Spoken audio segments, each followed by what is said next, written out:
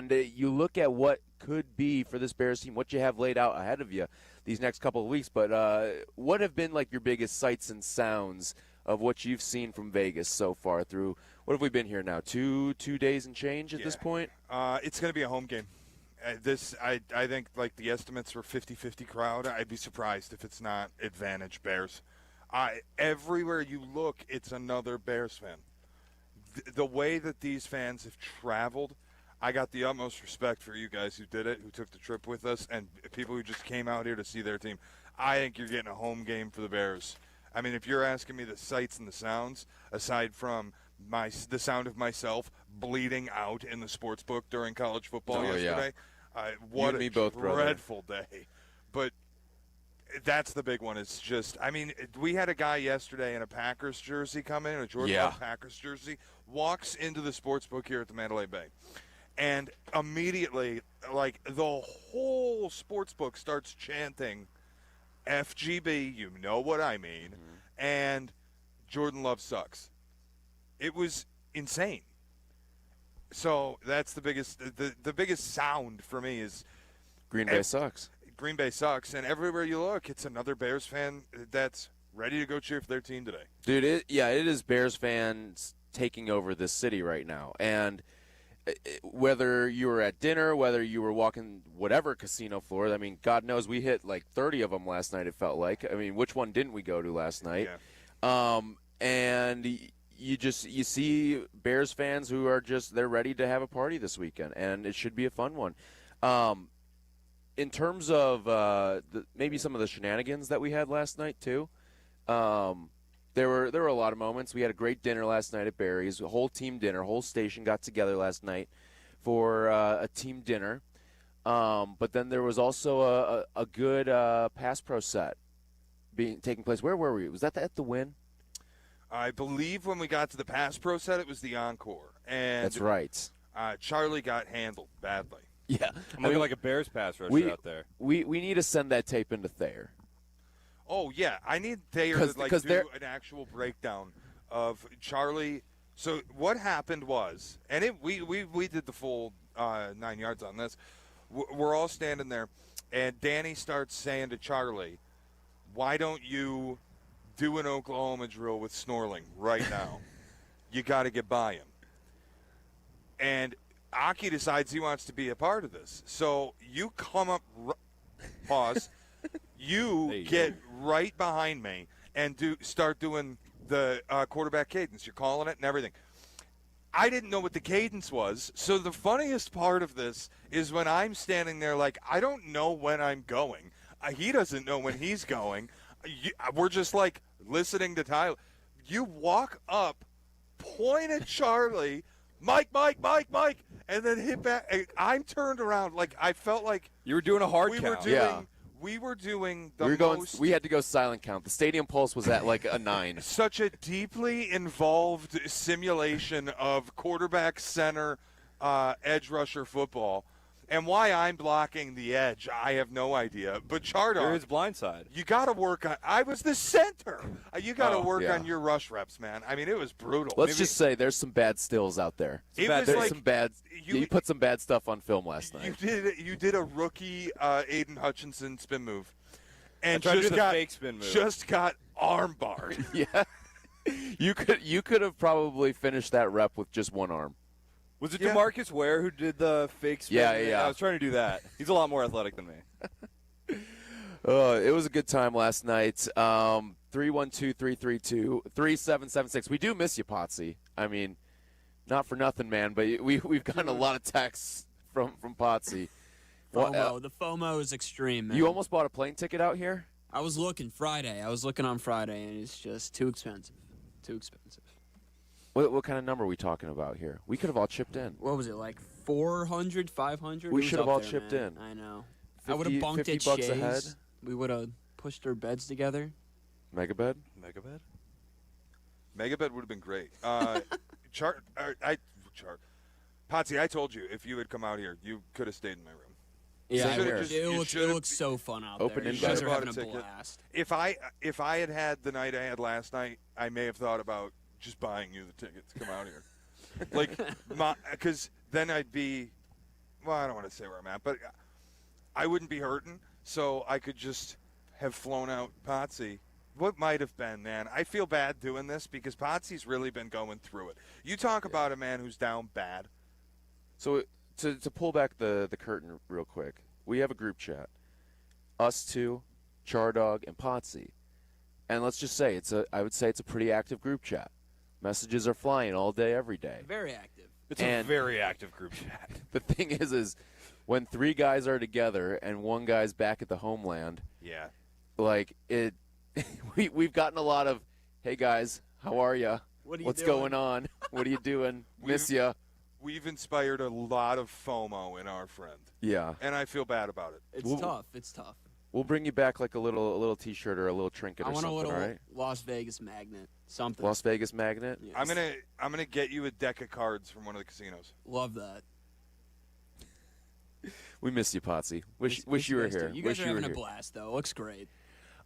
Dinner last night was incredible. Dinner, yeah, dinner Where'd last you guys night. do? was- Or go? Where'd you So we eat? went to Barry's, which is the steakhouse at Circa. And by the way, I had never been in Circa. Mm-hmm. What an incredible building. That sports book, It's unbelievable. top two and it ain't two. I mean, it is incredible, the setup that they've got there.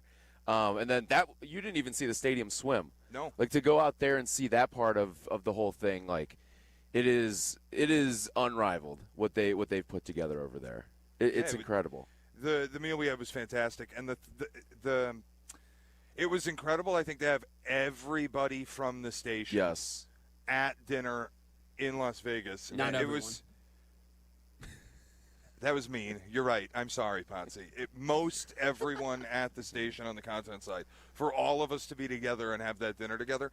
I wish we could repeat more of the things that were said. Like if we could have just dropped a mic at Yeah. the center of the table, Turned it into a podcast. it would have been the greatest episode of Crosstalk Unhinged in the history of Crosstalk Unhinged. Charlie's getting asked to do stand-up sets up there. I got to tell you, Chardog has walked away for a moment, I think, to grab somebody to walk them over here. So I feel comfortable saying this while he's not listening. He had the worst jokes of all time. Like, It was. I mean, we were all, it was bizarre. He had no idea where. I don't think he knew where he was last night. Everybody was getting lines off. I mean, it find was the like target audience. Potsy, we were alley-ooping things to each other. Everybody's throwing down line after line. Everybody's getting the whole table to laugh. And then we're all like the comedian. Let's get a tight five. Chardog, stand up, say something, give us a joke. And he just kept lobbing dead fishes onto the table. We're all having a good time, and every time Charlie got to his punchline, dead quiet. He didn't even get to punchlines. Like, he had these lines that were like setups, and then nothing came after that. That second joke he told, I don't even know what it was. In fairness to Charlie, he was the only one asked to just flat out do a comedy set. But then we got on the bus back to Mandalay Bay, and all of a sudden, he's the funniest person on the bus. Yeah, all of a sudden And he turns into Chappelle. I'm like, where was this 10 minutes ago, dude? It was incredible. He was embarrassing himself in front of everyone. I felt bad for him. Yeah. I mean, Charlie had himself. Charlie's been having himself a great time. He's just. I mean, he's wandered off a number of times too. Has he been a lost puppy? Yesterday, not really. Night one, there was a little bit of seek and destroy from Charlie. I don't know where he was going, what he was doing, but he was a little bit everywhere that first night. But I think we've got him back on the tracks now.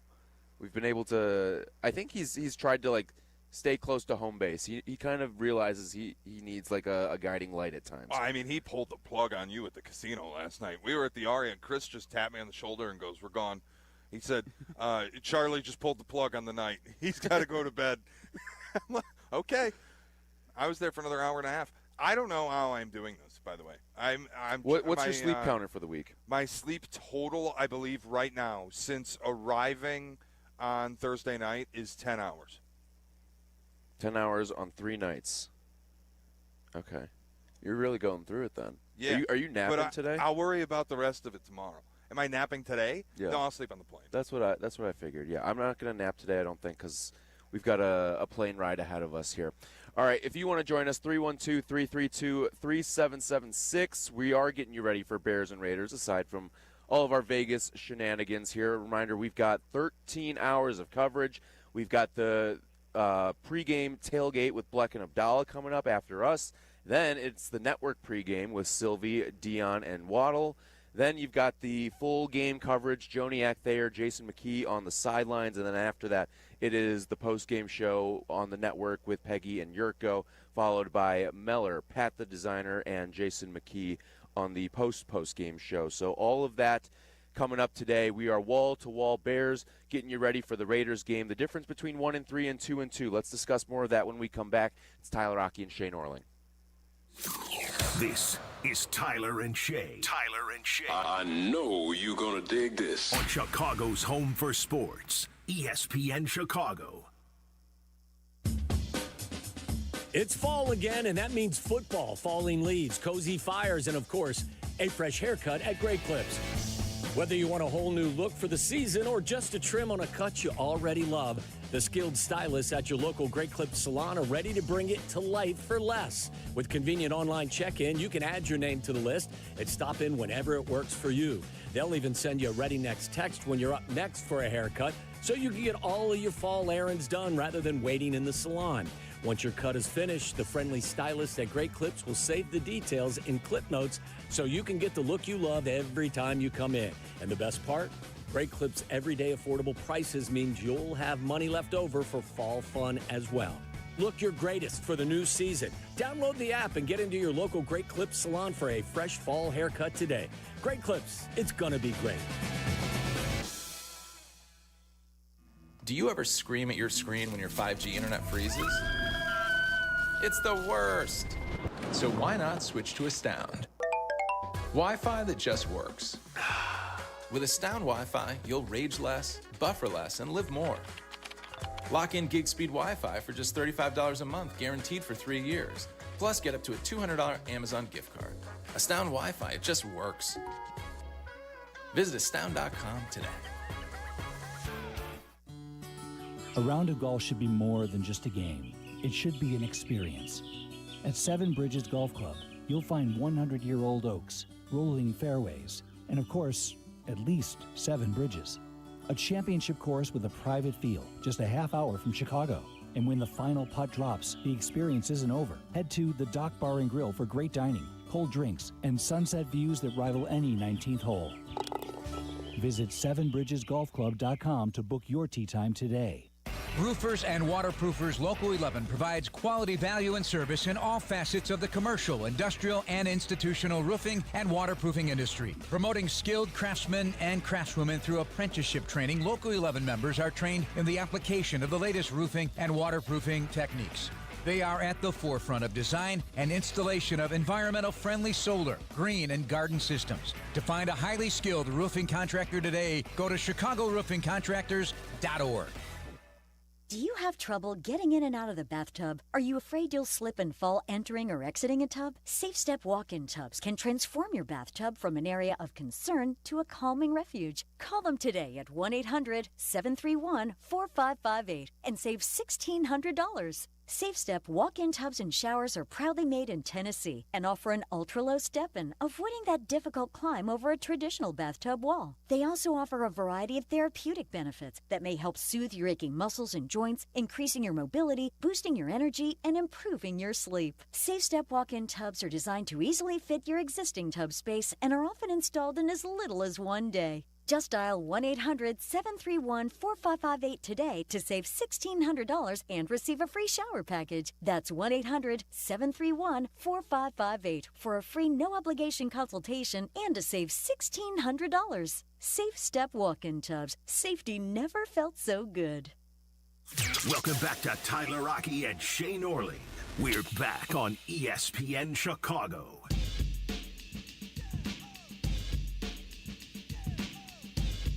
Mandalay Bay. It's Tyler Rocky and Shea Norling getting you ready for Bears and Raiders. It has been Bears fans galore out here. We were just talking with Courtney Cronin, and she said on her flight out here it was like 50% Bears fans. Well, yeah, I mean, when you're flying out of Chicago, you get a little advantage. But she said she connected in Denver, and then from there to Vegas, a lot of Bears fans that are making the trip out here. I mean, whatever hotel you're at, you see them everywhere. When you're on the casino floors, you see people in Bears gear everywhere. So it could be one of those type of games for Bears fans. Look at our guy Charlie. Got a TV new producer. gig in TV. Yeah. We got our TV producer. He's leaving radio for TV. We may have lost Chardog for the day. I think like everyone's doing all their TV live shots are taking place at our cabana today too. Courtney's here right now. I think Fox is coming by later too. So everything's we are like the headquarters for Bears media today. I was gonna say the Bears center of your universe in Las Vegas is right here at the Mandalay Bay pool. Yeah. You've got us, and every local TV person will be here. You'll see Fox, you'll see Courtney. But yeah, I mean, it's just everything's Bears here at Mandalay Bay. All right, let's get into the game a little bit because I think there's a huge difference coming out of this game between 2-2 and 1-3. And I think one of the most significant things is how do you respond after a big win? Do you get fat and happy and think you're complacent and feel like you can coast? Because this is a Raiders team that just got boat raced a couple of days ago, about a week ago, against the Washington Commanders with a backup quarterback. And I think there's this perception out there that this team is just going to be able to walk all over the Raiders. And I just don't know if that's the case. I think you're going to see the Bears peel back a little bit, and I think you'll see the Raiders step up a little bit on the other side as well. I don't know if seeing the Bears peel back a bit seems like an overreaction to me, or like you're banking on something I'm not certain is going to happen. I think the Bears' offense is just genuinely good. Mm-hmm. I think I've hit a point with it where I know Ben Johnson's going to scheme up a good offense. Caleb is really producing in it. There were some splits this week between his snaps out of the shotgun and his snaps under center. And obviously the Ben Johnson offense can be predicated on getting your quarterback under center, running play action, running everything from those kinds of looks. Under center this season, Caleb's got a passer rating damn near 140. 6 of his 7 touchdowns are coming from those under center snaps. He's got, I think, close to 400 yards on 44 attempts under center. So the offense is working for the quarterback. Yeah, I think we're seeing open receivers. We see concepts that make sense. We see play designs that are going to work when you have the quarterback who can execute it.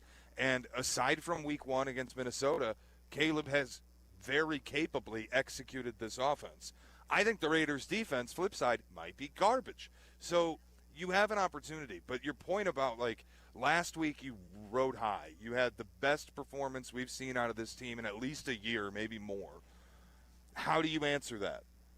Because getting back up, I mean, it's more of a college thing when we talk about it, but you have a game like that where it feels like all the pressure's released and you've made the fan base comfortable again. How do you get back up after a win like that and come out here against another, I don't want to say inferior team because it feels unfair, and the Bears are getting a 1.5 last I looked. Mm-hmm. But against a bad team, how do you get back up for this environment and go win today? Yeah. And I think you've got, say what you want about Pete Carroll and whether you like him or don't like him, think he's a good coach in this day and age or not. But he's been there, done that. Yeah. He sure as hell has done it a lot longer than Ben Johnson. If there's anyone that I would trust to help your team rally from a loss like the Raiders faced from a week ago, Pete Carroll's very high on that short list of guys that I would want to help prepare me for the next step in the next game. Listen, I don't think this Raiders team, or really any NFL team, is as bad as what a lot of people will tell you they are. Yeah. Just look at last week, right, with the Browns and the Packers. I mean, anything can happen here. And when you're the underdog in the game, and I think Ben Johnson made that very clear when he was meeting with the media earlier in the week, and he goes, yeah, I think we're an underdog once again. And so when he knows that they're the underdog, I think he's kind of looking for something to help motivate his team, put something up on that bulletin board. And if it's going to be, you're going to Vegas, if it's point spreads, it's point spreads, whatever it may be. But the Bears are the underdog going into this game. And I just think that while I don't feel like they are an underdog in the game, it is a little fishy to me when I do see that being pinned up on all the boards here in Las Vegas. Yeah, I mean, this isn't a gimme, and it's a game. There's no gimmies in the NFL. It's another high total in the high 40s. Yeah.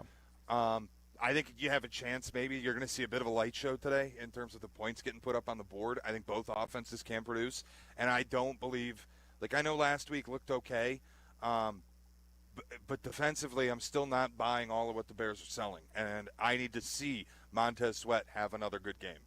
Yeah, Trey Edmonds had the best game that he's had in his career as a Bear, but we've never seen that. So for me to go, that'll happen again this week, I don't think you're going to offer much in the way of resistance, and I don't think the Raiders are going to offer much in the way of resistance. And the way a lot of people felt last week about Dallas and Chicago, that it's just play the over. Both these defenses blow. They're just going to score points like there'll be 1,000 yards in this game, and it didn't happen. I kind of feel like that today might be the day that happens, where you're just going to see two offenses go nuts on each other because neither defense is capable of stopping the other. Yeah, I think we talked about this last week, too, when we were recapping games on the Pick a Side podcast, which you can find wherever you get your podcasts, including on the ESPN Chicago app and on YouTube as well. But we were talking about the defense really was the story of the game. That's not to take away anything from Caleb. He was the NFC Offensive Player of the Week, and rightfully so. He was tremendous. He threw for 4 touchdowns. But I did not see that coming from the defense. I could have seen a world where Caleb Williams was the NFC Offensive Player of the Week. I did not see a world where the Bears defense was going to step up, shut out the Dallas Cowboys in the second half, and hold them to 14 points for the game. Yeah, and I think it was also the intensity that they played with. Like, it was less so the fact that they pitched the game that they did, and you get the 2 interceptions, the red zone turnovers, Tremaine Edmonds picking the ball off a couple times from Dak Prescott. It was the physicality that they played with. And it felt like they were flying to the football in a way we really haven't seen this year. Tyreek Stevenson especially was laying the wood in his tackles.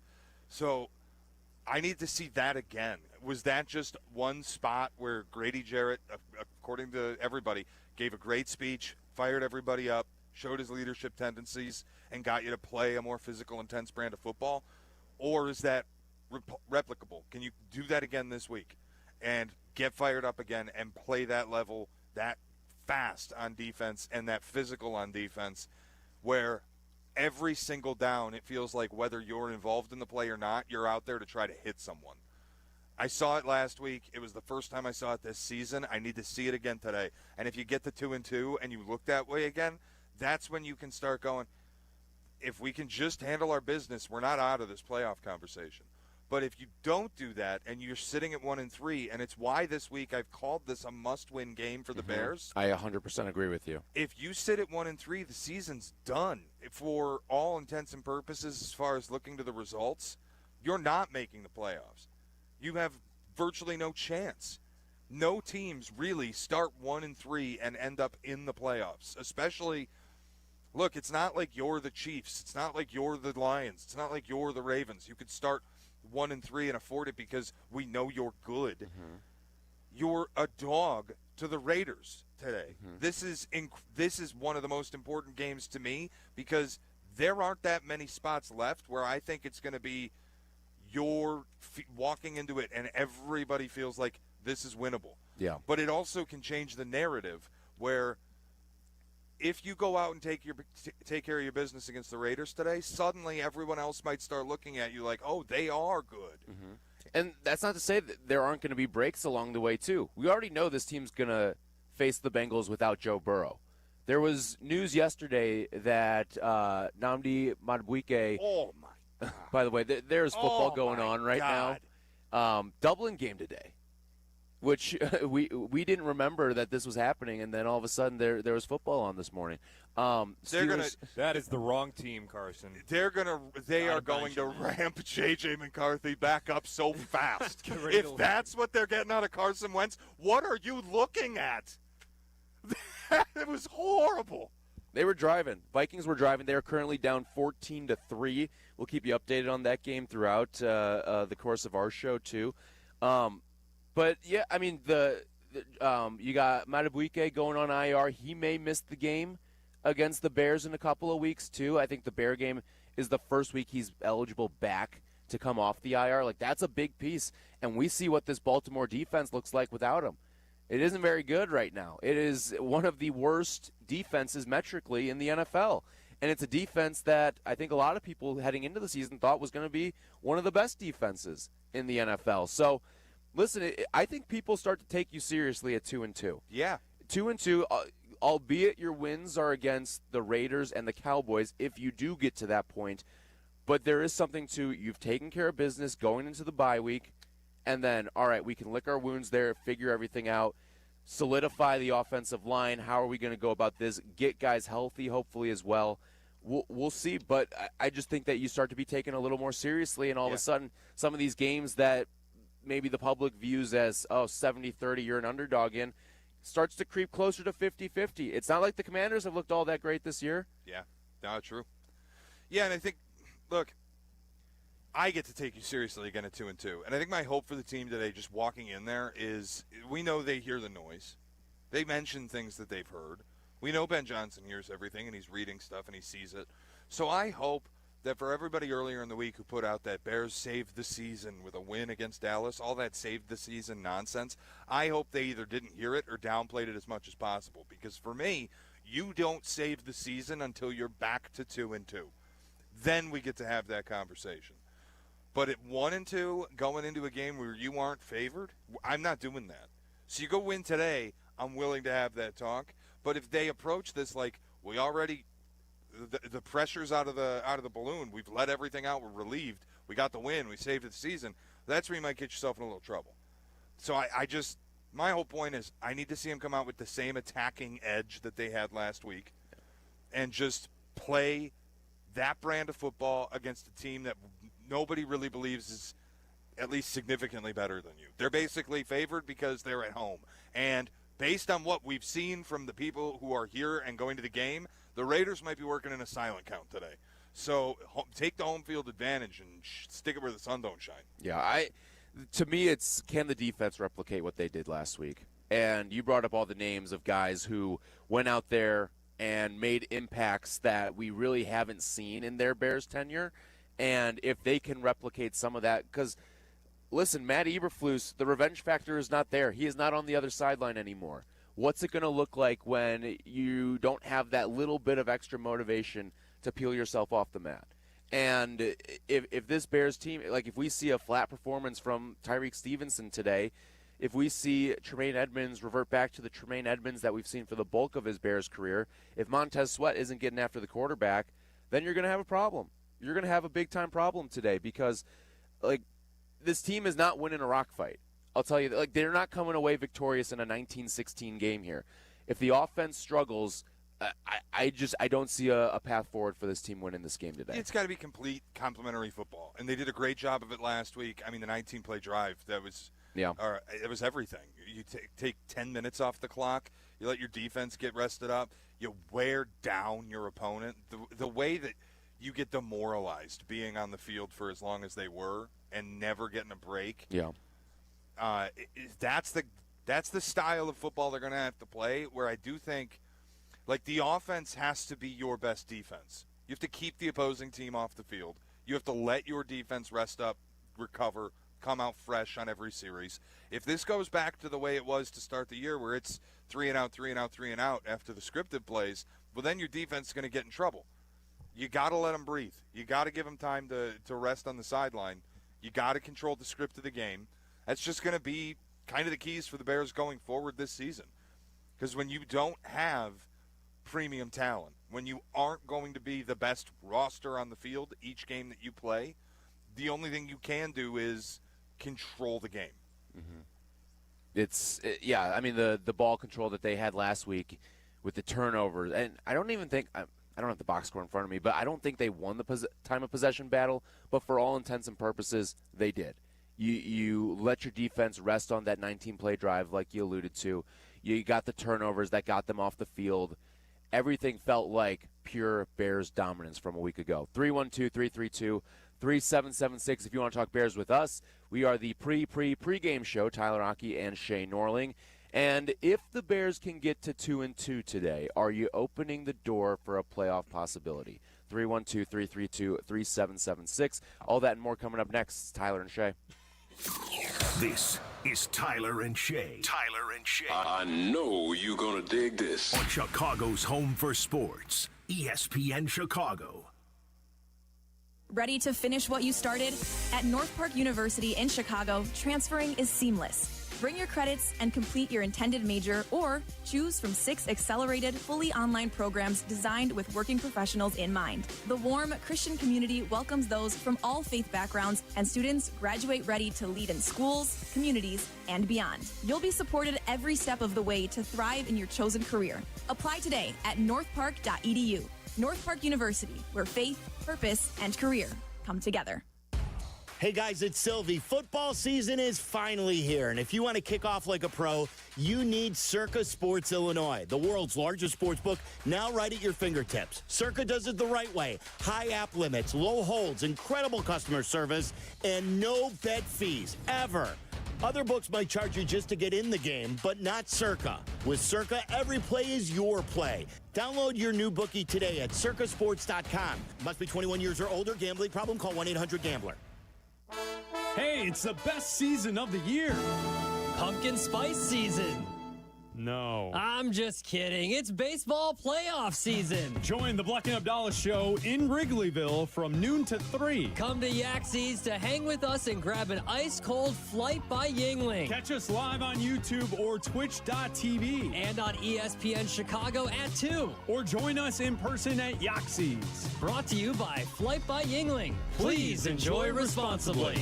Protect your boats and recreational vehicles with FBP RV and Marine Antifreeze. It has burst-proof protection down to negative 50 degrees, keeping you protected against freezing temperatures. Keep your winter worry-free with FBP ready-to-use RV and Marine Antifreeze now at Menards. Visit us in-store or on menards.com and shop our great selection of automotive products. Save big money at Menards. And here we are, folks. It's the Jeff and Jeff call.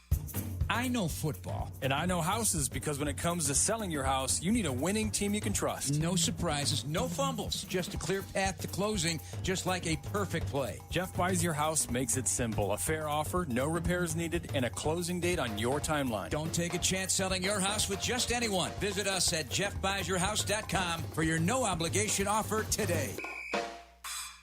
Texting enrolls you into recurring automated text messages. Consent not required to purchase. Message and data rates may apply. Hey, Dan, how you doing? Haven't seen you around the gym for a while. Yeah, I've really fallen off. Since I turned 40, I just don't get the results I used to get. Could be lower testosterone. Lower T? Yeah, I went through it a while back. Once you hit 40, your body has less free testosterone. I got Nugenix Total T, and it's made a huge difference for me. I've seen that ad on TV. Is it for real? Oh, yeah. The key ingredient is something called Tesnor, which helps boost free and total testosterone levels to help you trim up and stay lean. And it's made a difference for you? Man, I feel like I'm in my 20s again, at work, in the gym, and in the bedroom. Are they still giving out complimentary bottles for people to try it for themselves? Yeah, you just need to send them a text. Text TIGER to 321-321 right now for your complimentary bottle of Nugenix Total T, the #1 selling testosterone booster at GNC. Plus, text now and we'll include a bottle of Nugenix Thermo, our most powerful fat incinerator ever, to help you get back into shape fast. Absolutely free. Text TIGER to 321-321. That's TIGER to 321-321.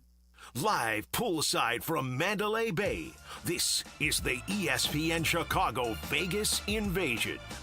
Caleb under center drags Komet into the backfield. He'll line up as a fullback for DeAndre Swift from the 35-yard line. One safety back deep. Here's the pitch to Swift. Tosses it back to Caleb Williams. Looking deep down the left side. Going for Luther. Burning over the shoulder. 20, 10, 5, end zone. Touchdown! Touchdown Bears! Ben's bag of tricks, baby. That's #1. Ben's bag of tricks. Fans are going berserk. They loved it. Every bit of it. 65 yards to the house. By week, we get another instance of, all right, this is what it's like to have Ben Johnson as your head coach. I think right out of the gate, you kind of saw it with some of the fourth down decision-making. Whether you like it or not, that's the way this team is going to be run moving forward, all right? They're going to play the numbers game on a lot of these fourth down decisions. And then you get the trick play, the flea flicker that looked like it was going to be a complete disaster. I thought DeAndre Swift was getting tackled on that. I had no idea. It almost was – he almost sold it too good. Maybe it was like too perfect that he sold it because everyone thought, I think, that he was getting tackled. Then all of a sudden you see a lollipop go out of his hands to Caleb Williams, who rips a dart Luther Burden. But that was one of the fun drives. There were a couple of drives in that last game against the Cowboys where it was like that was the best drive of the game. And then there was another one that was the best drive of the game. I think it started with the flea flicker. Then it was the 2-minute drive to close out the half with the touchdown after you had been burned in the final 2 minutes of each of the prior end of first halves. And then you had the 19-play drive, too. Whatever style of football you want, whether you like the trick play stuff, whether you just like good, clean 2-minute operation, or whether you just like a 19-play smash-mouth drive, you got a little bit of all of it in that last game against the Cowboys. They'll look to replicate that today. Keeping you updated on what's taking place out in Dublin. I mean, the ball's bouncing Pittsburgh's way today. They're up 14-3. We just saw Aaron Rodgers run for a first down. Fumble, ball bounces right off the turf into the hands of an offensive lineman. It is the luck of the Irish out there for the Pittsburgh Steelers. They're up 14-3 as they get closer to the 2-minute warning in the first half. I don't think either of us saw that coming in Pittsburgh, though, but or I guess in Dublin with Pittsburgh. But, all right, 312-332-3776. If you want to join us, talk Bears with us, getting you ready for Bears and Raiders live in Vegas. It's Tyler Rocky and Shea Norling. At the Mandalay Bay Pool, you will get 13 hours of wall-to-wall Bears coverage right here on ESPN Chicago. Let's go on out to the phones, though. David is in St. Louis. Morning, David. David. Jordan. I'm sorry. Jordan, Boise. What's up, Jordan? Jordan. You there? You got us? Yeah. This is Jordan in Boise, not What's David. Up, Jordan? What's up, Jordan? Hey, Shea, so, I mean, obviously, on Cap and J Hood, Kaplan's always talking about, hey, can't say it's a must-win game unless it's an elimination. This is a must-win game because if we win this game, we can go into a bye, not at a low. Everyone's thinking about what's going on, what are we doing with this offense. If you win here, and you got Jaden Daniels who's banged up, who, if he is available, I hope he is, so Caleb can come back and take over that. This is going to be a huge game. I don't care if it's the Raiders. I don't care if we're playing the Chiefs. We have got to win this game this week. Yeah, and I think I kind of asked Cap about it too. If the only way that a game is ever a must-win is because your season ends, well, does that mean when you have to wait until you're sitting at like 1-7 and you can no longer mathematically win 10 games or something for it to finally be a must-win game? Like, this to me is functionally an elimination game. If you get to 1-3, I think you're dead. 2-2, I can start to talk my way back into things a little bit because of the way your schedule is broken out. We were just talking about you will not face Joe Burrow in November.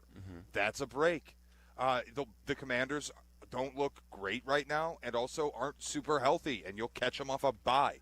If you're doing that at 2-2, that feels so different to me just functionally going forward than 1-3, where exactly what the caller was talking about there.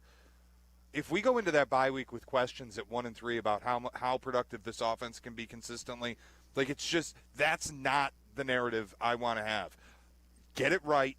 Now you get a week off to correct all the little things, and you come back for the rest of your season ready to go at 2-2. I think this is – I'm not saying you win this game and all of a sudden you're a lock to make the playoffs or even that I would pick them to make the playoffs.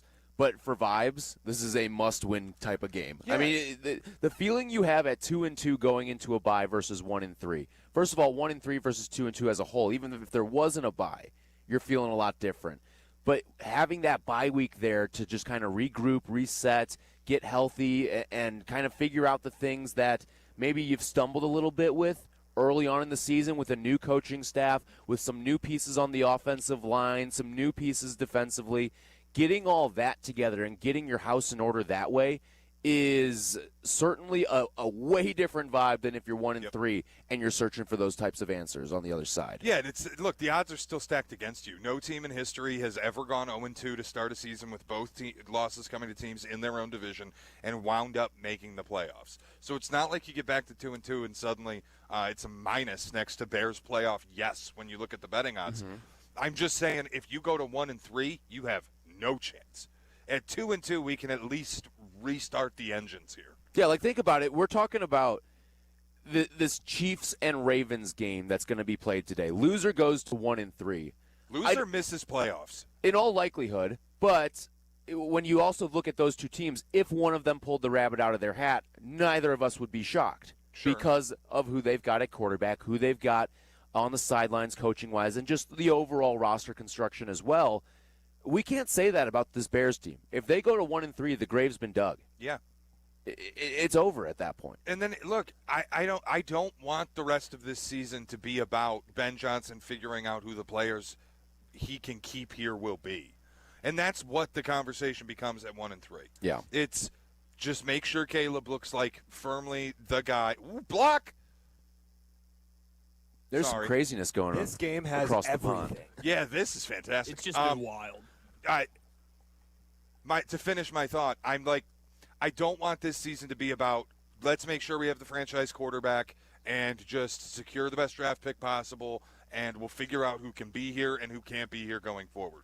I want this season to be about that, the quarterback part of it, obviously, but I think we're already seeing really good examples. Good, I mean, he was the NFC Offensive Player of the Week in Week 3 of this experiment. We are getting evidence that this is working, that he's the right guy, and he was the number 1 overall pick for a reason, and we're starting to see him play better than his peers from his own draft class. Yeah. That's already happening, and I want the rest of the season to be about wins. I want to feel like you're building forward in a results aspect, not just we're figuring out who can be here and who can't. Yeah, you don't want the season to turn into a tryout for the rest of the year. And that's the dangerous. I mean, you see it sometimes with rebuilding and first-year head coaches, but I think you can walk and chew gum here too. Yep. There can be a little bit of, all right, is this person cut out to be on the roster 2 years from now, 3 years from now? While also, hey, let's go out and win some football games. Yep. Because there's still a lot to be had in front of this team. You still not to say that anything's a gimme or a layup in this league, as evidenced by what we saw last week, but you still have games against New Orleans and Cleveland, and on your schedule, like there are plenty of winnable games. And this Bengals team doesn't look like anything special without Joe Burrow. There's a lot that's still ahead of you, but you got to take care of your business today, because this is one of those games that when you're playing the win-loss game early on, when that schedule comes out, this is one that you put up as a win. And I think a lot of people also put up that game against the Vikings as a win, and maybe you didn't have it against the Cowboys. But if you get to 2-2 at the bye, I think a lot of Bears fans, when you play the win-loss game in the offseason, it puts you on track to your original win prediction. That this team could be 2-2 going into the bye. Doesn't matter who they come against. It's what do you look like at the bye in the win-loss column. And 2-2, I think, is a good place to start. Yeah, it breeds optimism back into this. And it breathes life back into a season that felt a little dead after what happened in Detroit. And I don't think you've saved it yet. So that's what's on the line for me today. Mm-hmm. And it's on them to go out, take care of business, and play with that same edge they played with against Dallas and get back to 2-2. 312-332-3776 if you want to talk Bears with us. Maybe you're in Vegas, too. We'd love to hear from you. Isaac's in Denver. What's going on, Isaac? Gentlemen, good morning. Love listening to you guys.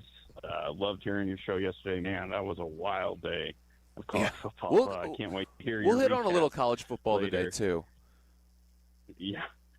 But anyway, yeah, I totally agree with you. I think even to the point you were making about the Bears just as a team progressing, I know that Cowboys were terrible, especially on defense, but I think if the Bears played the Lions again, I don't know if they'd beat them, but I think they'd at least make it a competitive game. And so, like you said, if they can win today, be 2-2, I think I'm going to feel a lot better. But my question for you guys is, I know Caleb Williams, all the talk is centered around him, and he's the quarterback. And at the end of this season, I think the Bears are going to have to decide, are they going to pick up the fifth-year option? Are they going to try one more season before deciding to give him a contract? So I'm curious what you guys think Caleb needs to show. I mean, he's clearly progressing, and that's a good thing. But is there something specific he needs to do, or is it more just Ben Johnson having confidence that he's his guy and wants to move forward? So bear down. Love you guys, and we'll listen to you later. Isaac, your timeline's a little off. You're a year early. The decision on a fifth-year option will be made after next season. It happens if we at the even end get of the there. third year. I'd also say if we're in a position where at the end of year 3 we're talking about Caleb and still in the perspective of do you pick up his fifth-year option, then your answer is already had. Mm-hmm. This is not a quarterback that should happen with. The answer at that point, in my mind, and this is just because this is the nature of taking a quarterback with the first overall pick, you have to be deciding how much the extension is going to be and if you're going to give it to him. And it should be a pretty clear answer by that point. But that, again, that's a year down the road, and I don't feel like projecting out that far. I just want to keep seeing the growth that we've seen so far from Caleb this year, and continue to I don't even need him to be the best out of his draft class the rest of the year. It'd be lovely if he was, and he very well might be. But he is right now. And just like if you erase what happened in 2024, and look, man, we can kind of do that because C.J. Stroud set the world on fire. People thought he was an MVP, and I'm not totally blaming him. His offensive line is horrid, but years 2 and year 3 have been not great. So when you see regression a little bit from Jaden Daniels and you see regression from Charlie's guy throws picks, Bo Nix, and Caleb's playing the way that he is, then I would love to see Caleb the rest of this season just cement himself clearly as the best quarterback out of that rookie class. And I think he has a chance to do it. For sure. I mean, through the first 3 weeks, if you had to power rank them with no previous bias heading into the season, and you just wipe out what 2024 was for all those guys, he's looked the best. He leads the league right now in touchdowns.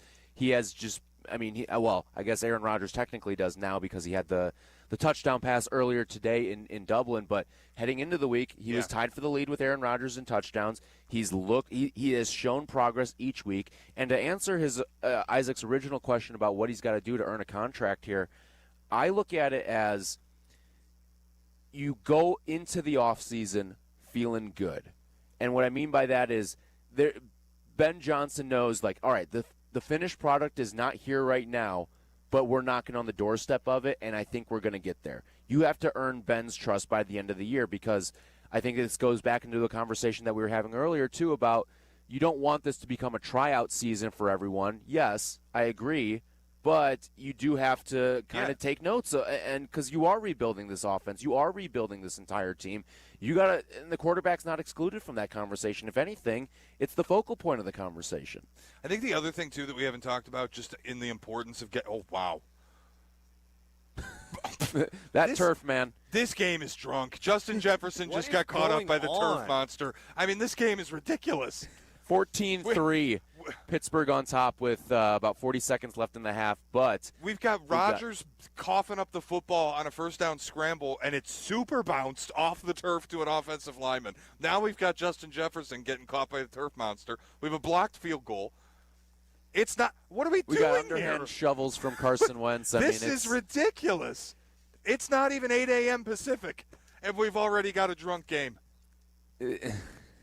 The league was drunk last week with what we saw in L.A. and Philly and then in Cleveland and Green Bay. And it might just be another one of those weeks, man. We've got the matchups to certainly bring that sort of action today. When we come back, I want to go through the injury report real quick because there are some notable absences that we already know are going to be out, and maybe a pleasant surprise that comes back as well. We'll do all that when we come back. It's Tyler and Shea. This is Tyler and Shea on Chicago's Home for Sports, ESPN Chicago. A world-class entertainer. I try sexting. That's what I try to do, you know. He's Cedric the Entertainer. I'm going to sex. I'm on my way home one day. I'm like, hey, girl, Daddy about to pull up. You know what I'm saying? I might want to ... you know? She going to text me back, pick up some bread. Friday, December 5th, the venue at Horseshoe Casino. Get tickets now at Ticketmaster.com. Cedric the Entertainer. Just get some damn bread, really? Play smart. Must be 21 or older to gamble or attend events.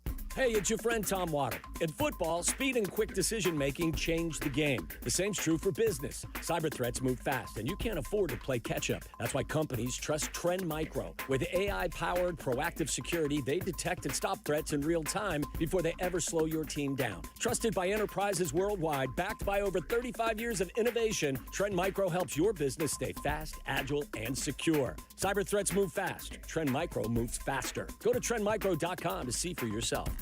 Nature is calling.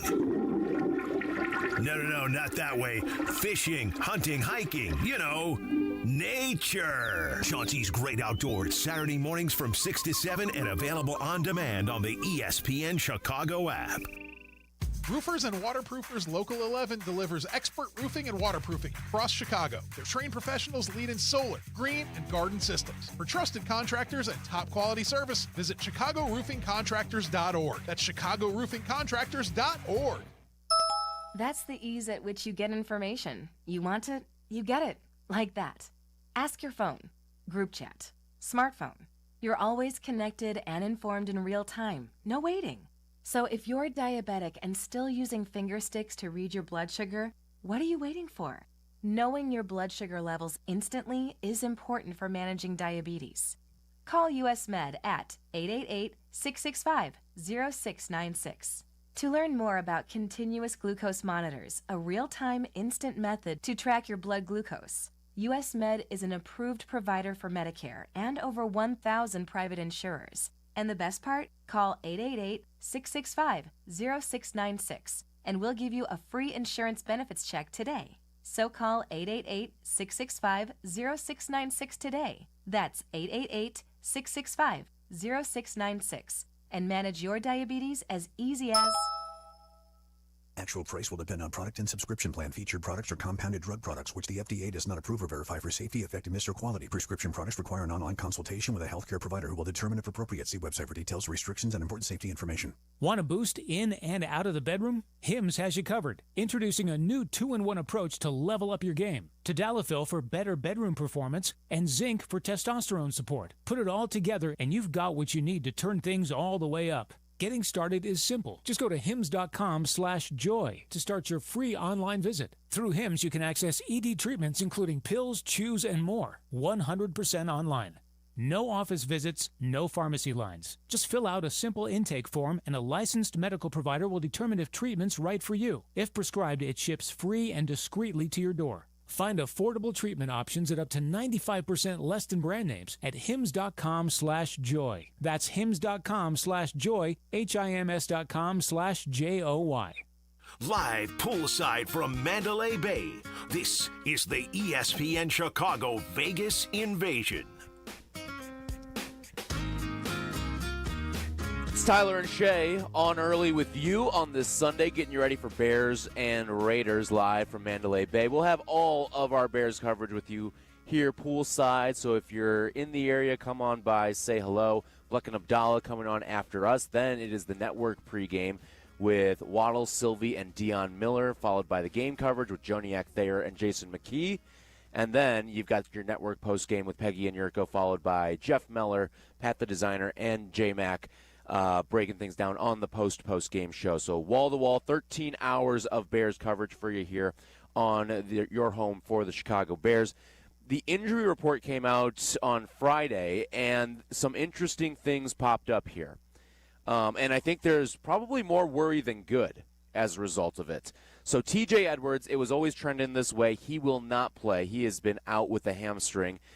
Darnell Wright, we saw him get injured in that game against the Cowboys with the elbow. He came back into that game, but he has been ruled out, has not practiced once all week.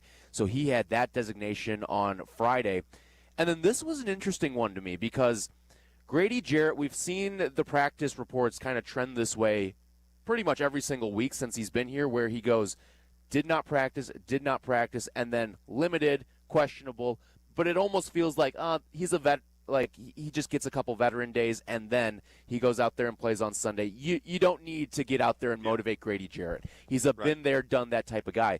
But he's going to be out in this game. And I think you're missing a pretty significant piece in that middle of the defensive line.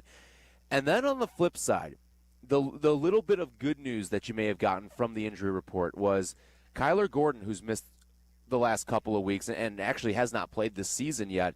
He was limited in practice on Friday and comes onto the injury report as questionable, when in most cases he has been ruled out early on in the week. So Kyler Gordon questionable, Colston Loveland and DeAndre Swift also both questionable. I feel pretty good about Swift playing. He's been limited all week with the hip injury. Colston Loveland's probably a real 50-50 if I had to guess.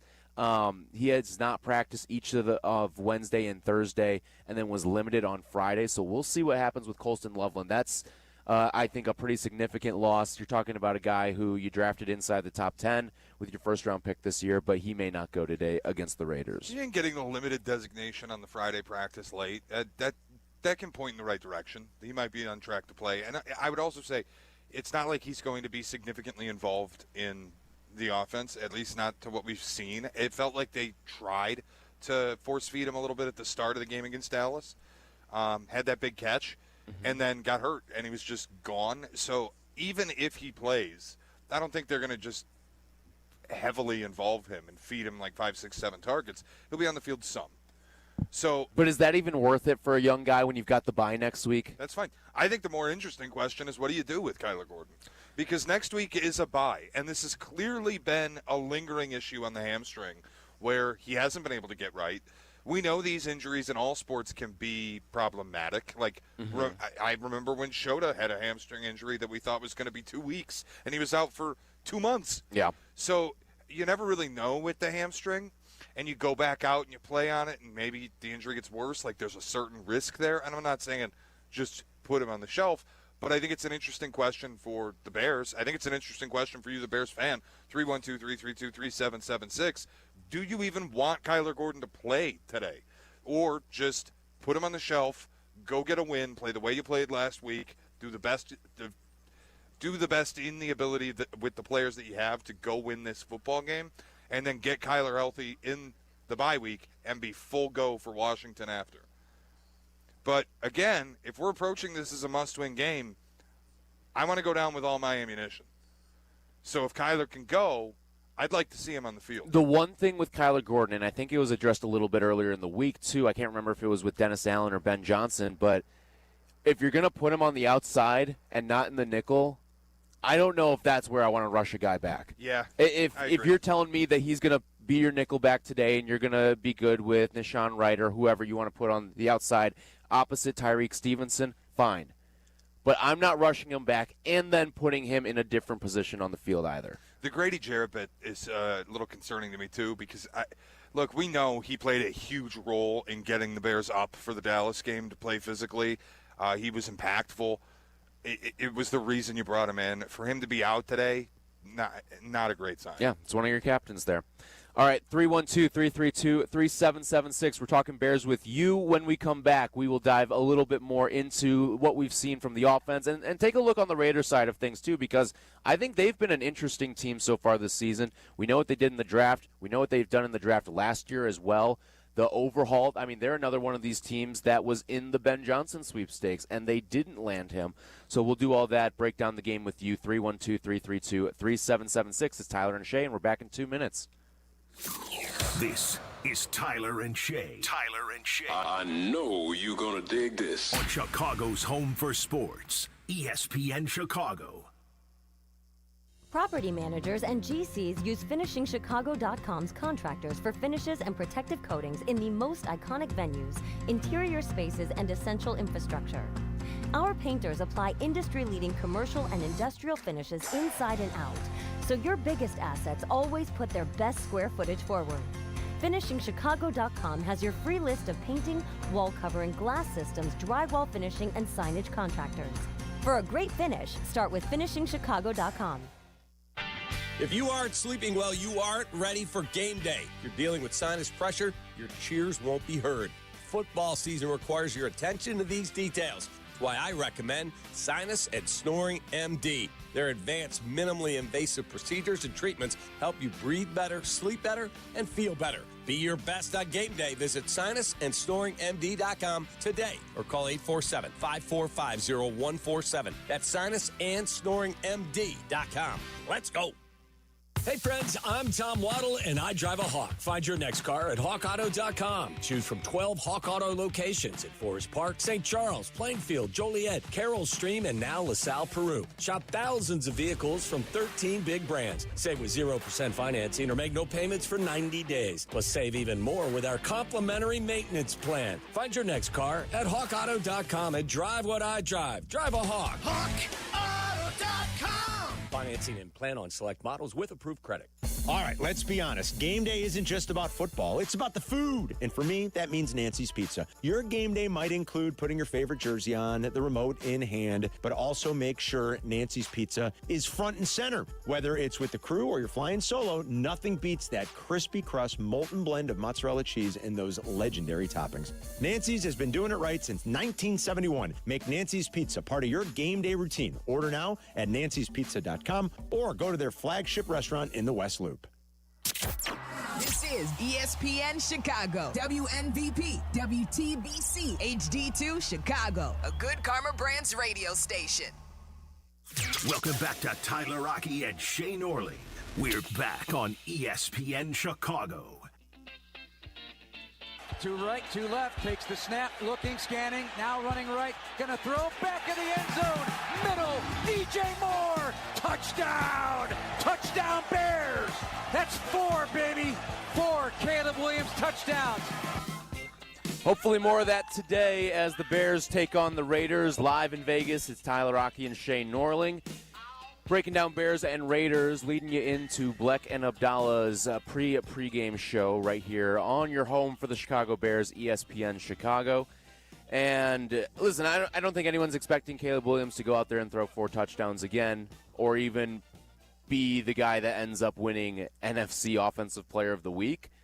But the next step of progress is to be consistent. And I think we're starting to see consistency out of Caleb Williams. Yep. Certainly, I know it doesn't sound like you're making quarterback progress in a game that your defense gives up 50-plus points in, right? Like, you're always going to feel like, how seriously can I take that performance? But the way that he played in the first half, I think you can kind of throw out the second half, even though he wasn't awful.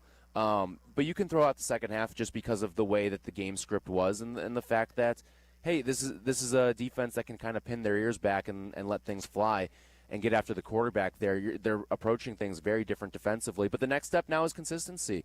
And I kind of don't like the way that everything's been built out of that Dallas game, too, where it's like, oh, well, it was just Dallas's defense, right? Like, at the end of the day, this is the NFL. You were going up against a coordinator that Dallas has defensively that was your head coach a year ago and knows, especially early on in the season, Caleb's tendencies, where he'll start to buckle under what pressures that he sees. Like a guy that just kind of knows Caleb inside and out. And I don't love the, well, it's just Dallas. He threw for 4 touchdowns in the game. Yep. Like, what more do you want? I get that it's just Dallas, but you can only play who's on the other side of the field from you. And he went out, balled out. The defense looked great. The offense looked great. And I think you come out of that game feeling good. And it's not just Dallas. It's, no, this team kicked the ass of a team that, on paper, they should have beat. Yeah, and I think there's a bit of damned if you do, damned if you don't with Caleb Williams, because imagine if he had gone out and played poorly against Dallas. Yeah. And people would have eviscerated him. Oh, you can't get it done against a bad defense. But you get no credit for when things go well. And, yeah, like I agree with people who say Dallas's defense blows. It does. They traded away the best pass rusher in football, and now they have no pass rush. And Jadeveon Clowney was inactive. They couldn't get home. Caleb took 0 sacks. But I think all of that also matters because it's not like you weren't out there playing like Alabama State. No. You were still playing pro football players. There's no FCS games in the NFL. And that's clear, by the way, because Green Bay can lose to Cleveland. Mm-hmm. And we see it every year. Like, the Saints are going to snipe someone. I know we look at them and go, they're bad enough that they could just be 0-17. And maybe they are, but they're going to snipe someone. So whoever you have your good performances against, it's still a good performance at the NFL level. And I felt like it was something they needed. So as much as anyone wants to take away from it, because CeeDee Lamb left the game and Dallas had no verticality after that play. They couldn't rely on Pickens. Everything had to go through Jake Ferguson. They didn't run the ball especially well. Defensively, they're terrible. Like, you take all of those things away. I think the most important piece is still the Bears just needed to see one go through the hoop. Mm-hmm. If you got all the breaks, it doesn't matter because they were in a spot where if they'd lost that game and they were sitting at 0-3, you'd be having serious look-in-the-mirror conversations. If you didn't, you saw one go through the hoop, and I hope it is a confidence builder. The process looked significantly better. The edge they played with, I haven't seen in really years. I haven't seen him play a game that physical. Yeah. So all of the things that you can use to discredit the victory, I think it's kind of weak. And you can say, show me again if you want to. That's kind of where I'm at. Like, you can thread a needle on this and go, yeah, it's good. They got it done. Now they have a little confidence. They saw one go through the rim. But show me again if you want me to believe this is legit. I think that's fair. But when you start doing stuff that's happening in national media that where people are like, oh, yeah, the Cowboys, they're basically just North Dakota. And you got to win on a poverty franchise. And it's like, dude, no, come on. It's the NFL. Any win you get, you earn. For sure. And I think the same thing, we could have that conversation again today. I'm sure it'll be out there, too, if the Bears go out and find success. It'll be, oh, well, it's just the Raiders. Well, you are going up against one of the best pass rushers in the NFL. You are going up against one of the best tight ends in the NFL, albeit he may be banged up today in Brock Bowers. Yep. You're going up against a team that drafted a running back very highly, and even though he hasn't gotten out to the start that he would like to for his career, he's still a very talented player. And then you're going up against a quarterback who at times can look like one of the 10 best quarterbacks in the NFL. He can also look like one of the 3 worst quarterbacks in the NFL. Which guy are you going to showcase out there? Yeah. What guy are you going to let put up the film of the top 10 guy or the bottom 3 guy? And I also think you have a chance, like this is something we haven't talked about a ton. This is a chance narratively to just, you chose the right process. Because this is another team that's replacing their head coach from a year ago. And they wanted Ben Johnson. All accounts were Tom Brady was gunning for him. They end up hiring Pete Carroll. You lose this game, the fallout will be, there will be people who say, Ben Johnson's rebuild isn't working, Pete Carroll's is. Doesn't take that long. Pete Carroll beat him head-to-head. They got the right guy. Their process was right. You win this game, it's the other way around. And I much prefer to live in that space. And I'm not even saying, like, I won't do it. I'm not going to wake up on Monday regardless of the result and go, oh, well, he should have hired Pete Carroll. But you can rest assured people will should the Raiders win. There are narrative aspects of this that with a win you can control a little bit of what people are going to say about you. And I know they listen, so that's why I do value it. Yeah. I think that this is one of those games where you can continue to see the snowball effect in a positive fashion here. I agree. Where you get Caleb some confidence. And then on top of that, all right, maybe this defense is learning how to play together.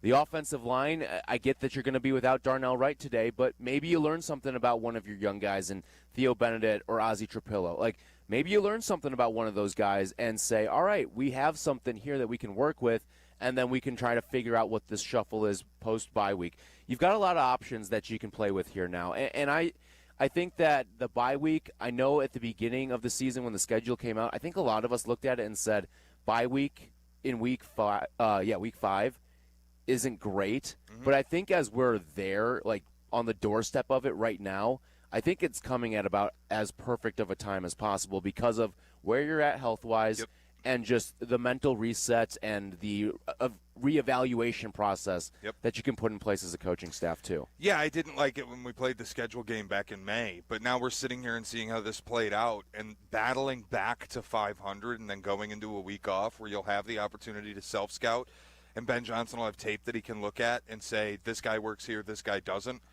There will be decisions made, I imagine, as far as how they'll implement people into game plans going forward. I actually think it's pretty advantageous if you can get back to 2-2. If you go 1-3, it doesn't matter. But if you win today, I love the positioning of the bye week because now it's like we are entering a week where we're going to do all of our work to figure out how this is going to operate the best and the cleanest and the most successfully going forward, and we're doing it with a new season.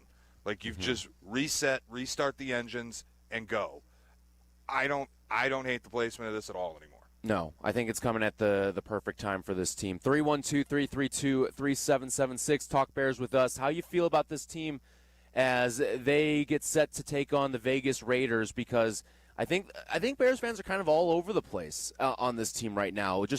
I'm sure you hear it in the morning when you're getting some of the calls that filter in. I certainly hear it in the afternoon with some of the people, but there's some people that are in the camp of, all right, let's wait and see. Others are very positive on this team, and others are like, it's just the same old Bears once again. I mean, you look at how things looked on Monday night to open up the season, and things looked good after the first 15 plays were run offensively. But after that, it took a pretty steep drop-off, and then you get what was shown defensively against Detroit, and it's like, oh, boy, we could be in for a really long season here. But then you bounce back with what happened against the Cowboys. I still think they need to get the running game going because DeAndre Swift has not impressed me so far. It just seems like he's an elusive back. Whenever I think of DeAndre Swift, it's always the way that he can make guys miss. And he almost tries to play a power back role and initiates contact. And there's certain times where that's good, and he's finishing runs and getting an extra yard or two that he maybe shouldn't have had if he was going the more elusive route. But then there's also times where it's like, dude, cut this thing back upfield, and you maybe have 15 or 20 more yards. Yeah, I mean, I don't like him. I have never liked him. It was the first signing that Ryan Poles made that I really was like, what are we doing here? You got rid of David Montgomery for this? Like, I never understood it. I thought he was bad in Philly. I know people point to that and go, well, look, he got 1,000 yards. Yeah, he had like 300 of them in the first 2 weeks of the season, and he was behind a Hall of Fame with offensive line with multiple Hall of Famers on it. Mm-hmm. So I have a hard time taking anything out of that. Miles Sanders looked good behind that same offensive line the year before Swift got there. I've never liked him. And this is another aspect of why I think it's important to win today, because if you do get back to 2-2 and you do start thinking about, can we make a move to make ourselves better in the running game and getting the running game going, yeah, I could work my way into trading for somebody like Breece Hall should he come available, and it sounds like he is. If they are 2-2 and they do continue to improve, and maybe you're sitting at 5-3 after 8 games, and you go, we can make this happen. I can get behind it then. Mm-hmm. But if you lose today, then I'm not blowing anything up to get a running back in here, and it's going to be what it's going to be, and you'll figure it out in the offseason. I just don't think, like, if we're at a point and we need to see DeAndre Swift play better, we need to, like, it's just not going to happen. He's kind of he is who he is. Mm-hmm. Yeah, he's not reinventing the wheel at this point. I think he's going to be very important for today's game too, and I know he's on the injury report. I'd imagine he plays today. We'll see when we get the final injury report, but I'd imagine we'll see him on the field today. He's important to me because you've got a question mark at right tackle with Darnell Wright's status of being out today. Yep. And you've got one of the, probably 3 or 4 best pass rushers in all of football, who I'd imagine is going to be lined up over the right tackle for the majority of the game today just because of the matchup. I think Theo Benedette might be playing in a mismatch here. But what I would say is, what's one of the best ways to neutralize that? You can get help with chipping with you throw a Durham Smythe in there. Yep. You have Cole Kmet help out Benedict as well, but also run right at him. Yep. And that's why DeAndre Swift, I think, is going to be very important in this game, because we know this Ben Johnson offense really is working when the run game is going. It's what we saw in Detroit with Gibbs and Monty, and the Bears have kind of done that without having the running game going. You can't point to some banner type of rushing performance so far this season. Today could be they may not go off for 150 yards on the ground today, but you may see like a very important 70, 80, 100 yards today from this Bears team. I think it's unlikely, but I would like to see a 100-yard rusher at some point too, and I think that would help Ben Johnson in calling things the way he wants to call them. I also think there's ways you can kind of just implement your running game without it being consistently great. You don't need to put up big rushing numbers like you were just saying. Last week's a great example of it. You ran the ball on 11 consecutive plays en route to a 19-play scoring drive.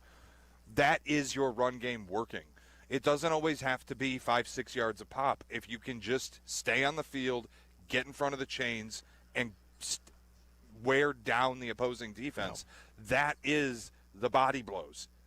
That's what Detroit specialized in when they had Ben Johnson. It was delivering body blows so that when you're ready for the knockout punch, they aren't. Yeah, and it's ultimately what I think was the reason why they won that game, was because they were able to wear down that Dallas defense, and they had no answers for the Bears really after that. And you talk about the 19-play drive. Yeah, like that drive, what was it? Like pretty much everything was 3-4 yards. Yep. But if you're just picking up 3-4 yards every single play, you can keep the sticks moving throughout that, and that's why you get a 19-play drive. It might not be aesthetically pleasing to watch 3 yards in a cloud of dust football in the year of our Lord 2025, but it can win you football games, and that's really all I'm interested in right now. Yep. 312-332-3776 if you want to talk Bears and Raiders with us. When we come back, we'll look a little bit more on the Raiders side of things. We also got to go around the rest of the league because there are some great matchups today. I mean, we are in Vegas for maybe the best sports weekend of the year that we will see. It's fantastic. Between everything going on in college and the NFL, you've got the last week of the baseball season, you've got the Ryder Cup going on right now.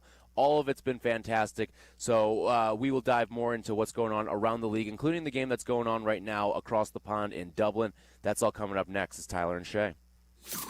This is Tyler and Shea. Tyler and Shea. I know you're going to dig this. On Chicago's home for sports, ESPN Chicago. I wish I had Morgan Freeman in my life just to narrate me through situations. Impressionist and comedian Frank Caliendo. Because my wife will ask me, do I look fat in these jeans? Well, that's when Frank realized he'd be sleeping on the couch for a while. At the Paramount Theater in Aurora, one night only, Saturday, October 25th. You could not play Scrabble with Charles Barkley. Hundreds of voices from one mind. What are you going to do, challenge him when he puts this down? T-R-B-L. Frank Caliendo. What's that? Terrible. October 25th. Get tickets now at ParamountAurora.com. From smoke and carbon monoxide detectors to fire extinguishers and more, Kidde Home Safety Products keep your family protected in case of emergencies. Did you know that your detectors need to be replaced every 5 to 10 years? Kidde detectors feature enhanced sensing technology that reduces false alarms and fast alerts for more time to get out safely. Visit us in-store or on Menards.com and shop our great selection of Kidde safety products. Save big money at Menards. Hey, it's the best season of the year. Pumpkin spice season.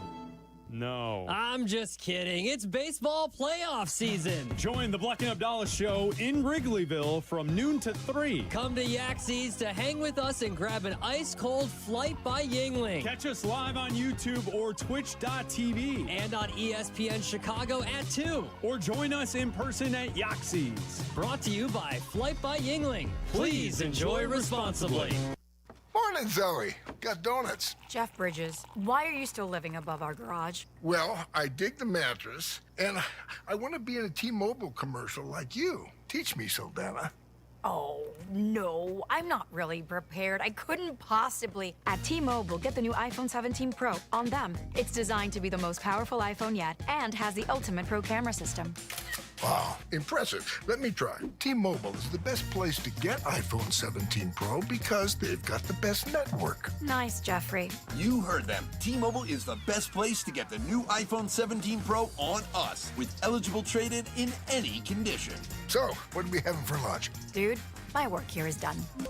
Get 24 monthly bill credits on Experience Beyond for well-qualified customers plus tax and $35 device connection charge. Credits ended, balance due if you pay off earlier or cancel. Finance agreement iPhone 17 Pro, 256 gigs, $1,099.99 and new line minimum $100 plus a month plan with auto pay plus taxes and fees required. Best mobile network in the U.S. based on analysis by Ookla Speed Test Intelligence data 1H2025. Visit T-Mobile.com. Welcome to Only Murders in the Building, the official podcast. Join me, Michael Cyril Creighton, as we go behind the scenes with some of the amazing actors, writers, and crew from season 5. The audience should never stop suspecting anything. How can you not be funny crawling around on a coffin? No, that's true. Catch Only Murders in the Building official podcast, premiering September 9th wherever you get your podcasts. And watch Only Murders in the Building, streaming on Hulu and Hulu on Disney Plus for bundle subscribers. Terms apply. Life insurance. Why are you putting it off? Can't afford it? Too much hassle? Think you don't need it? There's lots of excuses for putting off life insurance. But if you weren't there, who would pay the mortgage and other bills? With Ethos, you could be covered in 10 minutes and boom, family protected. Ethos, fast and easy online term life insurance. Up to $2 million in coverage with no medical exam. Some policies as low as $1 a day. Answer a few health questions and get your free quote at ethos.com/play. That's ethos.com/play. Live poolside from Mandalay Bay, this is the ESPN Chicago Vegas Invasion. Bears and Raiders, 325 Central kick on your home for the Bears, ESPN Chicago. So, as we look at the Raiders team, a team that also was looking for a new coach this year, they go with Pete Carroll, which I think was it struck a lot of people as odd, and that's not to say Pete Carroll hasn't had a great career. By the time he coaches today, he will be the oldest coach to ever coach an NFL game, and he will continue to have that each week that he coaches this year. But it just didn't seem like it fit the timeline of what the Raiders are, because they went out in the offseason, they make the trade for Geno Smith. They've had quarterback issues for years now. They come into this game at 1-2. You're in a very competitive AFC West. You're kind of the odd man out in that division based off of who we've seen have success over the last 2 years now. But that is a premier coaching division, too. I mean, you talk about, like, the old guard that's still getting it done. It's Andy Reid. It's Jim Harbaugh. It's Sean Payton. And then Pete Carroll, I mean, for a last-place team, that's a pretty good guy that you want there to impose a culture. Yeah, it always struck me as bizarre. It feels like a win-now coaching hire, and in large part because he's 74 years old. Mm-hmm. Like, he's not going to be around very long. It feels like there's a 3-5 year. I'm not saying he's going to die. I want to be clear. Yeah. I'm not Breaking killing news, him off. I'm not Shea killing him Norling off. is killing Pete Carroll. It just, when you're 74 years old, I feel pretty confident I'm not going to have you for the next decade. And it was bizarre to me that a team I felt like needed to be building went with a more urgent coaching hire. At least it feels that way. And maybe they don't view it that way. But sometimes you get trapped into the wrong guy when that's the way you're going about business, too. Right. Maybe you go for the flashy offensive mind who maybe is not quite ready to make the leap to the head coaching spot. And I'm not like, well, yeah, like, and I'm not saying these guys won't work, but like Liam Cohen or Kellen Moore, we don't know if they're built and cut out to be NFL head coaches. We know that they've had success as play callers, but what are they going to look like when they ultimately get the big job? And maybe you get strong-armed into taking one of those guys, and they're not the guy. We know Pete Carroll can coach in this league. Yeah, that is true. Boy, Kellen Moore. I mean, he could have been anywhere, basically. If I were Kellen Moore, I'd be kicking myself that I didn't just wait it out another year in Philly. Well, and that's the thing is he was in Philly because Philly goes to the Super Bowl. His mind's probably elsewhere through a bulk of the hiring process and the interviewing cycles. Yep. And he was just kind of the last man standing at that point.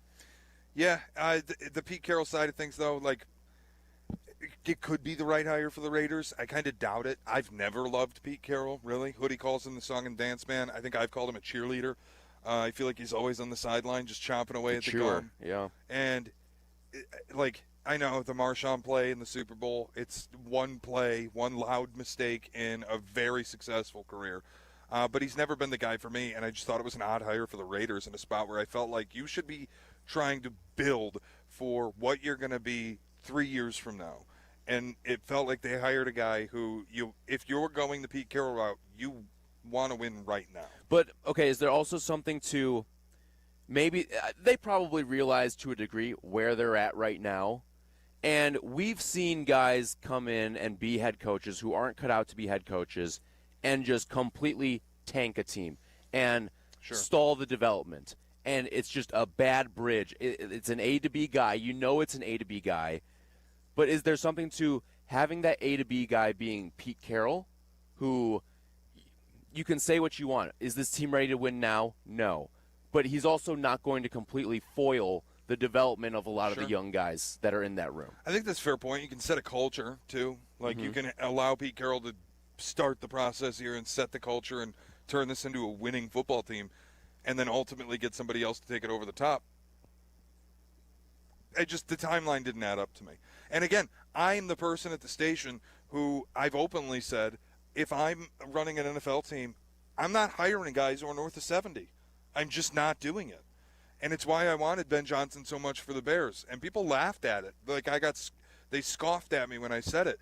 But when you hire the young offensive mind, the flashy guy, yeah, there's a chance you get it wrong, but there's a chance any coach is wrong. There's a chance you hire Pete Carroll and it's wrong. There's a chance New England hired Mike Vrabel and got it wrong.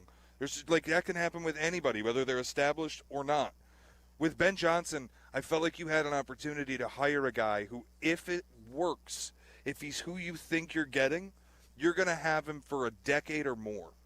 And that was important to me. So that's where the Pete Carroll thing will never add up for me, because I refuse to believe that a guy who is the oldest coach in the league right now, the oldest coach in the history of the league right now, will still be doing it when he's 84. Mm-hmm. No, I don't think anyone expects him to still be getting it done at that age here. The other strange offseason move that I think blindsided a lot of people was the trade for Geno Smith. Yeah. From the Seattle Seahawks. Now, obviously, there was a little familiarity with him and Pete Carroll from the time there, but Geno Smith, a guy who, I mean, one of the great reclamation projects in this league. I mean, he looked like he was going down the route of career backup, and then all of a sudden he gets a chance. He ends up winning some games in Seattle, puts together a couple of solid seasons, gets another contract, a big one at that, and he's the quarterback for this team. But if you're able to pressure Geno Smith and you can make him uncomfortable back there, he will give you the football. He's thrown 4 picks this year. He is prone to some really bad games. I mean, I love Geno as a story. The idea that you can be professionally dead and just a total afterthought at the quarterback position and then find yourself rising back up the ranks, find yourself getting another contract in the later stages of your career, I think it's awesome. It's part of why I've always loved Baker Mayfield, but it's part of why I love Baker so much is Cleveland cast him off and left him for dead, and he made his career. And it was teams giving up on him along the way, Carolina and the Rams, but he's made it work in Tampa, and I love that for him as a player. I love that for the league as a story. Geno's no different.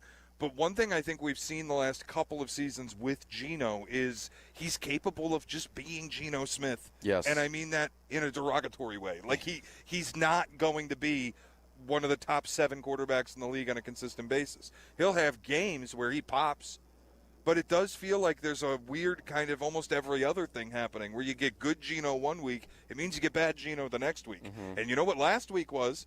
For the most part, and maybe it was the result of the game being out of hand a little bit, but it was good Geno last week more than it wasn't. So statistically are we it looked bad good. Geno today? Statistically, it looked good last week. Almost 300 yards, 3 touchdowns, no interceptions. The one thing, though, and it's part of why I think the defensive line is going to be so important. Montez Sweat, so important. Yep. It's why the loss of Grady Jarrett for today is what it is and has the impact that it does. He was sacked 5 times last week. He's been sacked at least 3 times in every single game he's played this year. You got to make Geno Smith uncomfortable because then you do get the bad version of Geno. I think what the showing that we saw on Monday Night Football, too, against the Chargers, where first play of the game, and they pick off Geno Smith, and that kind of sets the tone for the rest of the game as we are going to be the aggressors defensively, and we're going to try to heat up the quarterback. And that's what this team needs. And it's part of why I love having Dennis Allen on the staff for the Bears, too, because that's a guy who should be able to make life hell for Geno Smith today. Yeah, it's the number one key to this game for me, making sure that you have the attacking edge that you had last week, because I hadn't seen it. And if you go out today and you're the more physical team and you're the more intense team, yeah, I think you make Geno uncomfortable and you're going to get him to give you the rock a couple times. It's just the way he is. Yeah, I mean, everything that we said about what the Bears defense did last week, got a couple sacks, got a couple turnovers, feisty going for the football, all of that can play out today. All of it can. I mean, you're talking about a quarterback who can give you the ball. You're talking about a quarterback who takes a lot of sacks. You should be able to replicate things defensively. Now you got to get up for it. And because I need to see that again from specifically guys like Tyreek Stevenson and Montez Sweat. And I think that you've seen some contributors step up. I've been very impressed from what Noah Sewell's done this year. He's been great. He's been fantastic. He has kind of done what Jack Sanborn did from a couple years ago and then some. Yep. And if you can continue to get some of these like little impact plays from all these guys, even like a Nishan Wright when he has the pick 6 in the opening week. I know he hasn't been great, but you need some little moments of brilliance that set everything up for the rest of this defense to go out and make the plays that they're paid to make. Cough, cough, Montez Sweat. Get after the quarterback. Where you were drafted, cough, cough, Tyreek Stevenson, you were a second-round pick. Like, those are the guys that you are investing so heavily in that need to show up in this game. And, boy, do we have ourselves a doozy in Dublin right now. I mean, just update. Look, Kevin O'Connell might not be able to fix the quarterback issues this year. Carson Wentz, that was abominable. What? You can't throw it over the nice play. I turn my head and I see T.J. Watt with the ball running 1,000 miles an hour the other way. Oh, boy. Can we get the ball over the offensive line, please? What are we doing? The crazy thing is it's a one-possession game right now. Like, this is a one-possession game. 14-6 is the score right now of the game that's taking place over in Dublin. And it's important because one of the teams is in the division. And going up against the Steelers team that I think both you and I thought was going to lose this game. Both of us liked Minnesota in the game, but they currently are down 8 points as the third quarter is coming to a close very shortly here. By the way, I don't know if you noticed, but there was also a fumble 2 snaps before the interception. Wentz fumbled the ball in a strip sack, and Minnesota was able to fall on it. So this is just no respect for ball security from the Minnesota Vikings today. All right, pathetic performance. When we come back, let's go through the rest of the NFL slate today because there's some really, really good games. There's also some intriguing games, too. Some key injuries as well that you got to note, too. So we'll do all that when we come back here. It's Tyler Rocky and Shea Norling live at Mandalay Bay in Vegas. This is Tyler and Shea on Chicago's Home for Sports, ESPN Chicago. It's fall again, and that means football, falling leaves, cozy fires, and, of course, a fresh haircut at Great Clips. Whether you want a whole new look for the season or just a trim on a cut you already love, the skilled stylists at your local Great Clips salon are ready to bring it to life for less. With convenient online check-in, you can add your name to the list and stop in whenever it works for you. They'll even send you a ready next text when you're up next for a haircut, so you can get all of your fall errands done rather than waiting in the salon. Once your cut is finished, the friendly stylists at Great Clips will save the details in clip notes so you can get the look you love every time you come in. And the best part? Great Clips' everyday affordable prices means you'll have money left over for fall fun as well.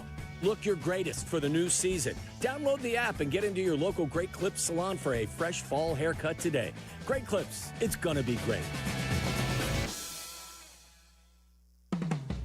True North convenience stores and Red Bull are an elite matchup. True North offers Legends Red Bull Original and sugar-free. First-round picks like watermelon, wild berries, and rookie Red Bull Zero. Right now, grab 3 of your favorite 8-ounce flavors for $6.50 and save 10 cents off a gallon with the True Rewards mobile app. Available in your favorite app store. Score this deal before the clock runs out. True North convenience stores. Fast, friendly, clean. A round of golf should be more than just a game. It should be an experience. At Seven Bridges Golf Club, you'll find 100-year-old oaks, rolling fairways, and of course, at least 7 bridges. A championship course with a private field, just a half hour from Chicago. And when the final putt drops, the experience isn't over. Head to the Dock Bar and Grill for great dining, cold drinks, and sunset views that rival any 19th hole. Visit sevenbridgesgolfclub.com to book your tee time today. Football season is back, and Surfside is bringing you your tailgate must-have. There's nothing more refreshing than an ice-cold Surfside to enjoy while you cheer on your home team. Made with real vodka and real brewed tea, Surfside is only 100 calories, 2 grams of sugar, and 0 bubbles. That's right, no carbonation, so it's easy to sip and enjoy. It's not a seltzer, it's Surfside. Ask for it at bars, restaurants, and stores near you. Must be 21. Please drink responsibly. Do you owe $10,000 or more in credit card debt or personal loans? With credit card debt at all-time highs, Debt Relief Advocates is urgently notifying consumers of debt relief now being made available, designed to aid consumers with out-of-control credit card debt. Those who qualify and enroll for this relief program will only have to pay back a fraction of what they owe. This is not bankruptcy or a debt consolidation loan. This is a relief program that credit card companies would rather you not know about, as it ends your debt nightmare and saves you lots of money. Consumers owing at least $10,000 in credit card debt or personal loans can now take advantage of this debt relief as the cost of living skyrockets. Debt Relief Advocates has established a relief hotline for you to call to learn what debt reduction you may qualify for, so don't wait. For this free information, call the Relief Hotline at 800-606-8737. 800-606-8737. 800-606-8737. Welcome back to Tyler Rocky and Shea Norling. We're back on ESPN Chicago.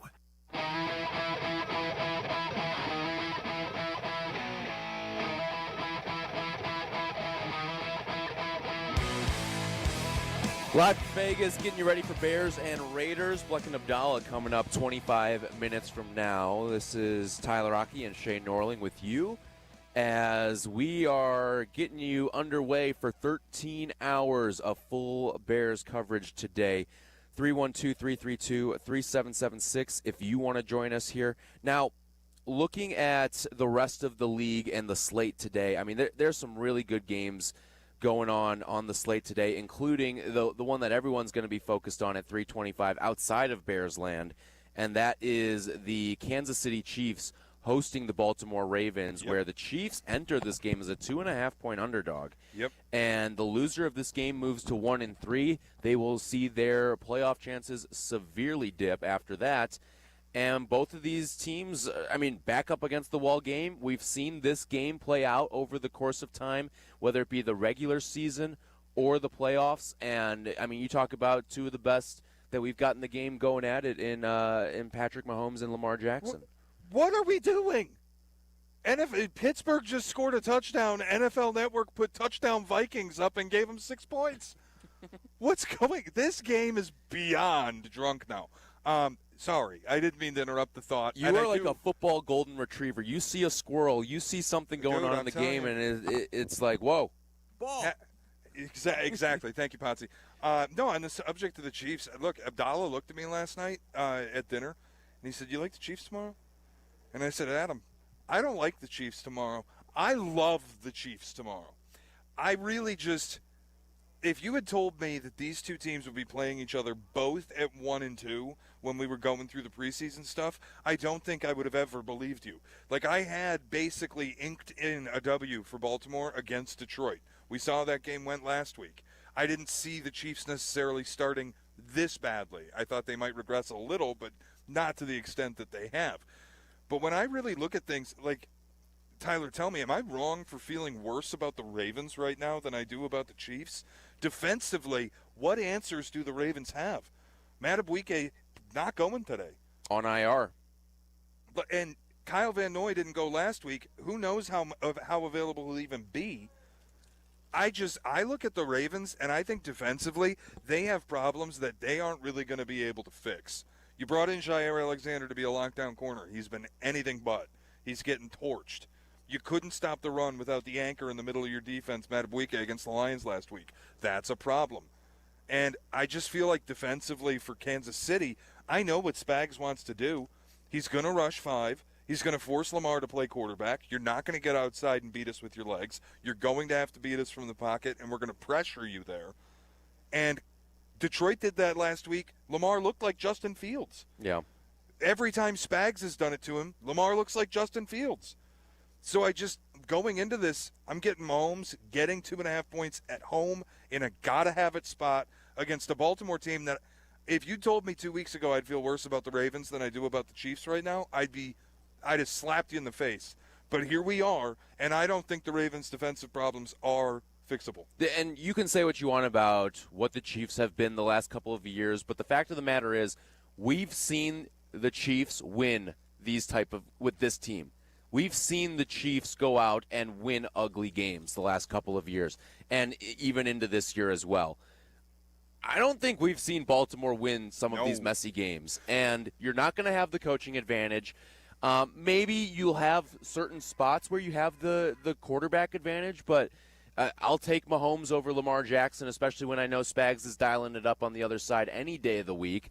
And just as a whole, I just think that this Chiefs team, it's a defensive-minded team now. It's what it's shifted into the last couple of years now at this point. So I really like the Chiefs with you in this game. I think it's going to be a lower-scoring game, too. And look, John Harbaugh obviously is a tremendous NFL head coach. He's been in Baltimore for what feels like an eternity.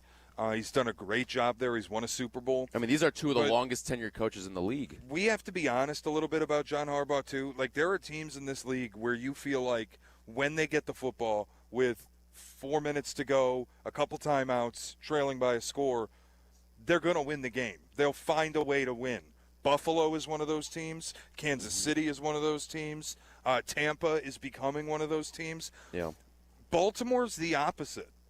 Baltimore with a lead, even if it's multiple scores, 10 minutes to go, fourth quarter, you're stealing yourself because you're like, they're going to find a way to lose. Yeah. They're a bit like Atlanta, where it's just the big spots, they have a little loser in them. They just find ways to let go of the rope and give up games they should win.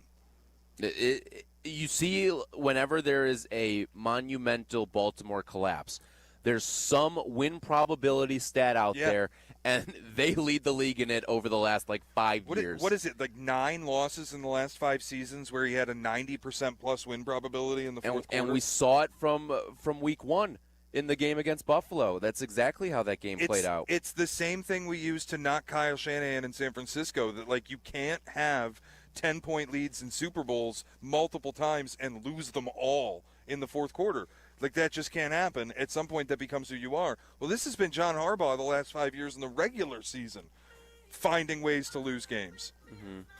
All right, another big game today. 2 3-0 teams. It's the Eagles and the Bucs. And the Bucs getting some pretty good injury news today. First of all, Tristan Wirfs active. Chris Godwin back from that gruesome knee injury. He will be active today. And then Baker Mayfield also off the injury report. But they are still going to be dealing with some injuries on the interior of the offensive line there. Baker's pulled off some magic, man. 3 weeks, 3 game-winning drives. Yep. He'll have to do it now against the defending Super Bowl champions this week, and that's a little bit of a different test. We talked about it on the Biggest High podcast, and I think I scratched it off my card. I wanted to bet them, and I ended up not. You kind of helped me out of it. Wirfs going changes the way I feel about it. I think I'm going to bet the Bucs. Okay. I like Tampa this season in general. I said to Cap I thought they could be the 1 seed, and he laughed at me. I think they're really good. Getting Wirfs back, getting healthier up front. I love what Baker's done. I've always liked him as a player, even dating back to Texas Tech. But, planting the flag at midfield at the shoe was one of the great moments in my life watching college football. It was awesome. He's been one of my favorite players. I really respect what he's been able to do. And the other thing that people don't talk about, probably the most undersold coach in the league, is Todd Bowles. Yes. All this guy does is win. He's maybe not on the Jets sideline, but the seamless transition from Brady and Arians to Bowles and Mayfield, who would have thought you'd be getting the results that you're getting right now? And you can clown him about the clock management, and I'm happy to. There are terrible clock management decisions from Todd Bowles often, and it's happened this season. But the fact is, he just wins. You roll out of bed, and you win the NFC South. Yeah, it's what he's done every single year since he's taken over that franchise. All right, other games of intrigue. This one on the early slate, and it's not the biggest matchup on the day, but it has one of the more noteworthy news items of the day, and that is the Giants hosting the Chargers. The 0-3 Giants taking on the 3-0 Chargers, and it'll be the first start in the career of Jackson Dart, season. He is taking over for Russell Wilson at quarterback. This weekend was dart season. It's dart season now in New York. I can't wait to watch this. I'm really interested to see what it is, and I think it's you typically, in a spot like this, when you're flipping to the rookie quarterback and you're debuting him, you are a little cautious because things could go sideways in a hurry, especially against a defense like the Chargers, just a team like the Chargers. But you get a little bit of an advantage. Chargers banged up on their defensive front. And I think it's hard to sell any quarterback change in New York right now as anything other than an upgrade.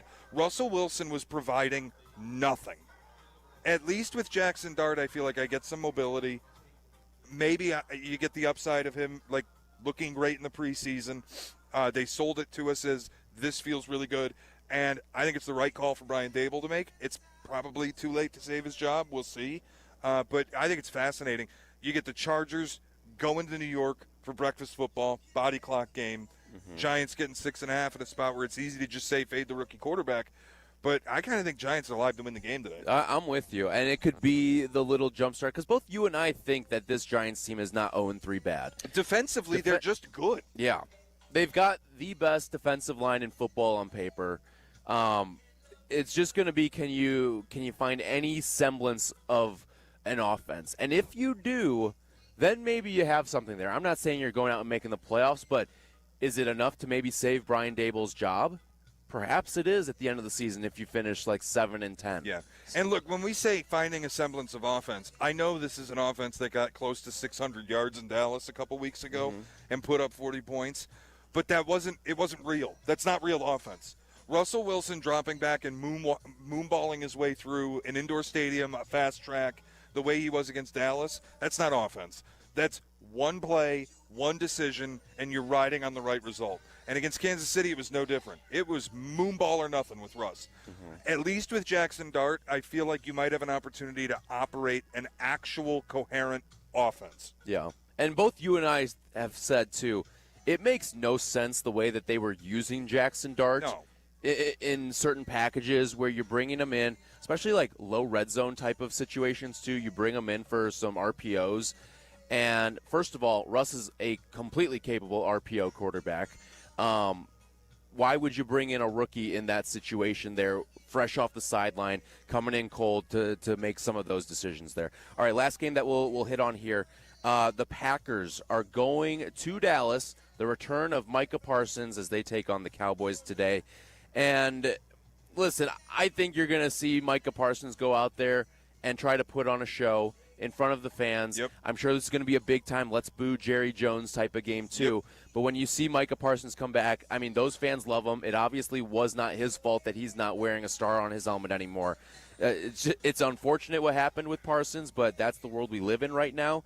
And this Packers team is trying to get back on track after one of the worst losses of the season, coming against the Browns in comeback fashion last week. Yeah, and I think it's, again, like playing in Dallas is an offensive environment. It's a happy place for quarterbacks who need to get right a little bit. You get inside, it's climate controlled. You're on one of the fastest tracks in football. That turf seems to breed offense. I think it's an opportunity for Jordan Love to bounce back. And I know Micah has said he's got mixed feelings about putting Dak on the ground. But, boy, I think once this kicks off, he's not going to have mixed feelings. He's just going to want to paste it to the GM sitting up in the box that felt like trading you was the right call. Okay, watch me go get 5 sacks, and then tell me it was. I think the other part of it, too, is Green Bay offensively. Like, defensively, they did everything needed to win last game. At the end of the day, you need to score more than 13 points their defense offensively. Is outstanding. They did not lose that game because of their defense. They lost because the offense is what it is. It's inconsistent. And they haven't been able to get Josh Jacobs going the way that he was going last year. You've obviously dealt with some injuries in that receiving room too. But this team, we know what they are defensively. Their heights are only as far as the offense will take them. And we've seen Jordan Love not only look good at times throughout his career, we've seen him look really good in this building. Flashback to the playoff game from 2 years ago where he set the world on fire, and that was kind of the coming out party for Jordan Love. And, like, hey, this guy might be the quarterback of the future and maybe is going to be one of the 10 best guys in the league at the position. That was the start of Toyotathon, too. It was the realization that Toyotathon Jordan Love's just different now. No, I think, look, this defense for Green Bay is going to make every game winnable. They will be kept in every game that they play. And really, it's not even like I don't need Jordan Love to set the world on fire. You don't need him to go out there and have like 3 touchdowns and 300 yards every week. You need him to not be an idiot. Like, just reduce the plays where you turn into a complete moron. That interception last week, I've said it, I'll say it again. Utterly unacceptable. That decision cannot be made by a quarterback who makes the money that he makes. And that wasn't an outlier play for him either. No. We've seen him make that play. It almost feels like every other week, maybe every third game he's doing something like that. Dude, like, you're never going to be MVP. But if you can just cut out the stuff where you are a complete and utter moron in the decision that you're making, you will have great results as a team. Yeah, like if you can minimize mistakes, you take out the interception last week, they win the game. And we're not having any sort of questions. And we're probably not even talking about the offense in the way that we are right now. We're just kind of like, it's a survive and advance game against a good Cleveland defense. It's the difference between you went and it was ugly, but you won, and it was the number 2 defense in football, and you were on the road for the first time this season. Survive and advance. And you lost to the Browns. You gagged 10 points with 5 minutes to go because your quarterback's an idiot. Yeah. Like, those are the small little plays that Jordan Love will make that have to stop if the Packers want to have success. The defense is so good, I'm not backing off of my stance that they're in a cloud of the 3 best teams in football. I agree. I just think they they have their limits at times, and it certainly comes because of the quarterback. All right, when we come back, we'll wrap things up here and then hand the baton off to Bleck and Abdalla. And also, our guy Potsy back at the shop has some fantasy nuggets that he wants to get to everyone as you get ready to set your lineup, and some injuries that have come down the pike as well. So all that and more coming up next. It's Tyler and Shea. This is Tyler and Shea. Tyler and Shea. I know you're going to dig this. On Chicago's home for sports, ESPN Chicago. Dude, did you hear Fry the Coop has Vienna beef on their chicken sandwiches now? Wait, hot dogs on chicken? That's interesting. No, not their famous hot dogs. They're pickles. Vienna Beef has been making pickles for over 100 years. Now their zesty pickles are stacked on Fry the Coop's epic fried chicken sandwiches. Oh, sweet, spicy, crinkle cut? This is unreal. Fry the Coop and Vienna Beef Pickles, the perfect combo, the perfect sandwich, the perfect bite every single time. Hey, it's your friend Tom Waddle. On the field, every great team starts with a strong defense, and the same's true in business. That's why companies trust my friends at Trend Micro. They protect your network, your cloud, your data, and your people from ransomware, phishing, and today's toughest cyber threats. With AI-powered proactive security, Trend Micro stops attacks before they ever reach you. Trusted worldwide and backed by over 35 years of innovation, this is enterprise defense done right. Go to trendmicro.com today. That's trendmicro.com. Roofers and Waterproofers Local 11 provides quality value and service in all facets of the commercial, industrial, and institutional roofing and waterproofing industry. Promoting skilled craftsmen and craftswomen through apprenticeship training, Local 11 members are trained in the application of the latest roofing and waterproofing techniques. They are at the forefront of design and installation of environmental-friendly solar, green, and garden systems. To find a highly skilled roofing contractor today, go to ChicagoRoofingContractors.org. Individuals and businesses with tax problems, listen carefully. Do you feel like you're losing control of your finances? If you owe over $10,000 in back taxes or have unfiled tax returns, we can help you take back control. The IRS is the largest and most aggressive collection agency in the world, and they can seize your bank accounts, garnish your paycheck, close your business, and file criminal charges. Take control of your tax problem now by calling the experts at U.S. Tax Shield and take advantage of the Fresh Start program and new laws that may allow us to negotiate a settlement for the lowest amount possible. Our team of tax attorneys and enrolled agents can stop collections and get you protected so you can take control of your financial future. U.S. Tax Shield offers a price protection guaranteed quote to get you protected today. U.S. Tax Shield is A+ rated with the Better Business Bureau, so call now. 800-687-5192. That's 800-687-5192. U.S. Tax Shield. 800-687-5192. Are you ready to make a difference for the environment while helping the visually impaired at the same time? Then donate your vehicle to Heritage for the Blind today by calling 1-800-983-6530. Every donated vehicle will either be properly recycled in an eco-friendly manner or given a new life through reuse. Donating your vehicle is easy. Simply call 1-800-983-6530 and Heritage for the Blind will do the rest. They'll even arrange for your vehicle to be picked up at no cost to you. And for a limited time, when you donate your car, you'll receive a $200 restaurant voucher and a 2-night, 3-day hotel stay at one of 50 locations. Call 1-800-983-6530 right now to schedule your vehicle donation and make a positive impact on the environment while helping others. Heritage for the Blind, where every car donation counts and every person makes a difference. Call 1-800-983-6530 now. This advertisement is paid for by Heritage for the Blind. Welcome back to Tyler Rocky and Shea Norling. We're back on ESPN Chicago. Thanks to Potsy, Justin Pottinger, and Hannah LaMotta for producing today's show. Tyler and Shea live in Las Vegas at the Mandalay Bay. Bleck and Abdalla coming up next to get you ready for Bears and Raiders. Crosstalk? I'm going to sit this one out. Justin Pottinger. I just broke him. I broke him. That was crazy. Justin Pottinger, you got some fantasy notes for us as we're getting ready to set our lineups today, my friend? Oh, yeah, a couple notes for you guys. We got we got a lot of injuries around the league. It's week 4. Buys are starting next week. Injuries are starting to happen. So I'm here to tell you, start the rookies this week, man. A lot of rookies I love.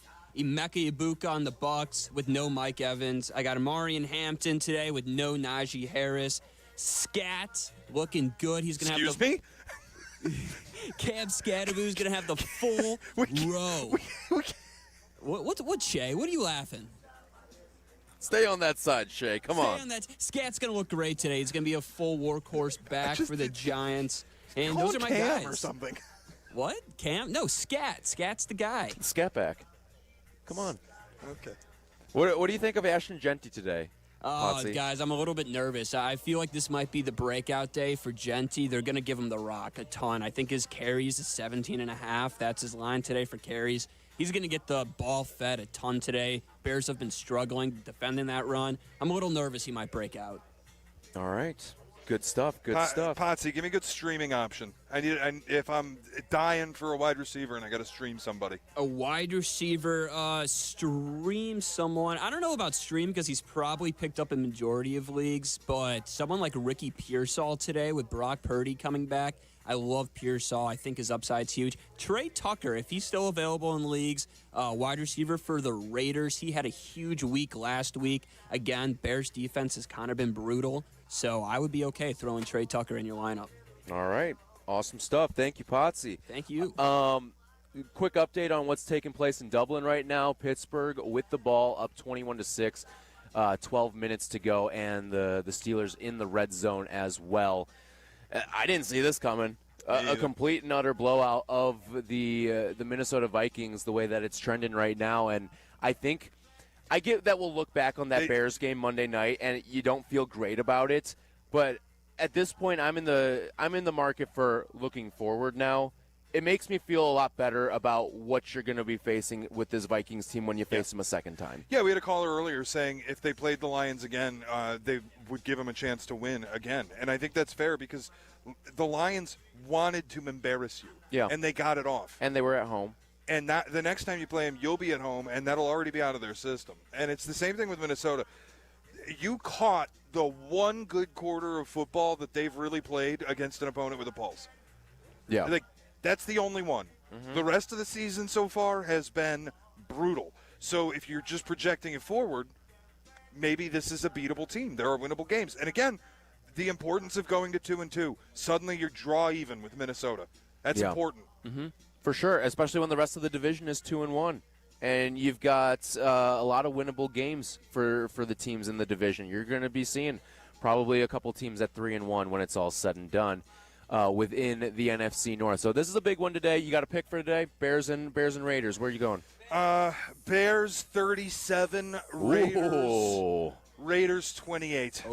Big number. All right, I'm going to go Bears 31, Raiders 28. I think this game is going to be a close one, but I think the Bears end up pulling it out. That's going to do it for us today. Coming up next, it's Bleck and Abdalla with the pregame show. This is ESPN Chicago. A round of golf should be more than just a game. It should be an experience. At Seven Bridges Golf Club, you'll find 100-year-old oaks, rolling fairways, and of course, at least 7 bridges. A championship course with a private field, just a half hour from Chicago. And when the final putt drops, the experience isn't over. Head to the Dock Bar and Grill for great dining, cold drinks, and sunset views that rival any 19th hole.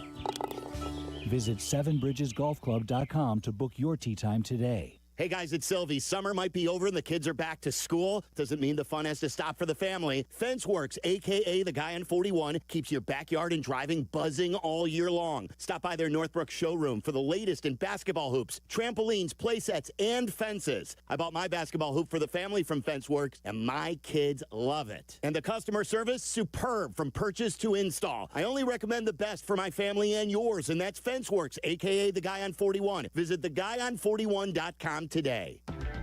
Dear Rocky Roads, the 2025 Toyota Tacoma doesn't flinch. Rugged twists? Been there. Rutted turns? Done that. With tons of top tech and rock-solid resilience, Tacoma is tougher than any terrain. And when the dust settles, Tacoma's legendary resale value means confidence for the road ahead. Find your Tacoma at Toyota.com or visit your local Toyota dealer today. Toyota, let's go places. Our local hospitals are the heartbeat of our communities. delivering critical care every hour of every day for everyone, training the next generation of caregivers. Beyond the walls, their benefit to the community is everywhere, driving the local economy and supporting local organizations, initiatives, and neighbors. Illinois Hospitals, healing communities. Learn more at team-iha.org. Sponsored by the Illinois Health and Hospital Association. Aired in cooperation with the Illinois Broadcasters Association and this station. Here comes football starts with Game Day Tailgate. This is the home of the Chicago.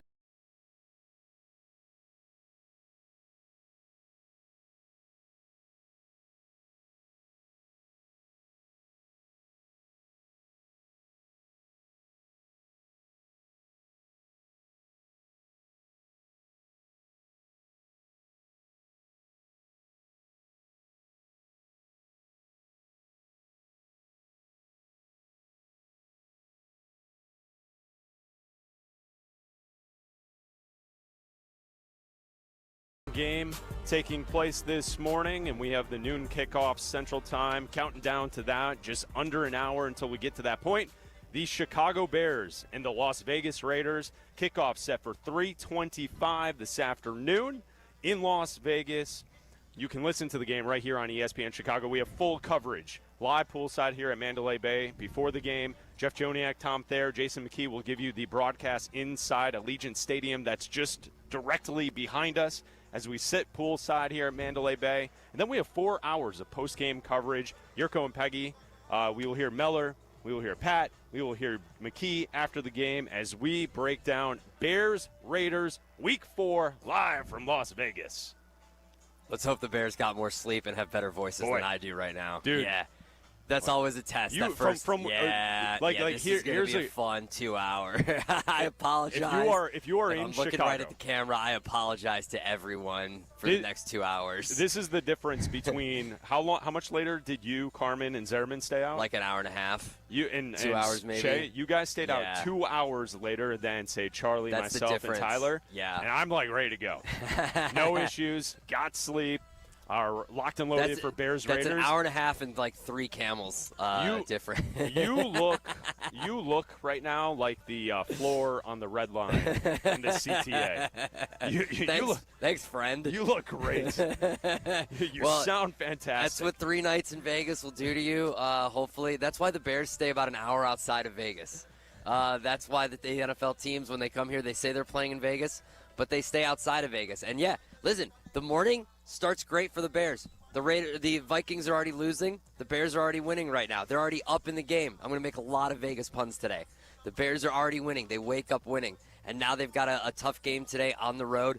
I've already said Bears to like 30 people in the lobby. And while I was getting coffee today, there's so many Bears fans. There's already a lot of Raiders fans too, because you got to remember that Raiders fans travel in to see this team from Oakland, from L.A., from various places around the country. They travel The Raiders well. are a nationwide team. Yeah, So absolutely. this is really a perfect location for them.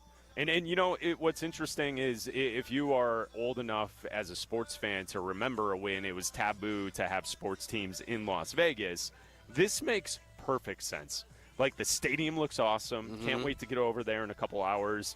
The way that Mandalay Bay has, like, the Raiders Pro Shop and their signage and there's all kinds of things just in town for the Raiders, it makes perfect sense. Yeah, absolutely. Having a team right here. Yeah, and you could already tell. I mean, yesterday in the sports book, a guy wearing a Packers jersey walked through, and there was the Green Bay sucks chant. It felt like we were walking through the tunnel outside Soldier Field after a random game, because no matter what game you walk through after, Green Bay sucks chants erupt, and you just felt like you were at home inside Vegas. We've seen thousands of Bears fans coming through. They're either making their way to a tailgate now or coming here to see us poolside here at Mandalay Bay, and it's going to be about 50-50 there. So, you know, a lot of things to talk about for the Bears here as we get ready for this game in about 4 hours here in Las Vegas. A lot of updates to injuries.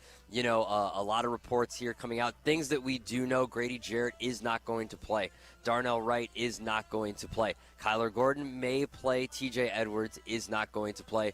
Colston Loveland may play. DeAndre Swift looks like he's going to play. So that's basically the update so far. The Bears are still banged up as they have one more game before they head into their bye in Week 5 and look to get healthy. You mentioned Colson Loveland. Adam Schefter yesterday, though, had a report saying that Colson Loveland's not likely to play today. So the Bears are definitely down a player that we're still waiting to get going. Luther Burden last week had a week. He looks worthy of the selection. We're still waiting for Colson Loveland to get going, and he may not play today against the Las Vegas Raiders. It's Bleck and Abdalla poolside at Mandalay Bay. We will get you covered for the next 2 hours to get ready for the Bears and the Raiders here on ESPN Chicago. You know, we do need to update the situation here at Mandalay Bay poolside. We have a situation? Well, no, I'm just setting the scene. We're outside poolside. It's a little overcast right now. Yeah. Some sprinkles falling. It's not raining, but if you're standing outside, you get wet. Does that make sense? Like it is not raining right now, and it's warm, so it's beautiful, and it's great that we're poolside. We're at the same spot that we've been here, Cabana 10, all weekend long. Charlie has essentially slept in this cabana. Chardog has been put in overtime, working every single broadcast here at the radio station, live here from Cabana 10, poolside at Mandalay Bay. So this is where we're at. I believe they opened the doors at 9 local time. So I think once we started the show, the doors are officially open over there for people to come and snag a pool chair. But it's kind of like not the best pool weather right now. Well, you can tell the difference between empty. a Saturday and a Sunday, too. Like Saturday, the doors opened, and it was like the floodgates opened. Yes, people were snagging chairs. Because, like, this is like the family pool, too. So, like, everybody's bringing their kids in. Everybody's trying to reserve chairs and then going back to breakfast or go put in bets or whatever. All the way across the pool, there is one family, but, it's one of those deals where they're all wearing, like, sweatshirts. Yeah. And, like, one guy, like, the dad is wearing jeans. So, like, that's the kind of morning that we have right now, which is funny. It, like, matches the way I'm sure you feel. like it's not a sunny, spectacular morning here in the desert. I'll get at going. the moment, but I think today it will, because it feels like it's going to be hot. Can I expense if Danny Zetterman's listening, as he's maybe in his room feeling. Well, he doesn't drink. How did you leave Danny last night? He was great. See, Danny doesn't drink, so Danny always feels great. He's just tired. So, like, he doesn't, like, get the hungover. He's just tired. Yeah. He doesn't smoke, so, like, he's not going to have the groggy voice. Although he might, because there's a lot of, like, loud talking because you're in a casino, you're in a loud bar, that kind of setting. So he might be losing his voice. Can I get one of those mobile IV carts to, like, show up and give me one of those IVs? Why don't you buy one? Just no, get it. I just they want to have them here. Yeah, but I want to expense it. Yeah, like, I want it as part of the. Yeah, try it. Because normally I'd be just sleeping. You try it. Try to expense it? Yeah, go for it. If I can just push it through, see if it works. Yeah, a work expense. I'm sure that won't happen. It's not going to work. If I get one for Charlie, will it count too? What is this, a drip drop? What is a drip drop? Hydration. Oh, liquid hydration. So a couple things as we preview Bears Raiders. This weekend has been fantastic here in Las Vegas. So shout out to Danny, shout out to Keith Williams for setting this all up. We've had a great time here at Mandalay Bay. Some things like from the last time we were on the air on Friday afternoon. Let's see. Dinner last night was awesome. Yeah. We were at Circa. We went to Barry's in Circa. It was a great team dinner. I heard you guys, Charlie, with Shea and Tyler talking about the team dinner. It was awesome last night. It was a great time. We got everyone together who was on the trip. We had a fantastic time last night. Yeah. Charlie was a all-star beyond all-stars. He was, back in the day with the NBA All-Star game, and it was like MJ's show or it was Kobe's show. Each and every year at the All-Star game. Like, last night was Charlie just ripping off shots from deep. Which is funny, too, because normally... Absolutely hilarious. Normally, like, when you're the... And Charlie's not the new guy, but he's, like, the newer guy to the crew of... the group that was there. Yeah. Normally you just kind of like sit there and like fade into the background. No, Charlie was was in there. Charlie was on a heater. Yeah. And Yurko was his caddy. Yes. Yurko and Charlie were just crushing the night. It was awesome. Flew a little close to the sun at the end there, but yeah, a little bit. A little bit. There's a lot of jokes that Charlie tried to tell and told that cannot be told on ESPN. Yeah. 1000 That's okay. broadcast. Shea took the heat away from you. Yeah, and Shea, I don't know what Shea's doing. Well, but, okay, so that's one. There. Also, before we went to dinner last night, we had a great meet and greet with all of the fans that came out on this trip here to Mandalay Bay. It was awesome. We were at the bar here at Mandalay Bay. We had a great time. We talked to so many awesome listeners that came out. They were excited to be here for the Bears and Raiders. They were excited to support ESPN Chicago, and it was a great time. Yeah. We had a fantastic time. It was a great time evening. at the Bama-Georgia watch party at Flankers. Shout out to everybody that came Yeah. out. Yeah. Well, we had that game going. We had Oregon-Penn State going. Yeah. So we were all watching college football, and it was an awesome time. Yeah, it was a ton of fun. Everybody came out. We had all the listeners were there. The bar was packed. Flankers right next to the sports book here at Mandalay. So you wanted to go over, make some bets, watch the games right there.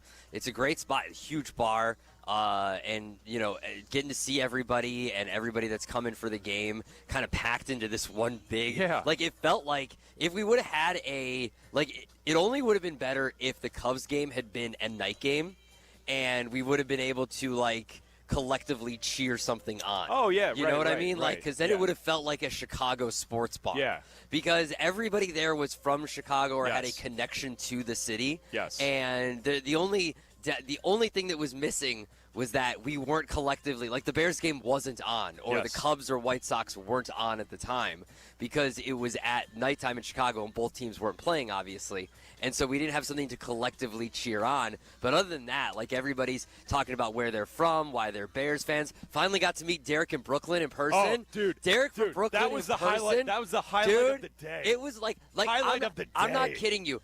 Shout out Derek in Brooklyn. Danny what a dude. and Keith, we walked up to Derek from Brooklyn, and I was like, I have to meet you. And putting the voice with the face, and I instantly heard Jay Moore's music in the background. Yeah. It was awesome. So finally getting to meet him in person was great. Meeting a bunch of people that you hear and you talk to on the phone all the time, and me, screening phone calls during Carmen and Yurko, and you and I talking to them during Bleck and Abdalla, getting to talk to them all the time, and finally putting names with faces is great.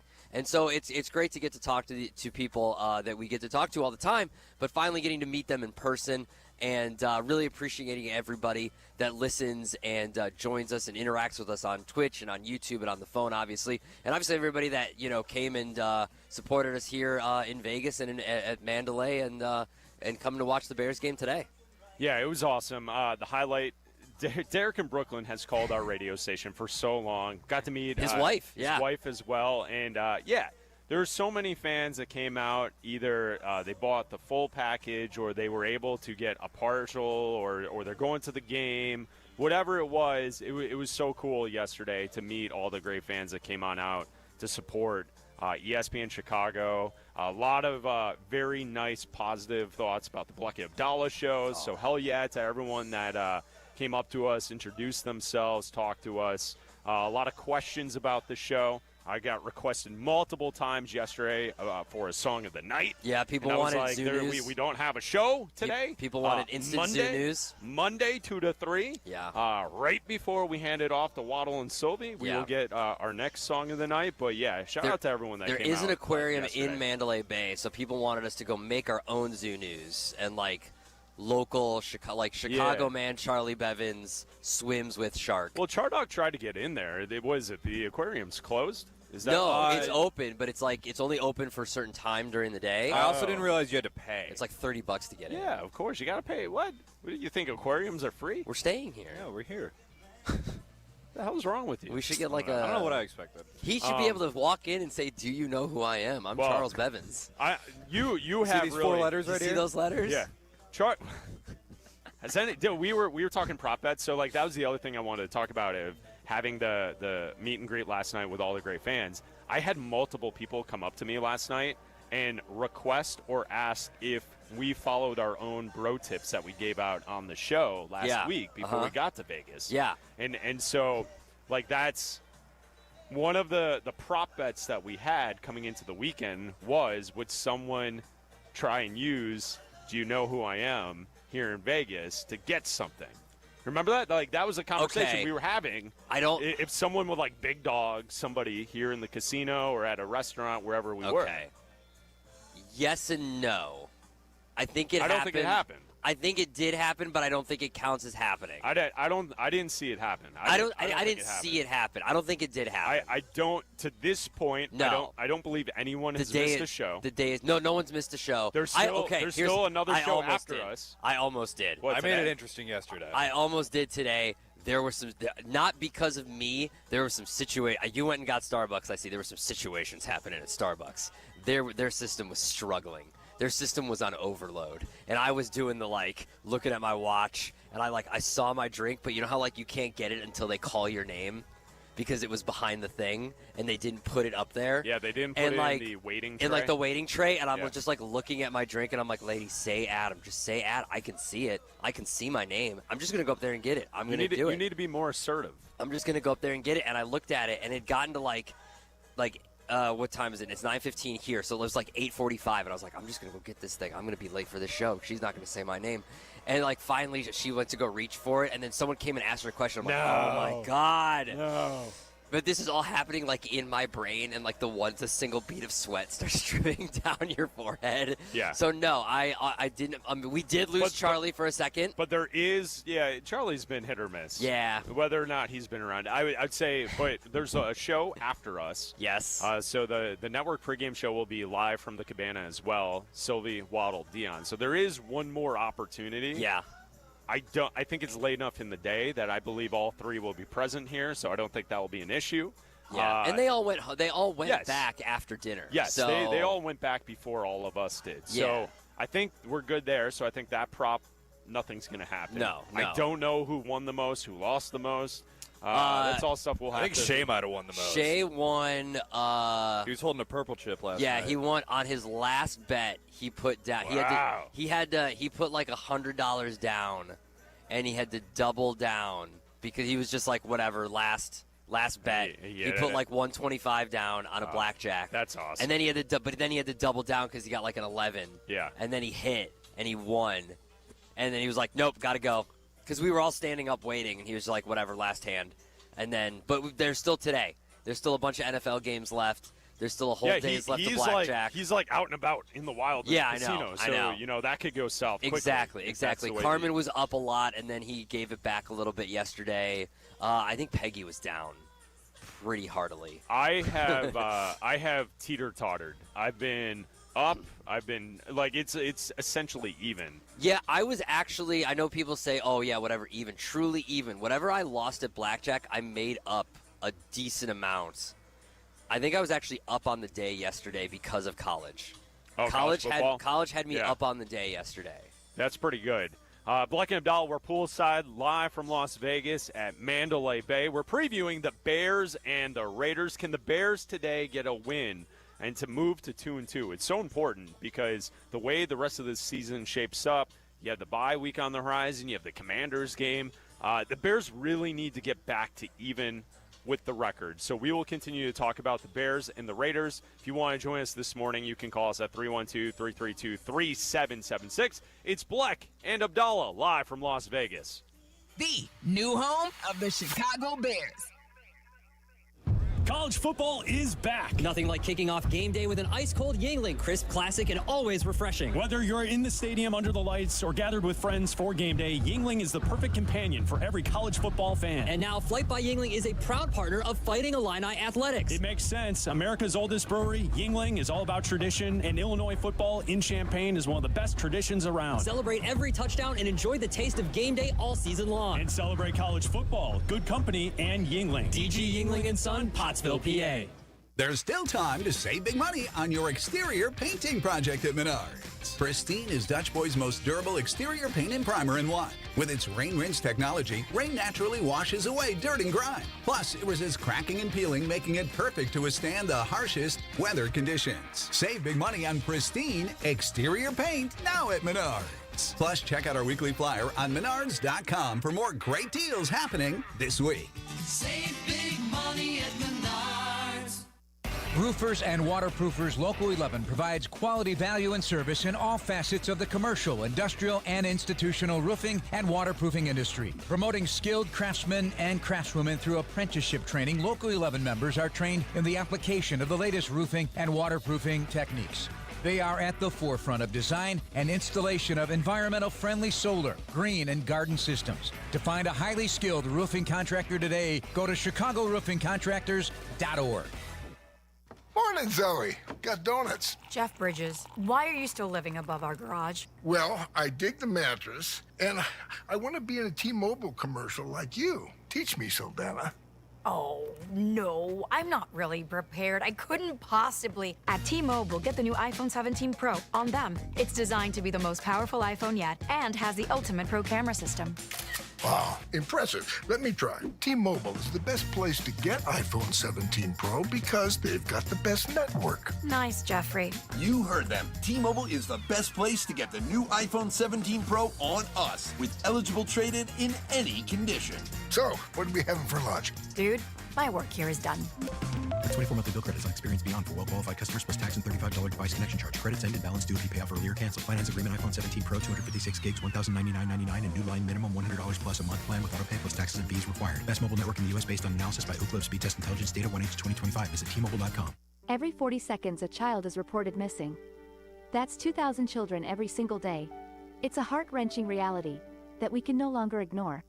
Find the Children is a non-profit organization dedicated to helping find missing kids. You can be a part of their mission by donating your unwanted vehicle, running or not. Call 1-800-294-0222. We guarantee that you will receive the maximum tax deduction. We provide fast, free pickup with 24-hour response. Call 1-800-294-0222. Find the Children provides crucial resources to help find missing children and educational materials to teach kids how to recognize and avoid predators. Our recovery programs have a proven track record of reuniting kids with their families. It's time to act. Donate your unwanted or unused car. Help us build a world where every child is safe. Pick up the phone and call 1-800-294-0222.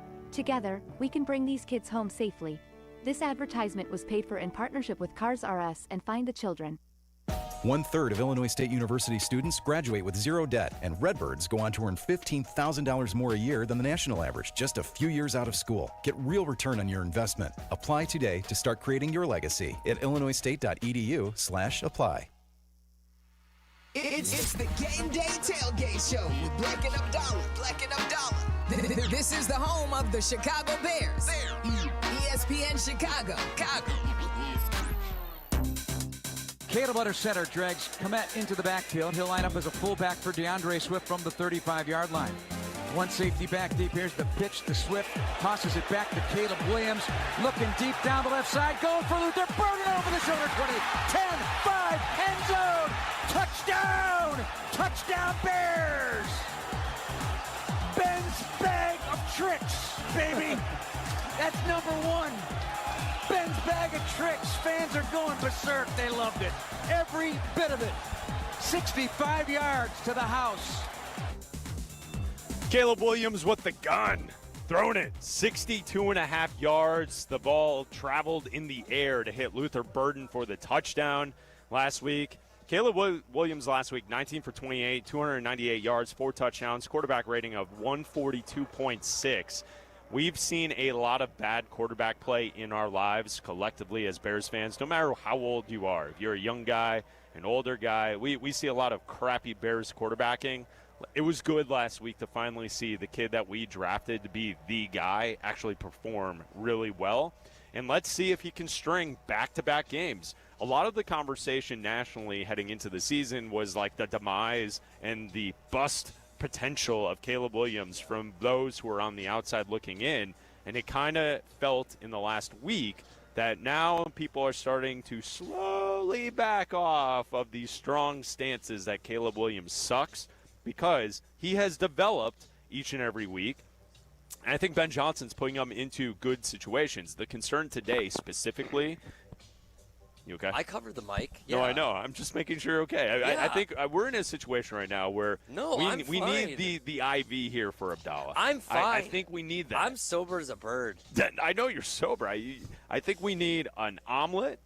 We need some French toast. It's just the. We need. You know what this stat. is? We need food for you right now. I know how you are. We've done this in Vegas before. No. The moment you get food, you're going to be back. I don't need food. We've done this before. You know what this is? I've got Riot Fest voice.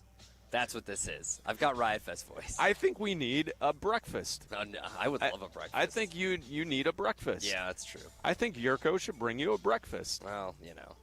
What do you mean? Yurko's a guy. He'll bring you a breakfast. Let Yurko have his breakfast. He's got post-game duties. You know that he is just walking the strip listening to this radio show right now. On what? On earpods. You know that's how Yurko lives his life. Oh, yeah, of course he does. One step at a time. Yeah. Just bebopping and scatting down the street. No, what I'm saying is, like, today, specifically the issue here today is, like, the reason Caleb Williams was able to look the way he looked last week is because he was comfortable in the pocket, right? And the offensive line played well. They also didn't have any procedural issues last week, and they kept the game clean. No sacks for the first time in Caleb's career. Today, I don't know if that's going to happen because Max Crosby is on the other side. Darnell Wright will not play today, and the Raiders can get after the quarterback, and that concerns me about what's going to take place today. Yeah, I think this is a team, though, where their secondary in the Raiders is not very good. Also, you know, I think that this is just like what we talked about last week with the Cowboys, where if you protect Caleb Williams and give him time, he can have a day.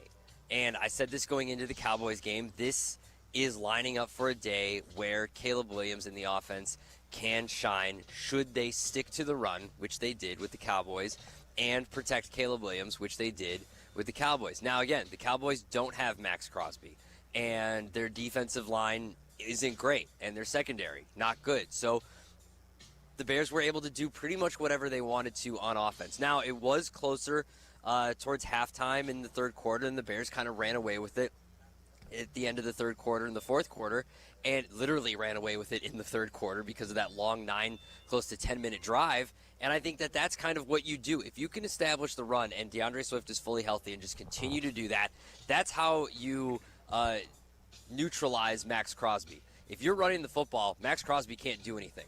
If you're picking up 5 yards, 6 yards a carry with DeAndre Swift, he's not going to be able to do anything because he's not going to be able to stop the run. Now, if you're down in this game because your defense can't stop the run, and this is the game where, guess what, Ashton Genty, welcome to the NFL. This is your breakout game because Grady Jarrett's out, and they found a way to establish their run, and there all of a sudden the Bears are sitting at the middle of the first quarter, and it's 10-0 Raiders, and the Bears have to start throwing the football. Then Max Crosby might have a day himself. And guess what? You've got two guys here in Braxton Jones who's not very, he had a good day last week against the Cowboys, but we just said why, because they're not very good. But the two previous games weren't good. And then you've got two guys on the opposite side that haven't started in the NFL, one being a rookie and one being Theo Benedict, who hasn't started in the NFL. So you've got options here. You've got guys that next man up mentality. But you've got a situation where I think Ben Johnson can scheme around this. We've seen him be able to do this where you can roll Caleb out, where you can run the football. I think the Bears are still – we saw these injuries come out, the line not move very much. In most places, the line has stuck where the Bears have been a favorite or they've been a pick'em, or it's been the Raiders be a favorite. It's kind of stuck around that a lot. It's not like this line moved a ton when you announced that Darnell Wright was out or anything like that, or Colston Loveland was maybe or maybe not going to play. So I don't think this is going to be a huge factor, but you've got to move around it. You've got to get it in Caleb Williams' head to get the ball out very fast, and they've got to be able to move the football on the ground and stick to the run. If it's not working right away, don't go away from it. Stick to the run.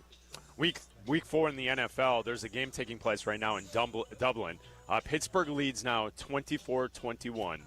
Fourth quarter, 2:08 left in the game. The Vikings now have the same exact situation the Bears had against the Vikings, where Santos kicked it out. He kicked it to a spot where time was ran off the clock underneath the 2-minute warning. Yeah. Because right now Minnesota only has one timeout. Yes. So they're in a situation that either you hope to use the 2-minute warning as a stop of the clock and hope to get something on the back end, or you got to do the onside kick. Yes. So they're in an interesting situation here, and they're deciding in Dublin whether or not the hands teams are going to go out there or if they're going to kick it. But it's 24-21. This is a good game to start the day here in Week 4. Yeah, the problem is you still have the 2-minute warning, but Minnesota only has one timeout in this situation. But do you see what I'm saying? If they choose to try and play defense and force the 3 and out, you can't kick it in a situation to allow the Steelers to run the 8 seconds off the clock to burn the 2 minute. Yes. Do you see what I'm saying? Like, yeah. I don't know. They're about to tee up the ball for the kick, so it kind of looks like they're going to do an onside kick. It does, because the bottom just said we don't have the sound on. No, but like look at the way they're lining up. So they're going to try the onside kick here. 2:08 Pittsburgh in Minnesota. We'll keep our eyes on this game, and Pittsburgh was up big for the majority of the second half, and the Vikings have made it tight here in the final couple minutes of the game. Bleck and Abdalla here on ESPN 1000, the ESPN Chicago app. We're live from Mandalay Bay, poolside, hanging out, getting you ready for the Bears and the Raiders here in Week 4. And you're right, like Max Crosby is going to be someone that in this matchup, he may determine how this game kind of plays out if the Bears are able to neutralize him. And I'm also worried, like, the run game hasn't really cooked to this point. And DeAndre Swift, coming into the game as questionable, he's been questionable the last couple of weeks, but he's played. And I heard Tyler and Shea talking about this earlier today. I think with DeAndre Swift, to me, he is the slowest fast guy in the NFL. Like, he's a fast guy. Yeah. Right? Like, that's his people, like, he is a fast, change-of-pace running back. Mm-hmm. He's really not that fast, though. No, he's not. Comparatively by others around the league. So, I don't know. It worries me that the run game is not going to be able to help Caleb today. No, and it also seems that, when you're running some of these gaps for him, it seems that he struggles to make decisions in a timely fashion when you have to make these split-second decisions. And unless the gap is wide enough, he'll sometimes run behind the wrong blocker and won't end up gaining as much as he could in a certain situation. Like when there could, if you ran behind the right blocker, you could maybe turn a 3-yard gain into a 5 or 6 yard gain when now you've only got 3 or 4 yards and maybe that could be 7 yards. You know what I mean? Like he's indecisive, it seems like at times, and that causes, short yard situations to become shorter yard situations, and that, causes your offense to stall. And, listen, you've got great guys now there in Joe Thuney, and Drew Dahlman's been decent in the run game. So I think that you've got an opportunity. Max Crosby's one guy. I think the rest of their defensive line you can find success against in the run game. And I think they'll be able to run the football today. I think with the crowd being 50-50, you won't have to do a silent count or anything like that for Caleb. And I think this offense should be able to control the clock. I do think that much like like everybody was on the Cowboys over and in the Bears game, and then of course it went under. I feel like it's everybody's on the everybody you're talking to. What do you like in the game in Vegas? What do you like? It's obviously Bears. It's obviously Bears. Everybody's saying, yeah, but I really like the over. I really like the over. I don't know again. Yeah. I don't know. I think it's going to be a tough game today. I think it's going to be a tough game today as well. But then you get Ben Johnson, who just wants to do again. He's going to try to. He's mentioned Max Crosby so many times, and Caleb has mentioned him so many times that I feel like they're just going to try to do again, where they just hand the ball off to DeAndre Swift as many times as possible, and again, and you're not going to replicate a 10-minute drive every single game. But you're going to try to do that as much as possible, obviously, in the NFL. And we know from his time in Detroit, they were one of the better running teams in the NFL when they could. And the Bears aren't set up to do that just yet. But he's going to try as much as possible. And that's going to bleed clock and obviously lead to lower scoring games. It didn't for the Lions because they have a high-flying offense. But for the Bears, who haven't found that identity yet and don't have that kind of offense yet because it's only been 3 games and they're not all on the same page and haven't worked everything out yet, it's not going to happen all in one game. And so, I think it could be a lower scoring game. I could see something where we're looking at maybe, at the end of the game, 24-17 or something like that, just because guys aren't, necessary. With all these injuries for the Bears and everybody, maybe it is a sloppier game for the offensive line because Theo Benedict isn't on the same page. We're talking about guys finally playing a clean game. Darnell Wright, there's not a lot of false starts against the Cowboys. Guess what? He's out now. Now Theo Benedict's out there trying to get it with the count. Now you've got another offensive line that hasn't played alongside these guys. Yeah. They're not in a rhythm. Now you're worrying about false starts again. Now you're worrying about timing. And then if Ozzie Trapillo's got to go in there, you're worrying about false starts. You're worrying about timing. Well, it's also a situation where one of those two players could get an opportunity today and play well. Absolutely. And maybe of course. Darnell Wright is kind of faded out of a starting position, because if we go back a week ago, that was the topic of conversation is how long will Darnell Wright hold on to his starting gig. It's Bleck and Abdalla. We're live from Las Vegas, poolside at Mandalay Bay. More Bears and Raiders preview coming up next. Chicago Bears pregame. A world-class entertainer. I try sexting. That's what I try to do, you know. He's Cedric the Entertainer. I'm gonna sex. I'm on my way home one day. I'm like, hey, girl, Daddy about to pull up. You know what I'm saying? I might want to ... you know?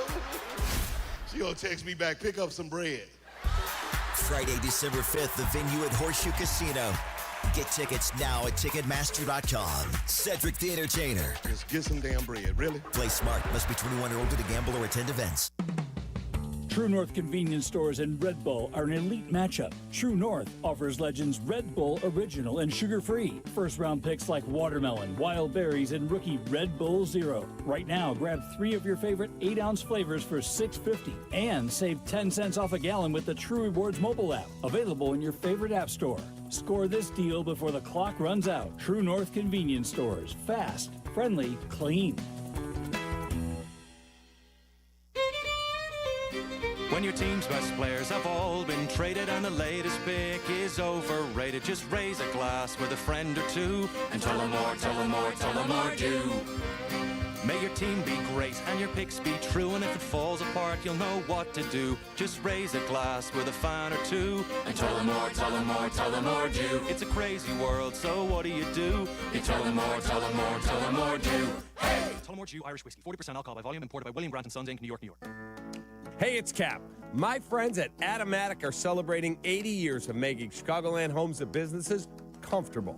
To celebrate their 80th anniversary, Automatic's residential team is giving you $800 off any furnace and AC replacement now through the end of October. It's a great opportunity for Chicagoland homeowners to make sure their home is comfortable. Don't wait for your system to fail. Call the pros you can trust, the best in the business. Go to Automatic.com. At Wintrust, our approach is to let Southside fans show off their Southside pride anytime, anywhere. With the White Sox debit card from Wintrust Community Banks, you're not just swiping, you're making a statement. It's like a megaphone for your wallet. Broadcasting your Sox pride with every transaction. Open an eligible checking account. Visit wintrust.com/Sox today. Wintrust. Different approach, better results. Member FDIC.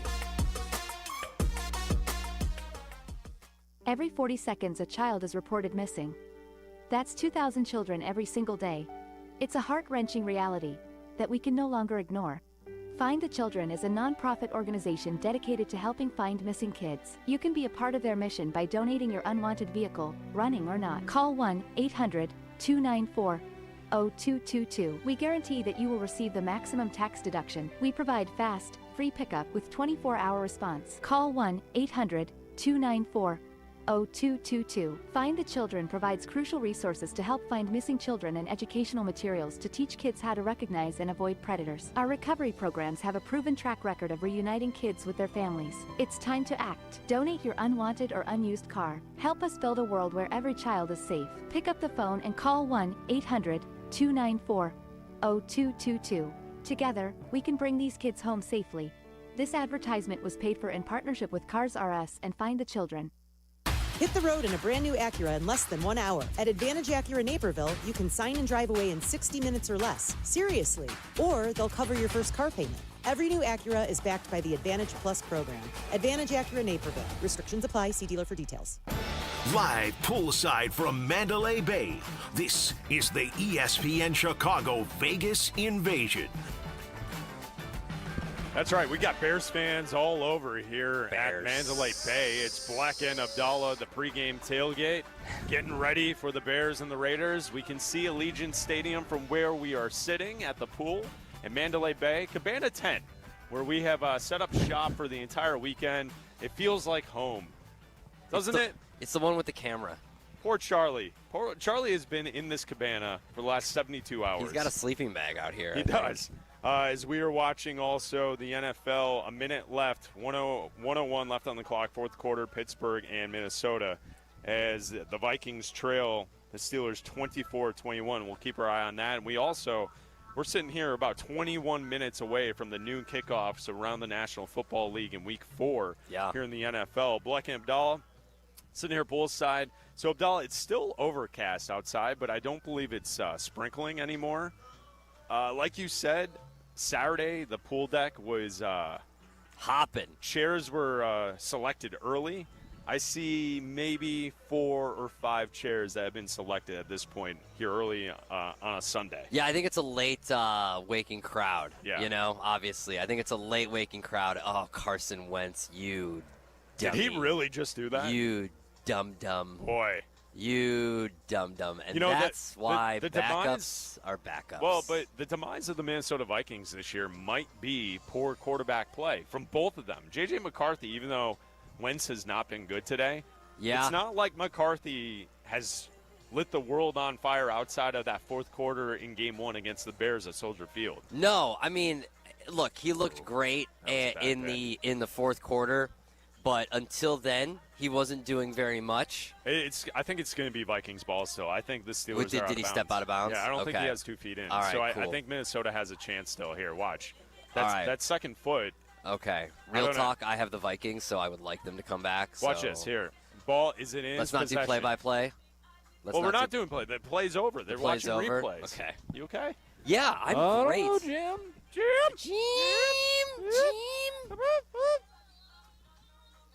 Isn't this our good friend Rich Eisen? Yeah, it might be. Hey, everybody! It might. We broke Charlie with that one. I don't know. We'll see. Our good friend Rob Lowe stopping by. His new show, 911, coming up today. Well, we follow Rich every day. I know we do. And we will tomorrow, 2 to 3. We will. Right here on ESPN Chicago. Cannot wait. I don't know. Then he might have to. If they say that he has possession, he might be in. The problem is, can you see it? Every single angle, there's something in the way. It's bobble. There's a bobble. This is great. This is great radio. It's perfect companion. If you're driving around the city of Chicago this morning and you're listening to this nonsense, bobble. My God. There's a bobble. So we're poolside. We're having a great time, and we have got the TV at the game on here in the cabana, and there are people trickling in right now to the pool at Mandalay Bay. Bears Raiders coming up at 3:25 kickoff Central Time, and the Vikings keep possession. So Carson Wentz gets a chance to throw another interception. You just missed that. He just almost threw another pick. Oh, what a dum-dum. So as we watch the end of the Steelers and the Vikings, Bleck and Abdalla, as we look at this matchup, we're talking about the way this kind of shapes up for the Bears. So far this season, Ben Johnson and the offense has lived up to the hype. The Bears are 9th in offensive yards per play. And I think if we all said in the offseason when the coaching search started, and Ben Johnson's name was out there as an option, the fact that the Bears landed the next offensive genius guru guy to take a head coaching job, and already through 3 weeks in yards per play on offense, they're a top 10 team. With Caleb being a little shaky, with the offensive line being shaky, with the running game not getting going, with all this stuff taking place, Ben Johnson in the offense is living up to what we thought would take place. Hoping back in January, February, March, all of those winter months when we were projecting out in the season. It feels good to finally see an offensive-led football team. Yeah, to me, Chris, I don't think the issue was ever going to be with what he could produce offensively and scheme-wise. I think we saw from game 1, the first few drives. I'll always go back to what Troy Aikman was saying, even when Caleb was 9 for 9, 10 for 10, how it could always be better. You know what I mean? Don't worry, they called the flag. He was offsides. I gave him a first down. How the Vikings are still driving, 48 seconds left, down 3, 24-21, fourth quarter. How he was saying, well, yeah, but he's checking down a lot, and this could be a lot better, and the Bears could be up more. Guys are open. Ben Johnson is scheming guys open. Yeah. In game 1, he was scheming guys open, and Caleb had to be more decisive in throwing the football. The question was always going to be, could he lead a team? And could he develop character? And could he be that guy, that the Mike Vrabel, to come in and flip a franchise that had mutiny and had guys going on podcasts and calling out coaches and wanting to be coach harder and all that kind of stuff. Yeah. And I think we saw after week 2, yes, he could. Calling out his own team in the media and calling out, how they need to, being accountable from his own, on himself and his own coaching staff and everything. He's taking accountability on his own decisions. He's taking accountability on his own players. He's calling out his own players. He's, been not taking away playing time, but threatened to take away playing time and all that kind of stuff. And I think we've seen that, yes, the scheme is there, and like the nerd, and I mean it in the nicest way possible, for Ben Johnson, the nerd football guy is there, and like the madman scientist guy is there, and what we want is there. But also, like, the guy, the hard ass, and, like, the guy that we want to come in and turn the franchise around and expect the guys to, like, sit up straight and, like, demand whatever, what does Cap say? Chase greatness is what we want from him as well. So I think he's come in and through 3 games, what we've seen is he's the total package as, like, a head coach, from a young head coach. Yeah, and they responded last week. Yeah, That's absolutely. what we were looking for, was that this team to respond. Now, the new challenge is you got that response from the team. Can you keep that momentum going and don't let down today against the Raiders? Carson Wentz just threw a Caleb Williams-like intentional grounding. So now the Vikings are at 2nd and 26 with 25 seconds left. So we'll see how this one kind of plays out because they're not even at midfield yet. Why are you trying that? And they have no timeouts, and they are in the middle of the field. So I think they're going to try and just gain like another 15 yards. The new home of the Bears. Potsy, we still there? Yeah, we're still here, fellas. And I don't know what they were doing there. It's 3rd down. They just grounded it. And now I don't know what they're going to try and kick like a 70-yard field No, goal. I think they got halfway. They got some of the chunk back. And then they grounded it. Now it's 3rd down. I don't know what Kevin O'Connell's doing. Carson Wentz. 14 seconds left. I think Carson Wentz is going to kill Kevin O'Connell. That's what's going to happen. Well, I mean, that intentional grounding that he took, you can only describe it as it's something that Caleb has done. Yeah, oh, absolutely. He was twisting, turning, running backwards. Yeah, and then just threw it away. Tried to throw it sideways as he was getting body slammed to the ground. What are you doing? So 4th and 13 for the game. For the Vikings, 24-21, 14 seconds left. And there's a delay. And a delayed game. Stupid Vikings. Good for the Bears. Good for the Bears. Bad for me. Bleck and Abdalla, we will let you know how this game finishes up as we continue the preview for Week 4 in the NFL. Live from Las Vegas, it's the Bears facing the Raiders. It's Bleck and Abdalla here on ESPN Chicago. ESPN Chicago. Ain't nothing but a Chi-Town party. Party. Live from Las Vegas. Bears and Raiders. This is Jeff Joniak along with Tom Thayer and Jason McKee. We bring you the call of the game at 3:30, and ESPN Chicago has 4+ hours of pregame starting at 11 and 4 more hours postgame after it goes final. It's Bears and Raiders. Kickoff today at 3:30. Join us on the home of the Bears. Ain't nothing but a Chi-Town party. ESPN Chicago. Brought to you in part by Hard Rock Casino, Northern Indiana. The playoffs are coming.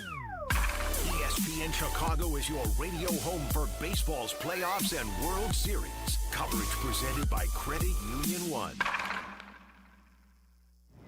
Did you know that Fry the Coop is now using Vienna beef pickles on their epic chicken sandwiches? Vienna beef sells pickles? What, do you live under a rock? Yeah, Vienna beef is celebrating 100 years of selling pickles. Where have you been?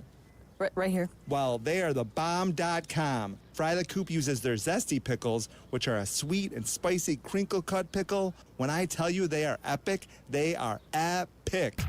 If you haven't tried Vienna beef pickles, do yourself a favor and head to Fry the Coop today. Don't wait to start building your future. North Park University in Chicago is enrolling now. North Park is known for its renowned nursing and education programs, a 15-to-1 student-to-faculty ratio, and classes where professors get to know you personally. The warm Christian community welcomes those from all faith backgrounds, and students graduate ready to lead in schools, communities, and beyond. Apply today at northpark.edu. That's northpark.edu. North Park University, where faith, purpose, and career come together. Property managers and GCs use FinishingChicago.com's contractors for finishes and protective coatings in the most iconic venues, interior spaces, and essential infrastructure. Our painters apply industry-leading commercial and industrial finishes inside and out, so your biggest assets always put their best square footage forward. FinishingChicago.com has your free list of painting, wall covering, glass systems, drywall finishing, and signage contractors. For a great finish, start with FinishingChicago.com. Roofers and Waterproofers Local 11 provides quality value and service in all facets of the commercial, industrial, and institutional roofing and waterproofing industry. Promoting skilled craftsmen and craftswomen through apprenticeship training, Local 11 members are trained in the application of the latest roofing and waterproofing techniques. They are at the forefront of design and installation of environmental-friendly solar, green, and garden systems. To find a highly skilled roofing contractor today, go to ChicagoRoofingContractors.org. Hey friends, I'm Tom Waddle and I drive a Hawk. Find your next car at hawkauto.com. Choose from 12 Hawk Auto locations at Forest Park, St. Charles, Plainfield, Joliet, Carroll Stream, and now LaSalle, Peru. Shop thousands of vehicles from 13 big brands. Save with 0% financing or make no payments for 90 days. Plus save even more with our complimentary maintenance plan. Find your next car at hawkauto.com and drive what I drive. Drive a Hawk. HawkAuto.com. Financing and plan on select models with approved credit. Talk about stepping up. Bang! Bang! It's time to level up your game. Introducing the all-new ESPN app. All of ESPN, all in one place. Your home for the most live sports and the best championship moments. The electricity is palpable. Step up your game with no annual contract required.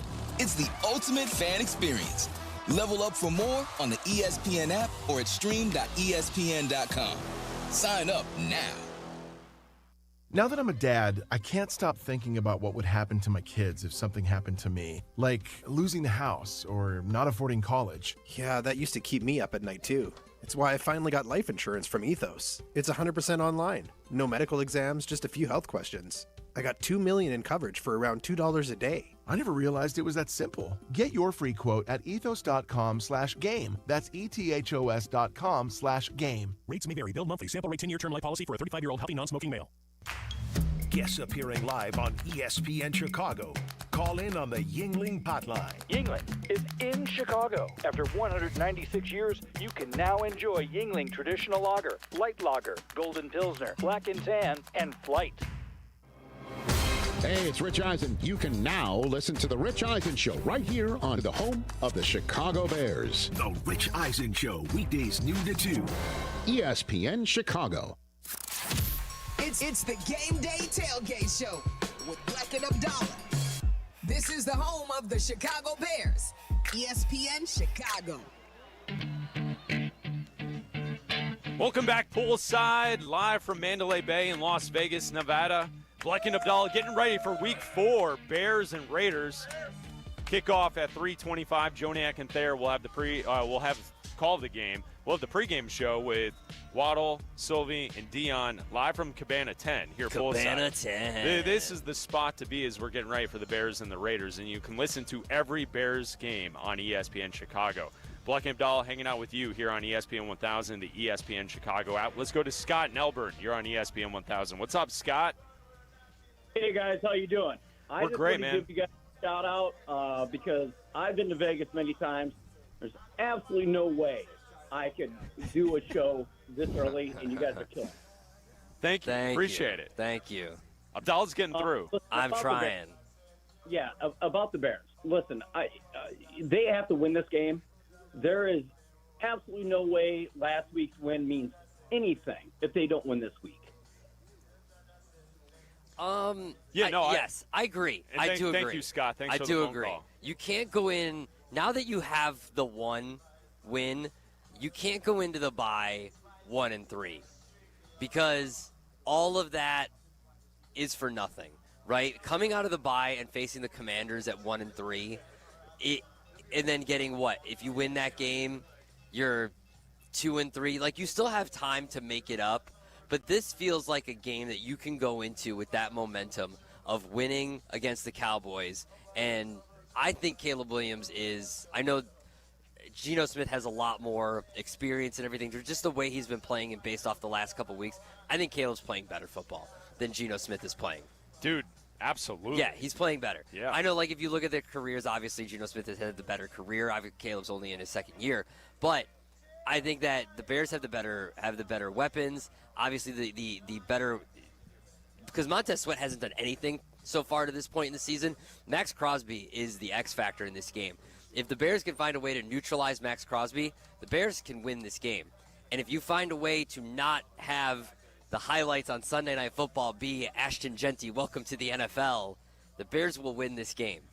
Those are the two things. If we avoid Maria Taylor, setting up a highlight package this evening of Ashton Genty running all over the Bears defense. What happens when on Sunday Night Football when don't they do the thing where it's like Ashton calling or something like that? You know what? It's a phrase, and then they show the highlight after it. Well, yeah, but then they call in and they do the FaceTime. You know what I'm talking about? Yeah, the player. Yeah. Yeah. I don't want Ashton Genty to Maria. be. Yeah, I don't want that. I don't want that to be happening today. So you have to stop the run, and Grady Jarrett being out is going to be, because honestly, I'm surprised at how well Grady Jarrett has been playing, because I thought that he was, for lack of a better word, washed. He hasn't been playing well since his injury, and coming over here and being able to stop the run the way he has. He hasn't really been able to get to the quarterback the last few years since his injury, but he's been a decent run stopper. You've got Billing, so the Bears were decent with him last year. So if they can continue that, since Grady Jarrett's going to be out this week, I think hopefully what they're doing is a lot of these guys, especially TJ Edwards, maybe with Darnell Wright, because he did come back into the game after hurting his elbow last week, and especially with Grady Jarrett with this knee injury, maybe they're looking at this, hey, let's not risk anything with these guys. We have the bye next week. Let's give these guys the extra week to get healthy, and then let's come back fully healthy with everybody coming back next week or 2 weeks against the Commanders. Let's also let our audience know, if you're driving around the city getting ready for football today, or the noon kicks are just moments away, about 4 minutes out, the Minnesota Vikings lost. So the Steelers win 24-21. So you started this conversation saying it's important, and I know Scott called in and said it's important that the Bears take advantage and they get to 2-2, and they don't allow the slippage from what we saw last week. Minnesota is now 2-2, right? Like, if you can get even, get to 2-2, everything is still possible for this Bears season. If you fall to 1-3, then it's really going to be a daunting task, and unlikely that you sniff the playoffs. If you can get to 500 and you can get to 2-2 after today, just look at the division, right? Like, you have an absolute chance. Green Bay's expected to win tonight against Dallas. Anything Sunday can Night happen. Football. They lost to the Browns last week. The Lions, I would expect likely to win. So I don't think they're going to take the Browns as lightly as the Packers did last week. No, but I don't see. I feel like Detroit is still a stronger team than Green Bay. Yeah, I do. And so I don't think the way that Cleveland controlled the game against Green Bay defensively and hung around until late in the fourth quarter for Jordan Love to have the major mistake at the end. Yeah. I don't think Detroit plays that style of game. I don't think Jared Goff throws the pick that Jordan Love threw at the end of the game that allowed the Browns to win that game. Do you see what I'm saying? Yeah, I do. That's where I think it's a little different. I do. I think also for momentum into the bye, you've got two. If you can go in at 2-2, and it's not must win, but as we've got Justin Pottinger back in the shop for us, Potsy for the vibes. Potsy, you got to go in vibes 2-2. You got to go in for the vibes. Vibes at 2-2. Need the vibes. Need the vibes. There are vibes here. We are poolside Mandalay Bay. It's Bleck and Abdalla. We are an hour away from the network pregame show. Kickoffs for Week 4, the noon kickoff Central Time, about to start in 2 minutes. It's Bleck and Abdalla. We keep our eye on all the NFL action. We'll get you set for the Bears and the Raiders live from Las Vegas coming up next. ESPN Chicago. Hey, Chicago, it's Silvy for my friends at Window Nation. Now is the best time of year to replace your old, drafty, cheaper builder-grade windows. And WindowNation.com can get the job done in 1 day or less. Right now, when you buy 2 windows, you'll get 2 free, plus you won't make any payments for 2 years. No interest, no monthly payments, no down payment. Don't miss out on Window Nation's most popular offer. Get top-quality replacement windows at an affordable price. 866-90Nation or WindowNation.com. A round of golf should be more than just a game. It should be an experience. At Seven Bridges Golf Club, you'll find 100-year-old oaks, rolling fairways, and of course, at least 7 bridges. A championship course with a private field, just a half hour from Chicago.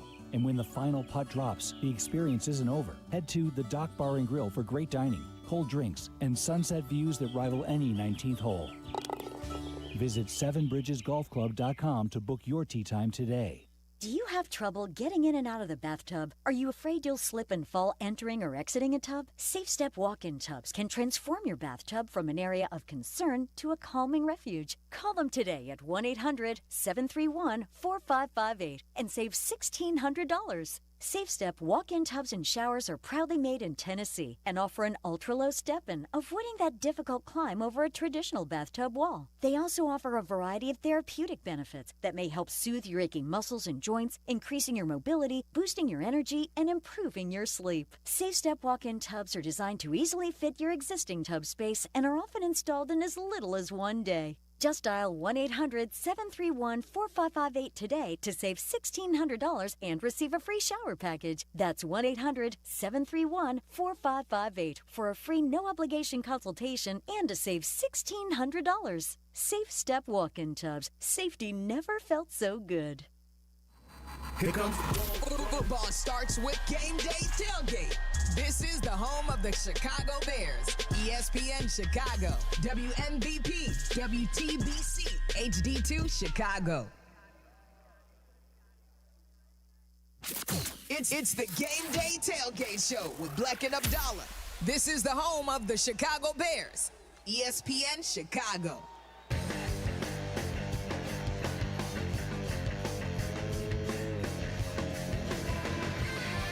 Live from Las Vegas, sitting poolside at Mandalay Bay, it's Bleck and Abdalla, the pregame tailgate. Hanging out with you, the pregame show. We are an hour away from the network pregame show with Silvy, Waddle, and Dionne. They will broadcast live from Cabana 10, poolside at Mandalay Bay. And then we will have the game right here on ESPN Chicago.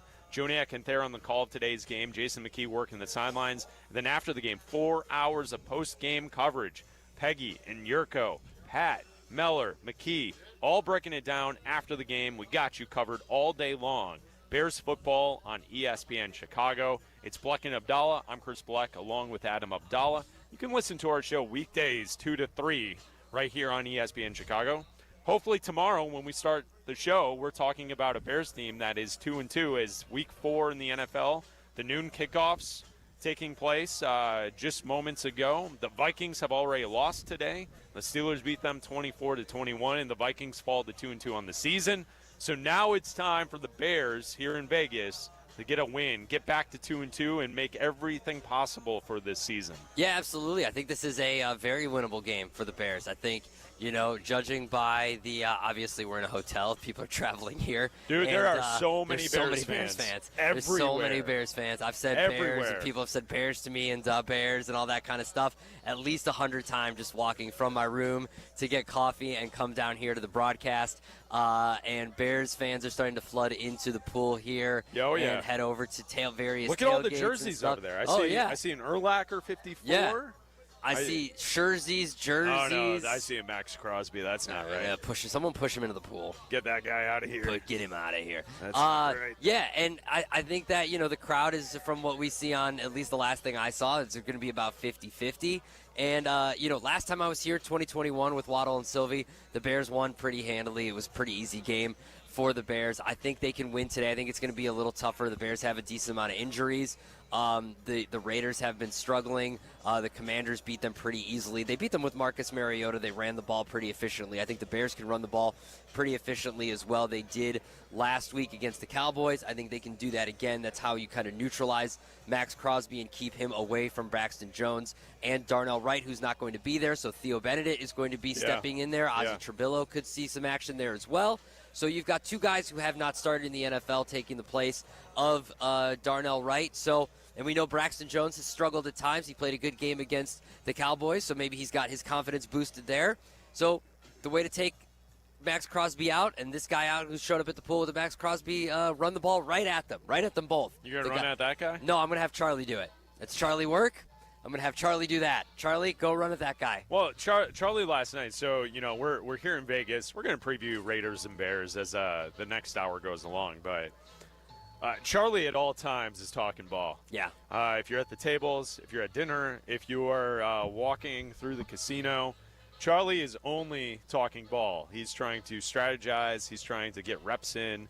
He's trying to do all this stuff. Pass pro. So at different points, we're waiting to sit at a table. We're at we were at the Wynn last night. Yeah. And if you've never been to Vegas, Encore and the Wynn, two of the nicer hotels on the Strip. Nicest. And when you walk through the casino, you're looking at tables that for roulette or blackjack, it's $100 a hand. Yeah. And that's all of the tables. Yeah. So it's, you're talking about guys who are spending a lot of money sitting at those tables. And the ladies that are with them. Yes. Yes, you can definitely tell. There's a different sights to be seen over there in those hotels. So that's the situation. Beautiful people, rich people, playing games. Charlie's trying to run routes and pass protection situations and trying to rush the passer while we're waiting for a table in the middle of the casino.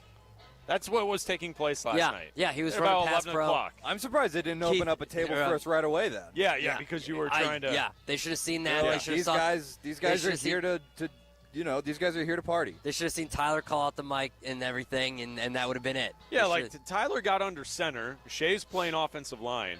And Charlie's trying to run reps, trying to get to the quarterback in the middle of the Wynn.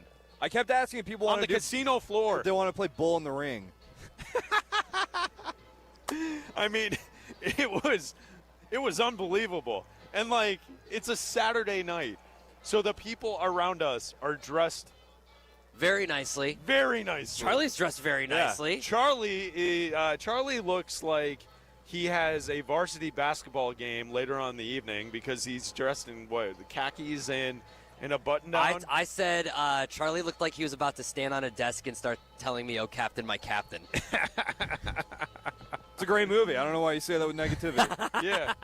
I mean, it is hilarious the way that started to work. Yeah, Charlie, you might want to cover up the equipment. You might want to cover up that Comrex. It's starting to rain. A little drizzle happening here. So we are in a cabana, and we have a cover, but we can feel the rain coming through the cabana. A little bit of a drizzle. Yeah. It's all right. It's not raining. It's just we're getting wet.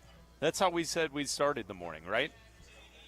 Charlie, I do want to address this since we're talking to you right now. I do want to mention this. So on Friday night, we went to dinner. We had the much anticipated and hyped, much maligned, I would argue, the young guys dinner. Yeah, young guy dinner. Yeah. So Friday night, we're at Carbone. We're in a back booth table. Great table, great dinner. Mm-hmm. And I know that Shea and Tyler talked about this yesterday, but when the appetizer showed up at the table, it's a great restaurant, one of the best in the city. And they set down the appetizer, and they have the fork, and they have the tongs there to grab. So there's calamari, there's squid, it's on the table. Chardog just, with his paw, right in. Oh, yeah. Grabs a fistful of calamari and puts it on his plate. Cantina Charlie checked in there. What were you doing? Yeah, no fork, no spoon. Nothing. At Carbone. At Carbone. What the hell? Yeah. Did you ever figure out what antipasta meant? Yeah, it's like an appetizer kind of thing, right? Yep. Yeah, you did. Yep. Yeah. That's okay. We've all been there. As soon as Charlie opened the menu and he pulled out his phone, I knew he was Googling things. And that's fine. We've been there. I've been there. There's just so many pastas I've never heard of. That's fair. That's fair. That's okay. Like I told you, it took me a good 6 months to stop Googling pecorino to figure out whether it was a cheese or a kind of meat. So, Oh, yeah. interesting. Yeah. All right. Yeah. I would have guessed if you didn't know it was cheese that you would think it was maybe like a style of pepper or something. No, I thought it was like a ham. Okay, like that's a pecorino ham. Yeah, that's not far off. Yeah, that's what I mean, thought it you're was. in the ballpark. Yeah, I guess. I mean, it's all Italian. Yeah, I mean, they're all in there served together sometimes. Exactly. You know, exactly. cheese and meats. And meats and cheese. But, like, Carbone was amazing. Oh, it was delicious. It was great. And that was hilarious. Because we were all, like, politely waiting, and Charlie just with the hand right in, grabbing a fistful of calamar. Like it's chips and guac. Yeah, as if it was chips and guac. Yeah. So that was hilarious. Last night we had a team dinner down at Circa at Barry's, and Charlie was the all-star. He was the. First of all, the way the table was set up, it was a long table. Everyone that was on the trip here from the radio station was at the dinner, and Charlie was at one end sitting with Yurko, and Yurko was Charlie's caddy. And Yurko was feeding Charlie lines, bread, to make sure you were ready to go. You two were putting on a show. Well, thank you. It was great. It was quite the show. I was in tears 3 separate times because of things that you and Yurko were doing and saying. And like, just randomly getting up to speak to the table. No one you were asked. I was called twice. You were called, but then there was one First time went better than the second time. On your own accord, you just got up and you wanted to address the group. Yeah, there was like a weird time where everyone started to stand up and say something. Yes, and on then, like behalf of their shows. Yeah, and then we were was called like upon. weird. We were called upon to say something as well. Yeah, and you said something on behalf of our show. Kept it short. I said kept something it short and sweet. I said something on behalf of the Unnamed MMA podcast, if Jordan's listening. That was a funny line. Thank you. It was a good line. But like, yeah, so there were very nice things said. No shade about anything with that. No. And then it would turn into, well, now every show needs to be represented. Yeah, Which yeah. The official statement, if we had to release an official statement from the Bleck and Abdalla show, is that we have no statement. We have no statement. Like at that moment, I would have just been like, yeah, we're good. We don't need a statement. But then there was like you got to. Everyone was like, a lot of egging on. Yes, there was a lot of egging on. And Charlie was speaking on behalf of the Waddle and Silvy show. So, which is crazy for me to do. That is wild. No, but listen, you took it and ran with it. It was well done. Abdalla and I, Potsy's back in Chicago. Yeah. Hannah's back in Chicago. Yeah. Eric's back in Chicago. So, so they're looking at me. So I had to say something. Man in the arena. So I got up quick, short, simple, sat back down. Yeah. Sat back down. But and then it kind of felt like that's where things went off the rails. It was. Is after that moment. It was. It was. It was either the jokes. Yeah, I still think Shea needs to walk with one eye behind his in the back of his head when Peggy's around. Yeah, that's he might get stabbed in the kidney. Are you guys familiar with hangxiety? Have you heard this term? No. You know, like the anxiety you get when you get like a little bit of a hangover. Yeah. That's when I woke up this morning. I was like, I'm such an idiot. I shouldn't have talked so much. Everybody hates me. I was so stupid. Yeah. Like, did you say anything dumb, or did you when you go through your text messages to make sure you didn't text anything stupid? Yes. I'm familiar with that. I've done that a few times. Carmen told the joke. Carmen, yeah, well, that's what Carmen does. If you've ever been at any of our events and seen Carmen after he's had a few and he gets to a microphone, Carmen told a joke, as only he can. It was a great time. We had a blast. Courtney was there. Everybody was there. We saw Neil from Yingling. Yeah, shout out to Neil coming by. Neil from Yingling was there. So we got a chance to say hello to Neil. Asked him if he snuck any beers to Vegas. Yeah, because before we got here, we were looking on Yingling's website. Not this far west yet. We could find some great Yinglings, but we will when we get back to Chicago tonight. Maybe a victory flight when I get home at around midnight. the Bears can get a victory today. They will. So, yeah, it was a great time. And I think what needs to be communicated to those in Chicago is that Charlie stole the show. Yeah, absolutely. It was the Char Dog show, and I'm happy for him, and he's going to need a nice long nap when he gets home. It's Bleck and Abdalla. We are previewing Week 4 in the NFL. The Bears are traveling to Las Vegas today to face off against the Raiders. You can listen to the game right here on ESPN Chicago. It's Bleck and Abdalla. If you want to join us, you can call us at 312-332-3776. It's Bleck and Abdalla. We'll be back here on ESPN Chicago. The new home of the Chicago Bears.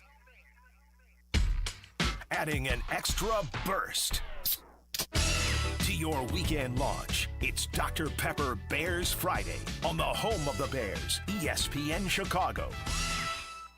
This is Courtney Cronin, talking with two of Chicago's top personal injury lawyers, Julio Costa and Anthony Iavone of Costa Iavone. See that? The name works. Keeping it simple. Well, of course, it's your last names. But the real point is that we can keep it simple because we are Chicagoans and our clients are Chicagoans. We know the city and we have a strong sense of the Chicagoland clients we represent. And that puts them at ease right from the start. Bingo. Bottom line, we get you, and we're here when you need us. Costa Iavone. Keep our number in your phone. 708-4 Save big money on your next painting project at Menards. Revolutionize your space with Pittsburgh's Revolution Interior Paint and Primer in one.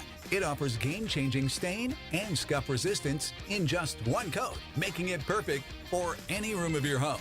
Save big money on Revolution Interior Paint and start your painting project today. Plus, check out our weekly flyer on Menards.com for more great deals happening this week. Save big money at Menards. If you aren't sleeping well, you aren't ready for game day. If you're dealing with sinus pressure, your cheers won't be heard. Football season requires your attention to these details. That's why I recommend Sinus and Snoring MD. Their advanced, minimally invasive procedures and treatments help you breathe better, sleep better, and feel better. Be your best on game day. Visit sinusandsnoringmd.com today or call 847-545-0147. That's sinusandsnoringmd.com. Let's go. Life doesn't wait, and neither should you. Aleve can help you deal with pain less throughout your day. Whether it's a long day on your feet, a demanding workout, or everyday aches and pains, you need relief that can keep up when pain persists. Aleve is here for you with longer-lasting body pain relief compared to leading OTC-branded pain relievers. With just one pill, Aleve lasts up to 12 hours. Don't let those aches hold you back from doing what's important to you. Use as directed.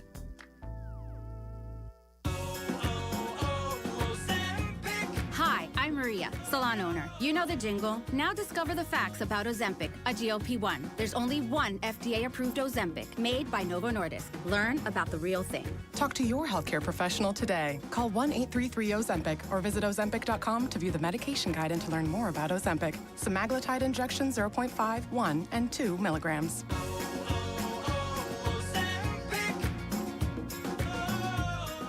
Every 40 seconds, a child is reported missing. That's 2,000 children every single day. It's a heart-wrenching reality that we can no longer ignore. Find the Children is a non-profit organization dedicated to helping find missing kids. You can be a part of their mission by donating your unwanted vehicle, running or not. Call 1-800-294-0222. We guarantee that you will receive the maximum tax deduction. We provide fast, free pickup with 24-hour response. Call 1-800-294-0222. Find the Children provides crucial resources to help find missing children and educational materials to teach kids how to recognize and avoid predators. Our recovery programs have a proven track record of reuniting kids with their families. It's time to act. Donate your unwanted or unused car. Help us build a world where every child is safe. Pick up the phone and call 1-800-294-0222. Together, we can bring these kids home safely. This advertisement was paid for in partnership with Cars R Us and Find the Children. Hey, this is Chauncey. For 25 years, I've been your host of Chauncey's Great Outdoors. Clever name, huh? I came up with it, and I stand by it. Chauncey's Great Outdoors, Saturday morning from 6 to 7 on ESPN Chicago. Live poolside from Mandalay Bay, this is the ESPN Chicago Vegas Invasion. It's Bleck and Abdalla live from Las Vegas, poolside, Mandalay Bay, like the big voice just said. Hanging out with you. If you want to join us at 312-332-3776. Go Bears. There are Bears fans everywhere at this hotel. It's like a Slayer all over yell. Las Vegas. If you're a metal fan, yeah, it's just like that, if you know what I mean. If you know, you know. If you're a Slayer fan. We have the pregame show coming up in 42 minutes, live from Cabana 10 at the pool at Mandalay Bay with Dionne, Waddle, Silvy. They'll get you set for Bears-Raiders Week 4 right here on ESPN Chicago. Kickoff set for 3:25. Joniak and Thayer on the call today and every game right here on ESPN Chicago. Abdalla, as we continue to preview the Bears and the Raiders, we have noon kickoffs going on around the National Football League. Early scores as we keep our eyes on it as we sit here in the Cabana. The Chargers-Giants, Jackson Dart with a touchdown run. Giants lead 7-0. 9 minutes left in the first quarter in that contest. He did everything on that first drive. People are amped. Giants fans are amped. He did a little dance. He's doing his They should have made this move. They should have started with this move. I can't believe that Dable waited this long. If you're going to draft this guy to try to save your job, the fact that you started Russell Wilson, it's so stupid. It's obvious. I know it's one drive, whatever, but it's obvious that there's something about Jackson Dart that he's got some form of swag. Okay. Yes, he has swag. I don't know if he's going to be any good long term. Whatever. But you're right. It gives you a spark.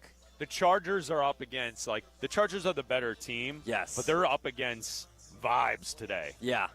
For the Giants at home. Texans, Titans, 7 minutes left in the first quarter. No score in that contest. The Falcons and the Commanders. Falcons lead 3-0. 8 minutes left in the first quarter, and the Falcons have the ball, and they're driving. Saints, Bills, 7-7. 6 minutes left to go in the first quarter of that contest. Here in the Cabana, we are watching the Eagles and the Buccaneers. The Eagles lead 7-0 with about 10 minutes left in the first quarter. It was a weird score. It was a punt block return for a touchdown for the Eagles after the Bucs were forced to punt. It was a decent drive to start for the Bucs, and they were forced to punt around the 50-yard line, and then a return for a touchdown, and then that's kind of been it for both teams so far. We were talking earlier about the Lions situation facing off against the Browns. Interesting. 5 minutes to go in the first quarter of that game. The Browns lead 7-0. Interesting. It's early. Patriots, Panthers. The Panthers lead 6-0 with 9 minutes left to go in the first quarter. And then earlier today, we have a final. Steelers beat the Vikings 24-21 as Minnesota now drops to 2-2 on the season. That was the NFL Dublin game that was played earlier this morning. So we will keep our eyes on the noon kickoff games around the National Football League as we continue to prep for the Bears and the Raiders here in Week 4 of the NFL. And today for the Chicago Bears, Adam Schefter on Twitter reported or said that it is unlikely that Colson Loveland will play today for the Chicago Bears. He has not yet been ruled out. We will wait for the inactives. Silvy will give them to you during the network pregame show. But the players that we do know that will not be playing today for the Chicago Bears, TJ Edwards is out today. Grady Jarrett is out today. And Darnell Wright is also out today. Kyler Gordon is questionable. So we will also find out when the inactives come out whether or not Kyler Gordon is set to play. That's a big deal because without Grady Jarrett and without TJ Edwards, once again, without Edwards, you're going to need Kyler Gordon today to help apply pressure to Geno Smith and the Raiders offense. Yeah, that'll be a big boost for the defense, obviously, with already losing, having TJ Edwards out again, and then with an additional loss of Grady Jarrett, you're going to need as many bodies as you can throw at these guys. And, this defense has struggled. They sacked, or this offense has struggled, the Raiders. They gave up 4 sacks last week to Geno Smith, and so I think if you have to find ways to generate pressure. You got after Dak Prescott. Can you do it again?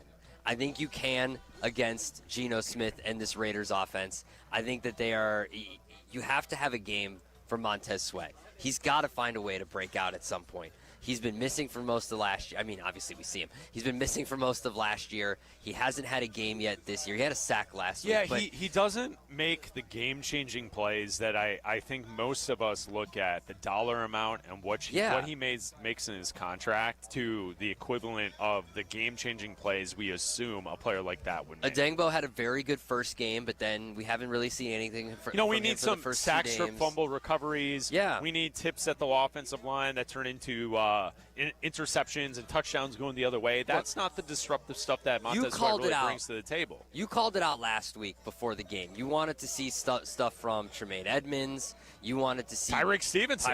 He showed up last week. What a play. You wanted to see those guys make plays. I want to see our 2 defensive ends match the intensity and match the production of Max Crosby. I want to see Adengbo go back to what I saw week 1, and they paid him a lot of money. Yes. And he hadn't performed he hadn't showed why they signed. That was your signing in the offseason. Prove it. You gave him a bunch of money. Yeah. Why'd you give him a bunch of money? Montez Sweat has a huge contract. He's paid like a top 10 defensive end. Show me why you're paid like a top 10 defensive end. Tyreek Stevenson needs to continue to play well. Tremaine Edmonds played really well last week. You've got to make up for the absence of TJ Edwards, I want these guys, obviously, I think you can play well. The Commanders without, they played well with Marcus Mariota. They were able to put up a bunch of points. They sacked Geno Smith 4 times on defense. So I think you can get to Geno. I think you can be able to generate pressure. I think that obviously will help your offense move along too. So I think you'll be able to find ways to get to the Raiders and stop them. And I just want these big names like Montez Sweat to step up. I think they can this week. Dude, give so much credit to Tyreek Stevenson last week. He had the 2 pass deflections as well, the breakups in coverage. And then to chase down the running back, to rip the football away is exactly what we were asking this defense to do. Guys, step up and make plays. And at that point in the game, there was such a momentum swing. Dallas was running the ball all over the Bears. And for Tyreek to show up and do that was awesome because he has the ability to be a really good player. Yeah. If you go back to 2 seasons ago, he was someone that we were like, all right, this guy's going to be a starter for the Bears for a long time. Yeah. I don't know if he's like Pro Bowl or All-Pro worthy, but he's going to be a guy that's going to be a starter for this team next to Jalen Johnson for an extended period of time. And now with Jalen Johnson out, and we don't know how long he's going to be out, you need someone to step up. Yeah. And Tyreek to step up last week and to change the momentum of the game, I think that's where we are now. If we're going to change things to this week, we need to look for, like, Jaquan Brisker. Like, Brisker hasn't really had a game-changing moment this season. Yeah. Right? Like, that's where we're going to look for generating Montez some pressure Sweat. with him. I want him to get after the quarterback a little bit. We've seen him get some pop, too, before. I want him to go after guys a little bit. Montez, you're looking – it would be nice if Odengbo gets back to the way he played against the Vikings. Yeah. We can also kind of – we talked like an hour ago about the offense, how good the offense has looked. Even though last week the Bears' defense was performing well against the Cowboys, the Bears are still 32nd in the league in defensive yards per play. Yeah. So even though you have a great game and you beat Dallas, you're still last in the league in yards per play. I think that's because you've only had 3 games, and to come back down to earth from giving up 52 points. But to you come are back what you from are. That, I know. You are exactly what you are because of that. Yes. I mean, I didn't look this week. What do the DVOA stats say for the Bears? They were. I didn't look at defensively. They were 16th. They got to still be offense. towards the bottom of the barrel. I can look real quick. Look it up, guys. I'll look it up. quick. Look it up, guys. Side note, did Cartman ask us to look something up at the dinner last night? At the dinner? So this is all the listeners will understand what's going on here. Remember last week, I think it was Thursday. Yes. Do you remember when Yurko went down the rabbit hole talking because I brought it up about Frank Gore and Sean Alexander? Yes. So that was on the radio show on Carmody and Yurko, I believe on Thursday. Yeah. Yurko randomly, I don't know if Charlie's the one that egged him on with this. I was not, trust me. randomly is yelling about Sean Alexander at the team dinner. So Carmen and Yurko, not sitting next to each other at the table, are yelling back and forth about Sean Alexander, the touchdowns, and why Frank Gore does not belong in the Hall of Fame. And then Hood was making fun of Carmen for asking people to look things up. And then Carm was asking for stats. And in the situation, it was the exact conversation they had on the air that everyone heard last week, but now it was taking place at the dinner last night. So they went from 32nd to 25th in defensive DVOA. So, to me, that is a bad defense. Yeah, of course it is. You're 25th. Right. So, how do you win today if Ashton Genty's going to have a game and if Geno Smith at home isn't as bad as he's looked the last couple of weeks? You're going to have to score, 35 points offensively. Yeah, well, Geno Smith, I think he's one of the top running backs at getting hit behind the line of scrimmage. His offensive line has been really bad. So I think you need to generate pressure. And Grady Jarrett being out is not going to help that. But Billings was a starter last year until he was injured, obviously. You bring in Grady Jarrett because he's a better player. He's a veteran player. You wanted that veteran presence. He's got to get in there. He's got to be a disruptor in that backfield. And hopefully you can get into not only stopping the run, but get into Geno Smith's face and generate pressure up the middle as well. So it's gonna be a group effort today. I think Dennis Allen has found ways. Obviously not the first two games. Well, he did for the first three quarters against the Vikings. First three quarters against the Vikings were fine, but they let go of the rope that fourth quarter against the Vikings. Yeah. And then obviously the Lions game was complete disaster. Yeah, they gave up 21 points in the fourth from the first to a rookie quarterback. Yeah, absolutely. And then the Lions game was a disaster from the jump. And then you had a great game against the Cowboys. And Dennis Allen needs to find ways to get these guys ready for a tough road game in Vegas here. And Geno Smith is a smart quarterback. He's been in the game for a while. If you give him time, he can pick you apart. Brock Bowers is injured, but he's a good player, and you don't want to leave him open and give him time to get open in the middle. Geno Smith will find ways to get him the ball. If you leave space for Ashton Genty, he will find ways to hurt you. You need to get into the backfield and get him open. What's wrong? What? I forgot my cover 5. Oh, you can't forgot do my that. Cover. Vegas got me. Probably Vegas a good thing. Let's be honest. You can't. No, it's Chris probably better to Chris have 0. Chris is actually very good at cover 5. Vegas got me. Sign up for Carmen and Yurko's cover 5 and win a Fry the Coop gift card. Are there at least 5 games left on the card? Oh, absolutely. Well, there's 2 tomorrow. There's 2 Monday night games. There's a Sunday night game. Yeah, there's 5. Yeah, there's easily 5 games. Vegas got me, guys. There's 2. I totally forgot. And you don't have the 2 back-to-back Monday night games. You got the staggered start Monday night games. I totally forgot about time and space. I forgot what was going on. I forgot where we're at. I forgot about our cover 5. I'm sorry to interrupt. No, you're fine. You're fine. Sign up CJ 2025 at download the Cover 5 app. Win yourself I don't like any of these games. Fry the Coop gift card. I don't want to play these games. 10 Chicagoland locations. Head to frythecoop.com to find the best damn chicken sandwich. Love Fry the Coop. Near you. God. Can I get some Fry the Coop to the Cabana 10, please?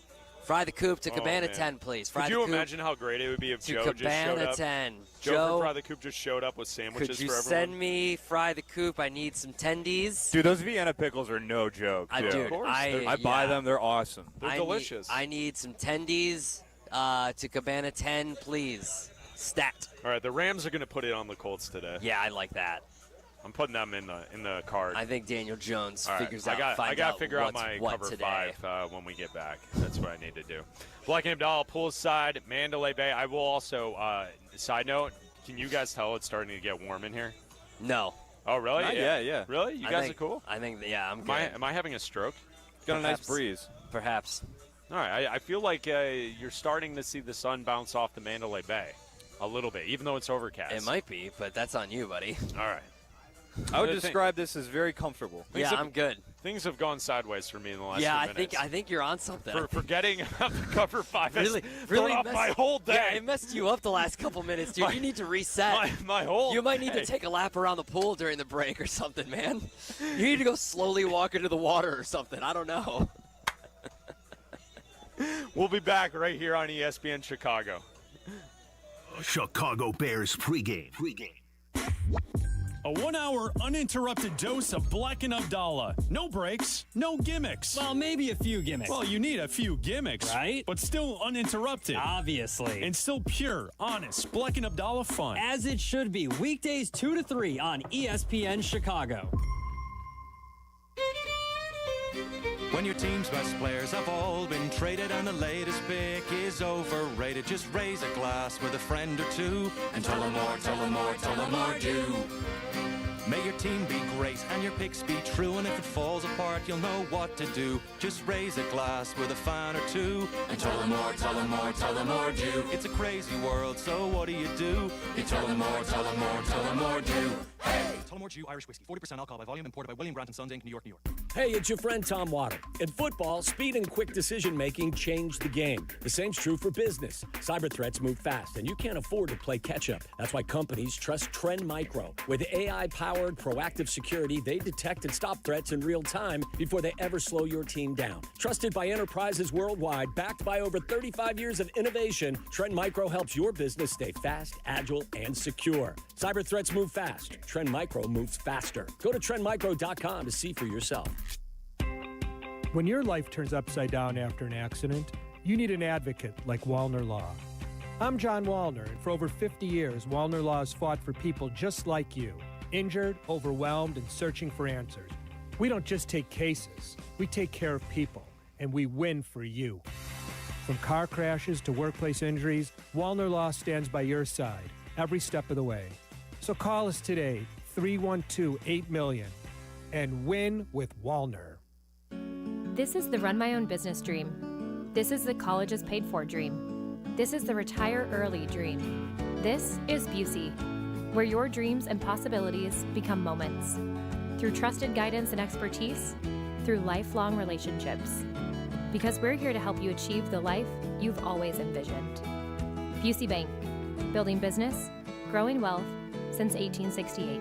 Member FDIC.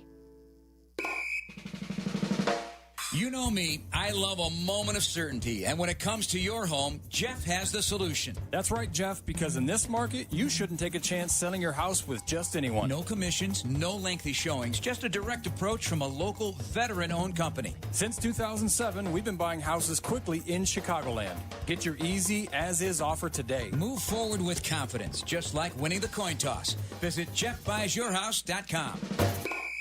Do you owe $10,000 or more in credit card debt or personal loans? With credit card debt at all-time highs, Debt Relief Advocates is urgently notifying consumers of debt relief now being made available, designed to aid consumers with out-of-control credit card debt. Those who qualify and enroll for this relief program will only have to pay back a fraction of what they owe. This is not bankruptcy or a debt consolidation loan. This is a relief program that credit card companies would rather you not know about, as it ends your debt nightmare and saves you lots of money. Consumers owing at least $10,000 in credit card debt or personal loans can now take advantage of this debt relief as the cost of living skyrockets. Debt Relief Advocates has established a relief hotline for you to call to learn what debt reduction you may qualify for, so don't wait. For this free information, call the Relief Hotline at 800-606-8737. 800-606-8737. 800-606-8737. Illinois State University offers more than 150 majors, from accounting to zoology, and we're adding new areas of study all the time, like engineering, sports communication, and data science. Check out all our offerings at illinoisstate.edu/majors and apply today. Live poolside from Mandalay Bay, this is the ESPN Chicago Vegas Invasion. Adam Abdalla from the news desk has information for all of us. Go ahead, sir. Your wild card times have been set per MLB. If you're looking for when the Cubs will be hosting the San Diego Padres. Okay. Tuesday, September 30th, the Cubs host the Padres at 2 o'clock. And on Wednesday, the Cubs host the Padres at 2 o'clock. If necessary? No, Tuesday and Wednesday. Yeah, if necessary. It's only, what's game 3? Thursday, if necessary. Okay, you didn't say that. That's why I said yeah, it's if Tuesday, necessary. Wednesday, Thursday. It's Okay. Tuesday and Wednesday are happening. There's no time set for Thursday, though? Not yet, to be announced. Thank you. That's what I was asking. I didn't give Thursday yet, though. I didn't say Thursday. Charlie, what is happening to this show in the last, 10 minutes? What is happening is you guys are arguing like an old married couple right now. Charlie, take a lap. It's very... I mean, what is going on? What is happening? All right, so the Cubs will host the Padres That game will be on ABC on Game 1 on Tuesday. That is a 2:08 Central Time start, which you can listen to right here on ESPN Chicago. We will carry the baseball playoffs, and we will carry all Cubs baseball playoff games Your home on of the Major League ESPN Baseball playoffs. Chicago. So that means Bleck and Abdalla preemptive that day for Cubs baseball playoff game on Tuesday. But you know what that also means? We will be early at Yaxie's. Yaxie's on... So, I believe it is Wednesday. Tuesday. I don't know. We said Wednesday or days. Thursday. We said Wednesday or One Thursday. of the days. We said Wednesday or Thursday. You and I are waiting for confirmation from those who know which day it will be, but it will be next week. I'll be stopping by then. I had yeah, someone in the casino yesterday come up to me and said, all right, so you guys got a show this week that's out? I want to stop by. What day is it? I go, we don't know. He goes, that's what you said. I go, I know I said it. Yeah. Yeah, we don't know yet. I but think we be. said Wednesday or Thursday, so I think we'll be there Wednesday. And then 2:08 ABC for Wednesday's game. You can listen to it also on ESPN Radio as well. So the Cubs and the Padres, 2:08 starts Central Time, both Tuesday and Wednesday. Playoff baseball, Cubs Padres.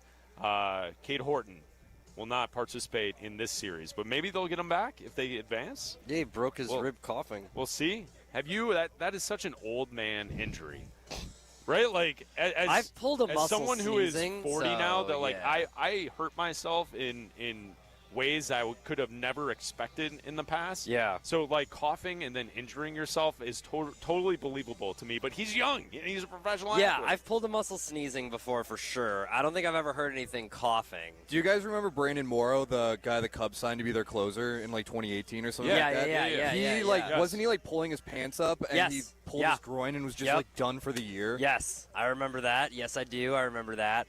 So, but he has a cracked rib, fractured rib, whatever. Yeah. So that's usually more than just a series. So we'll see. We'll see. Not a doctor. Don't claim to be one. But I would imagine those ribs don't heal in 3 days. Yeah. Well, we'll see. Jesse Rogers will have the latest on it. That on ESPN he will. Chicago. Are you already annoyed with Jesse trying to bother you throughout the week? No, Jesse hasn't been bothering me at all throughout the week.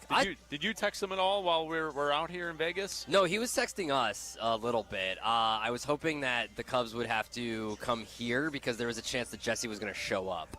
But they obviously... How would the Cubs come to Vegas? Not to Vegas, to L.A., and he was going to, like, make a detour for the playoffs. Like, if they had to go, if they weren't hosting, if they had to go to L.A., he was going to make a detour and, like, surprise us and be like, hello, as we were at a blackjack table, which had given me the biggest jump scare. Yeah, Jesse's the best, though. I know. He's the best hang. He's so great. I do love Jesse. Fantastic. 312-332-3776. We're counting down 20 minutes away for the network pregame show. Silvy's here, like Dionne's here, Waddle's here. Everyone's ready to go. The cabana's locked and loaded, ready for them. It's the sun is like peeking through the clouds poolside here at Mandalay Bay. We go to Jameson in Island Lake on ESPN Chicago. What's up, Jameson? What's happening, fellas? So the other day, you guys gave out prop bets for all the guys from the studio going down. I was wondering how those ended up. Yeah, the prop bets. Did anybody have to take a timeout? Yeah, good question. Thank you, Jameson. Thank you for the phone call. So some of the prop bets for while we're here in Vegas. One, Charlie did get lost. Charlie was got lost. Missing multiple times. Charlie got lost. The specific prop bet about someone being sent to a timeout, like you need to go, I don't think that happened. I think people... We're all good at self-policing, I think. I think yes. we all... Yeah. I think we all at certain times called our own number and said, all right, I need to go have a little siesta. No manager had to come take the ball from us. Or like yesterday, No. I was hungry, but I also was sick of sitting in the air conditioning. So I got food and I like just was outside for a good like hour to like recharge before going back into the casino. Whereas I did the opposite. I was outside and I was like, I'm hot. Yeah, I'm going to go inside for like a minute. Yeah. So like, and you know, I don't think Carmen ever got to that point. No, I know Yurko on Charlie day one. sent himself home last night early. What a play by Charlie! Saw myself out. That was a bet. I'm very glad I did that. Yeah, he tapped his head. That move. Tapped his head. You know, we were standing there, and we were at the Wynn, and the tables so we were at the Wynn. The tables are very expensive, especially on a Saturday night. Mm-hmm. Then we go to Aria. What a shock. Also, very expensive on a Saturday night. Yeah, but we found one. We found one. You found one, yes. We found one. Yes. And Tyler, Charlie, and I were just watching Abdalla, Danny, Carmen, and Shea play. Yeah. And that's when Charlie subbed the three of us out. Yeah. Charlie said, I need to go home. I said, I'll take you. Yeah, Let's absolutely. Go. I'll go with you guys. Let's see. No one dropped their name. I don't think so. No one dropped their name. Not that we saw. Yeah, no one said, do you know who I am? Or dropped the three letters. No. Let's see. What else was was there? 3 letters? You mean 4 letters? Yeah, drop the 4 letters. Yeah, sorry. Drop the 4 letters. I do feel like this show in the last 20 minutes is now working under half speed. Yeah, dude, we're just trying to... Like, Eric, I don't know if you and Potsy and Hannah... We're just running the ball, man. I don't know if you guys can hear this. We're just running the ball. But it does feel like we are now just trying to run the clock out. We're just running the clock out. Yeah, we're just trying to get to the network. Can we get somebody in for crosstalk? Okay, so continue on through the prop what were the other ones? You didn't write these down? I did, but I left the page in Chicago. No, there was the losing money, winning money. Oh, losing money. Okay, Shea just won another $500. Shea's up $900 on the weekend. Yeah, Shea's up $900. So I think right now it's Shea. Shea's won the most. I still think Peggy's lost the most. Did she really? Yeah, she said she lost a lot of money yesterday. Dionne, is that true? Did Peggy lose the most? Dionne. Yeah. Dionne, has Peggy lost a lot of money? Has Peggy lost a lot of money on this trip? She did on the first day? So unless she's made a lot back, I think. Yeah, she hasn't played since then. Yeah, so you're not winning if you're not playing. I don't blame her. If you start off just straight losing, then that's it a bad so vibe. Tough. Like, it's always tough to lose. Yeah. But if you get up to a certain point and you're like, okay, this is kind of like fun for a while. Yeah. Like, I get that. Yeah. But what else? I don't think anyone got into somewhere where they were not supposed to be, but there was a run-in with one Bruno Mars. Yes, we did. We saw Lamar Odom last night, too. That's right. Charlie wanted to do a pass rep on Lamar Odom You last saw night. Lamar Odom last night? You didn't hear? Oh, how did we forget about this? You didn't see You guys didn't tell me you saw Lamar Odom last night. When Charlie subbed us out at the end of the night, we're walking back, Tyler, Charlie, and I, and I said to Charlie, hey, why don't you run some more routes as we're walking through Aria? Yeah. As I say that, tallest person in the casino, eye-catchingly tall, comes lumbering by, and like without hesitation, I go, that's Lamar Odom, and he had a security guard with him. He walked by us, and then he clearly was looking for someone, and then doubled back around us. Okay. And I saw him coming back towards us from behind, and I go, Charlie, this is your chance. You should try and run a pass rush on him. Just try to do it, because the security guard is going to jump in, and then you're going to have to try and run your move on the security guard to get to Lamar Odom, and you choked under pressure. Little rip swim, that'll happen. Go for the strip sack. And Lamar walked right by us. That'll happen. Yeah. That'll happen. But there was a Bruno Mars situation. Silvy, Carmen, who else was with them? Danny, Peggy. Waddle, I think. Waddle. They were all at a club. Pinky Ring? They were at the club.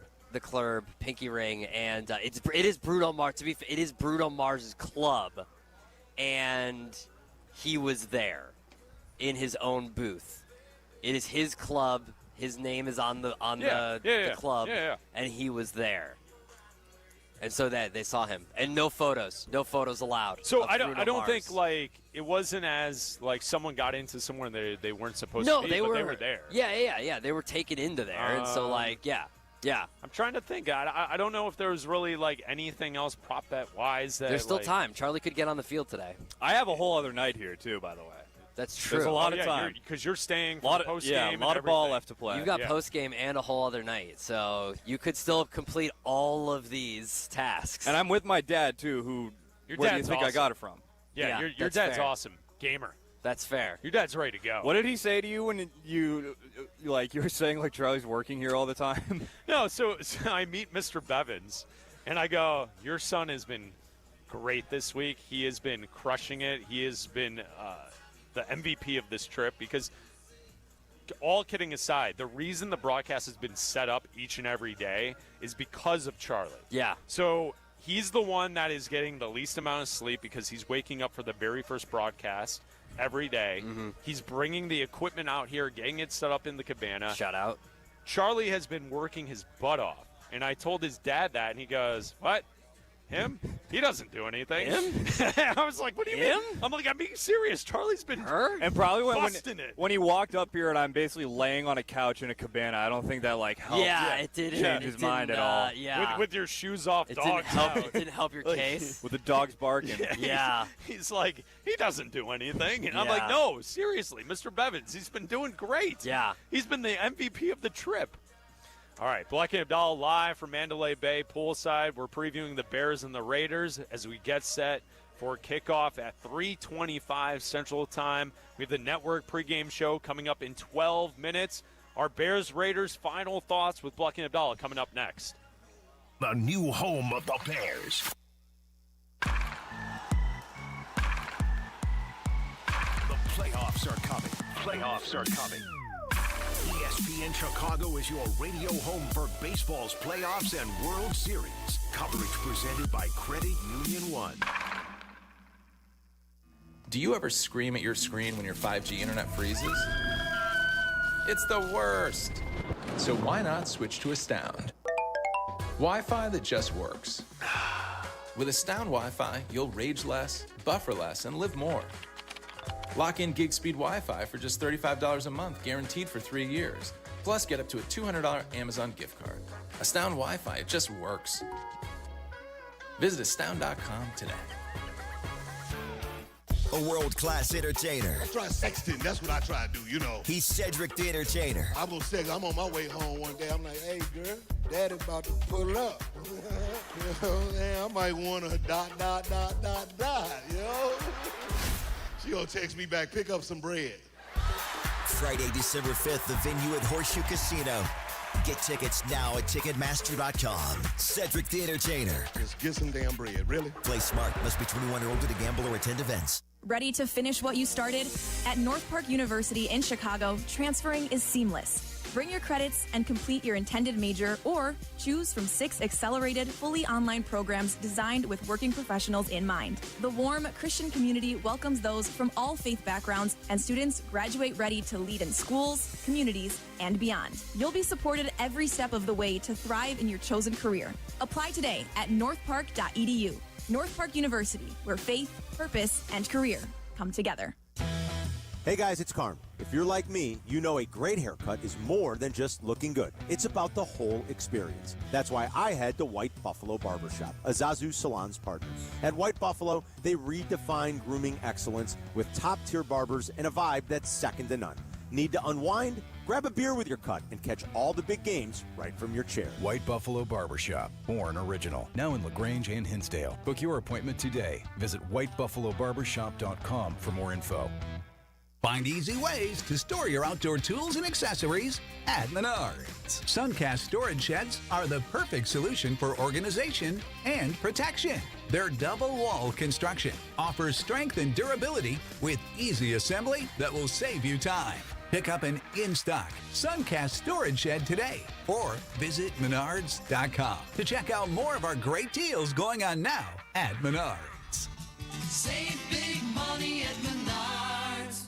Actual price will depend on product and subscription plan. Featured products are compounded drug products, which the FDA does not approve or verify for safety, effectiveness, or quality. Prescription products require an online consultation with a healthcare provider who will determine if appropriate. See website for details, restrictions, and important safety information. Want a boost in and out of the bedroom? Hims has you covered. Introducing a new 2-in-1 approach to level up your game. Tadalafil for better bedroom performance and zinc for testosterone support. Put it all together and you've got what you need to turn things all the way up. Getting started is simple. Just go to hims.com/joy to start your free online visit. Through Hims, you can access ED treatments including pills, chews, and more. 100% online. No office visits, no pharmacy lines. Just fill out a simple intake form and a licensed medical provider will determine if treatment's right for you. If prescribed, it ships free and discreetly to your door. Find affordable treatment options at up to 95% less than brand names at hims.com/joy. That's hims.com/joy, HIMS.com/JOY. ESPN Chicago's Sports Business Minute, hosted by Danny Ecker from Crane Chicago Business, is heard Mondays, Wednesdays, and Fridays, and is presented by Chicagoland BMW Centers. It's the Game Day Tailgate Show with Bleck and Abdalla. This is the home of the Chicago Bears. ESPN Chicago. We are 7 minutes away from the network pregame show with Silvy, Waddle, and Dionne. They will be broadcasting live today, poolside at Mandalay Bay, inside Cabana 10. If you are in Vegas, you want to hang out before the game, we also have a tailgate over in the parking lot over at Allegiant Stadium. The stadium is directly next to Mandalay Bay, so the stadium's right behind where we're sitting here at the pool. Yeah. We've had a great time poolside this weekend here in Las Vegas. So thank you to Keith Williams and Danny Zerman for getting this all put together. True Fan Travel for putting it together for the Shout fans out. and for us as well. Mandalay Bay, they rolled out the red carpet for us, and they've taken care of us here all weekend long. Shout out to Eric, to Hannah, to Potsy back in the studio in Chicago. Chardog. And the man of the weekend, Charlie Charles Bevins. R. Bevins. What's your middle name? Middle name is Robert. Dude, I just guessed R. I was going to say Ronald. Okay, I just guessed R.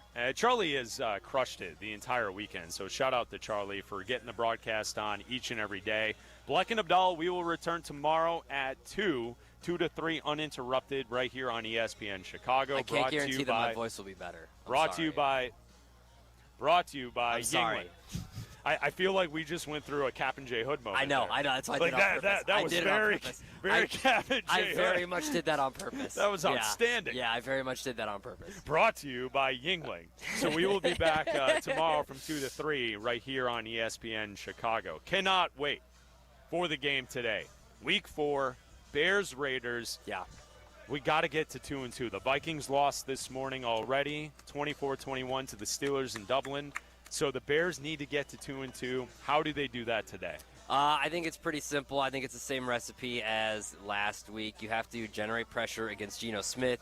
You have to stop the run game of Ashton Genty, which has been, pretty dormant for the first 3 games of the season. I think that Caleb can have a similar game to the game he had last week. I think the run game can have a similar game to the game that they had last week as well. I don't think you're going to have a 10-minute drive or anything like that, but I think that you can find ways to protect the not necessarily rookies that you're going to be starting on the right side of your offensive line, but newer offensive linemen in place of Darnell Wright. And I think that you can also protect against this defense that you're going to have some guys banged up and out there today. I see the Bears winning today. I don't think it's as high scoring as people think. I think it's going to be like 27, I'm going to say 27-20. Okay, 27-20. I'm going to go Bears. I think the way this plays out, this is going to be the game that people are talking about tomorrow as like the game of the day. I think it's going to be back in scoring, wild plays, a lot of points. I disagree with you don't think it's going to be as high scoring. I think it does. I think today the Bears win 41-38. Oh, my God. I think the offense pulls it out in the fourth quarter. I think Caleb's the better quarterback in this contest.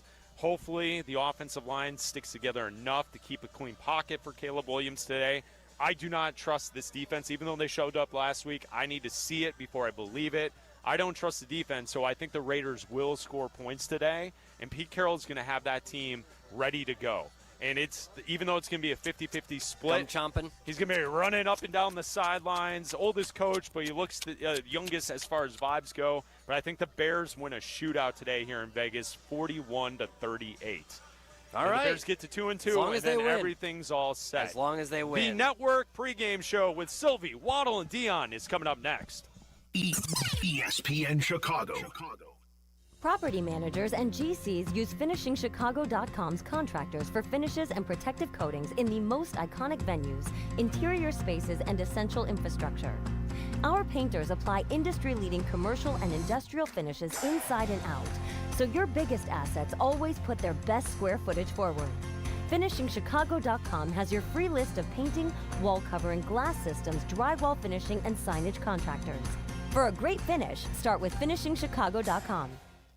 Roofers and Waterproofers Local 11 provides quality value and service in all facets of the commercial, industrial, and institutional roofing and waterproofing industry. Promoting skilled craftsmen and craftswomen through apprenticeship training, Local 11 members are trained in the application of the latest roofing and waterproofing techniques. They are at the forefront of design and installation of environmental-friendly solar, green, and garden systems. To find a highly skilled roofing contractor today, go to ChicagoRoofingContractors.org. Individuals and businesses with tax problems, listen carefully. Do you feel like you're losing control of your finances? If you owe over $10,000 in back taxes or have unfiled tax returns, we can help you take back control. The IRS is the largest and most aggressive collection agency in the world, and they can seize your bank accounts, garnish your paycheck, close your business, and file criminal charges. Take control of your tax problem now by calling the experts at U.S. Tax Shield and take advantage of the Fresh Start program and new laws that may allow us to negotiate a settlement for the lowest amount possible. Our team of tax attorneys and enrolled agents can stop collections and get you protected so you can take control of your financial future. U.S. Tax Shield offers a price protection guaranteed quote to get you protected today. U.S. Tax Shield is A+ rated with the Better Business Bureau, so call now. 800-687-5192. That's 800-687-5192. U.S. Tax Shield. 800-687-5192. For 250 years, our armed forces have bravely served America. Wounded Warrior Project honors that legacy by supporting post-9/11 service members and veterans like Anthony, a Marine who was injured by a roadside bomb in Afghanistan. They carried me through my injuries, not just my physical, but my mental. And seeing other vets doing the same thing helped me tell myself, hey, you can do this. Join us in honoring warriors at woundedwarriorproject.org/America. Hey, it's Rich Eisen. You can now listen to The Rich Eisen Show right here on the home of the Chicago Bears. The Rich Eisen Show, weekdays noon to 2. ESPN Chicago. This is the home of the Bears. ESPN Chicago. WMVP, WTBC HD2, Chicago.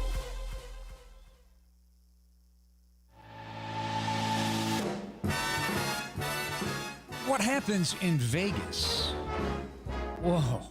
Can we take a moment to savor what happened in Chicago a week ago? 10-5, end zone, touchdown! Over the middle, touchdown, touchdown Bears! Touchdown, touchdown Bears! Ben's bag of tricks, fans are going berserk, they loved it.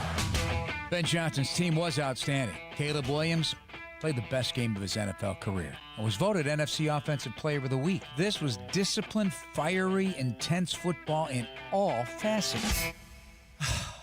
Okay, now we can talk Vegas. The Las Vegas Raiders are led by the oldest head coach in the league. Pete Carroll interviewed for the Bears job as well. Now he pledges his loyalty to the silver and black. Sure, he'd love his team to show up big against the coach who bested him for the Bears job. Raiders fans at Allegiant Stadium have some star-spangled talent to cheer for. Mad Max Crosby and tight end Brock Bowers. There's the more than capable QB, Geno Smith, and the promising rookie Ashton Genty in the backfield.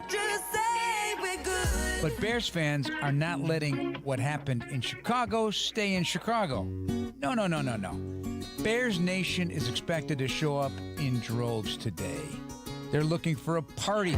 Ben Johnson gave us a taste of the future. The standard's been set, a new bar. We're all looking for more of that vengeance. This is Jeff Joniak. Welcome to Vegas. Bears and Raiders on ESPN Chicago and the Chicago Bears Radio Network. The Chicago Bears Radio Network is brought to you in part by Hard Rock Casino, Northern Indiana, Miller Lite, the Advantage Dealer Group, and Dr. Pepper. This is Bears football on the home of the Bears, ESPN Chicago. Now, the Bears pregame show, live on the Chicago Bears Radio Network. Please welcome Tom Waddle, Dionne Miller, and Mark Silverman. Joniak just said that he expects Bears Nation to show up. I can vouch for everyone. Bears Nation is here. As we are poolside at Mandalay Bay, basically the epicenter of all the pregame festivities, as Allegiant Stadium is right across the bridge from us. And I was walking the floor of the casino. They are everywhere. I turned to Dionne and I said, Dionne, it feels like I woke up and I am in Chicago. They are everywhere. I saw some this morning. I was out walking around the stadium, and there were already Bears fans out getting ready to get to the tailgate lot and get excited for this game, and they're ready. They're eager to see how the Bears respond from their first win of the season. And I'm thrilled that Silvy's wearing a Speedo to do the pregame show right here in the Cabana 10 outside the pool. I think that's fantastic. I haven't taken off the Speedo at all. I've slept in it. I've broadcast in it. I was at dinner yesterday over at Circa, big partner of ours. And that was a great look at the team dinner. Well, team dinner was great. Whatever makes you comfortable is what I say. So it has been a fantastic few days for us here mingling with Bears fans. And we had an event yesterday. Bleck and Abdalla talked a little bit about it, where everyone who traveled with True Fan Travel, and Dionne, you experienced it all. What great fans. So many people just excited, and hopefully, like I make the comparison, what was this at one time? This was just a desert where we are, right? There was nothing here, and they built it. They built it up. Now the Bears have to build here in Vegas on what they established last week and carry that over into the bye. I think a lot of fans are feeling the energy from that, but also that a little bit of cautious hope, right? Because we get so excited, and a couple of fans I spoke with, and they said, "What do you think is going to happen tomorrow?" I said, "I'm nervous about how optimistic I am, right? Like I don't want to trust it yet. I'm not sure if that's a real thing and what this team is really going to look like. I don't think that Caleb Williams had an arrival moment, but he certainly had a tentpole moment, I guess, early in the season last week to be the NFC Offensive Player of the Week, to throw 4 touchdown passes, and to make that steady improvement that we saw. Now they have to build on it, and that's what fans really want to see. I've loved this for the whole weekend, that it's been like shoulder to shoulder with awesome people that are supporting the Bears, supporting us at ESPN Chicago, and wanted to be a part of this trip, like circled it on their calendars years ago. Some of them, when they knew they were going to play the Raiders, they wanted to be a part of this, and I think that's been really fun. Yeah, and let's finish the job. Let's give all of these people that took all their time and resources to come out here and spend the weekend with us, let's give them a win. We won't have any control over that, but our favorite football team will. I thought the team and the coaching staff, they had a fantastic Sunday last week in their win over the Dallas Cowboys. Not only was the execution very, very good on both sides of the football, the defense played well despite the injuries they had. I thought the coaching staff had a really good day, too. I thought the message that Ben Johnson gave his team throughout the course of the week was spot on. I thought the message that Dennis Allen gave his defense was spot on. Now this coaching staff has to make sure that these guys are ready to play today, because if they go out there today and don't get the job done, and it looks more like it did in the first 2 weeks than it did in week 3, all of the conversations are going to revert back to what's wrong with this group instead of, hey, we've got a 2-game win streak heading into the bye. So I think this is a really, really, really important game. I know it's only week 4, but for all the reasons we've mentioned throughout the course of this entire week, this is a game that I think the Bears should win. I think they will win, and dare I say I won't say it's a must-win. I think that's a little bit over the top, but it's one that they definitely need. It is important, and I appreciate what you just said there, Tom, about the messaging. I don't think that Ben Johnson will allow this team to feel too good about themselves coming off of one win. And I don't know how coaches have handled that in the past, but I do feel like he'll have them very focused on this business trip today. This is the Advantage Dealer Group pregame show on the Chicago Bears Radio Network. You can find your next Chevy, Acura, or Toyota and drive off in under 60 minutes, or they'll make your first car payment.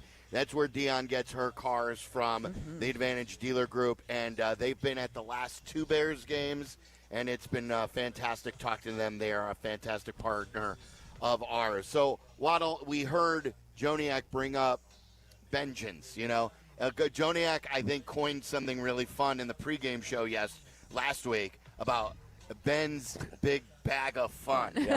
And we saw that with a flea flicker, but we have seen it's so much more fun, like you guys were just saying about when Caleb Williams throws for 4 touchdowns. And now continuing, like you said, to to finish the job, and nothing will be finished going into the bye, but it's just got that clean break feeling that if you can win this game and build on last week, you can go into the bye, refocus, and really get ready for a big game against the Commanders. I think it's another game. I mentioned this last week as well. This is, they're in an environment, they're in a situation where the offense is relatively healthy, and we'll talk about the Darnell Wright injury. He won't play today, but for the most part, this offense is pretty healthy, and they're clicking, and it's another opportunity for them to look at their defensive counterparts who are struggling at times, played well against the Cowboys, but are missing a lot of guys, and say, hey, we'll lead the way here. And look at some of the numbers through 3 weeks. Now, they're not eye-popping, but this offense is averaging 361 yards and 23 points per game through 3 weeks. And their situational accomplishments or statistics, I think, are even more flattering to them. 46% conversion rate on third down, 6 of 7 in the red zone efficiency department, where they get into the red zone and put the ball in the end zone instead of settling for field goals. So I guess the point I made, and not to mention Caleb, who's completing now 63% of his passes, 7 touchdowns, 1 interception. He's only taken 6 sacks, and he's got a 107 quarterback rating. I just reiterate, this offense works. You can't be self-destructive. You can't beat yourself. But if you do what you're told and everyone's got their job assignment down, this offense is going to work. It's worked every time I've seen Ben in charge of it. How do you feel right now about Caleb? I feel excellent. I thought he took a stride forward against the Lions in that devastating loss. I thought his first half was really clean.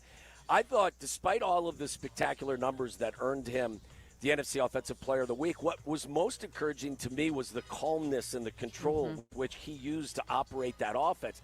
Got out of the huddle with plenty of time, set the formation, sent guys in motion, pointed the mic, pointed out potential blitzers. At times also, was probably setting protection. So, and there were no pre-snap penalties. There were no sacks. There were no turnovers. I mean, that's as clean as it gets, and it starts with the quarterback, who I think continue to make strides. Now, listen, there's still work to be done. He's not perfect. He still misses some open throws, and still, admittedly, he'll tell you he needs to work on his footwork at times. But, yeah, I think things are slowing down for him, and you could tell with just how he comes out of the huddle and he's in full control. I loved his response to even the award this week and everything that happened at the Wiener Circle and all of this energy and excitement. His basic thing, he's like, I know that football is results-based, but where I'm at, I need to start making the right decision at the right time more consistently. And I appreciated that perspective, because I feel like he's very aware of where he's at. And that's another reason why I feel like they won't get overly distracted by being here in Vegas today. They're going to be super focused on building on what they did last week. I think that's a great point that both of you guys made, too. Well, Waddle just pointed out, those are things that don't show up in the box score. But those are things that make you feel good, that this is the development that we have asked for. And then with Caleb just, not being like in a celebratory mood, just, hey, I want it. This is great, but I have to continue to play like this. And the best thing that I continue to hear is Ben Johnson raving about the work ethic now, which I don't know if it's always has been down. There's always been a lot out there, but to hear now, and Ben doesn't compliment guys either just to compliment somebody. We've seen that. When someone's not playing well, he will certainly call you out. He called out the entire team for their practice habits just a week ago. But the one thing he's been saying in the last couple of weeks is that Caleb is grinding, and I love that. Yeah, no, it's fantastic. And, this is a game, though, where, when Caleb gets in trouble, he puts the cape on and tries to do too much, and we haven't seen a ton of that.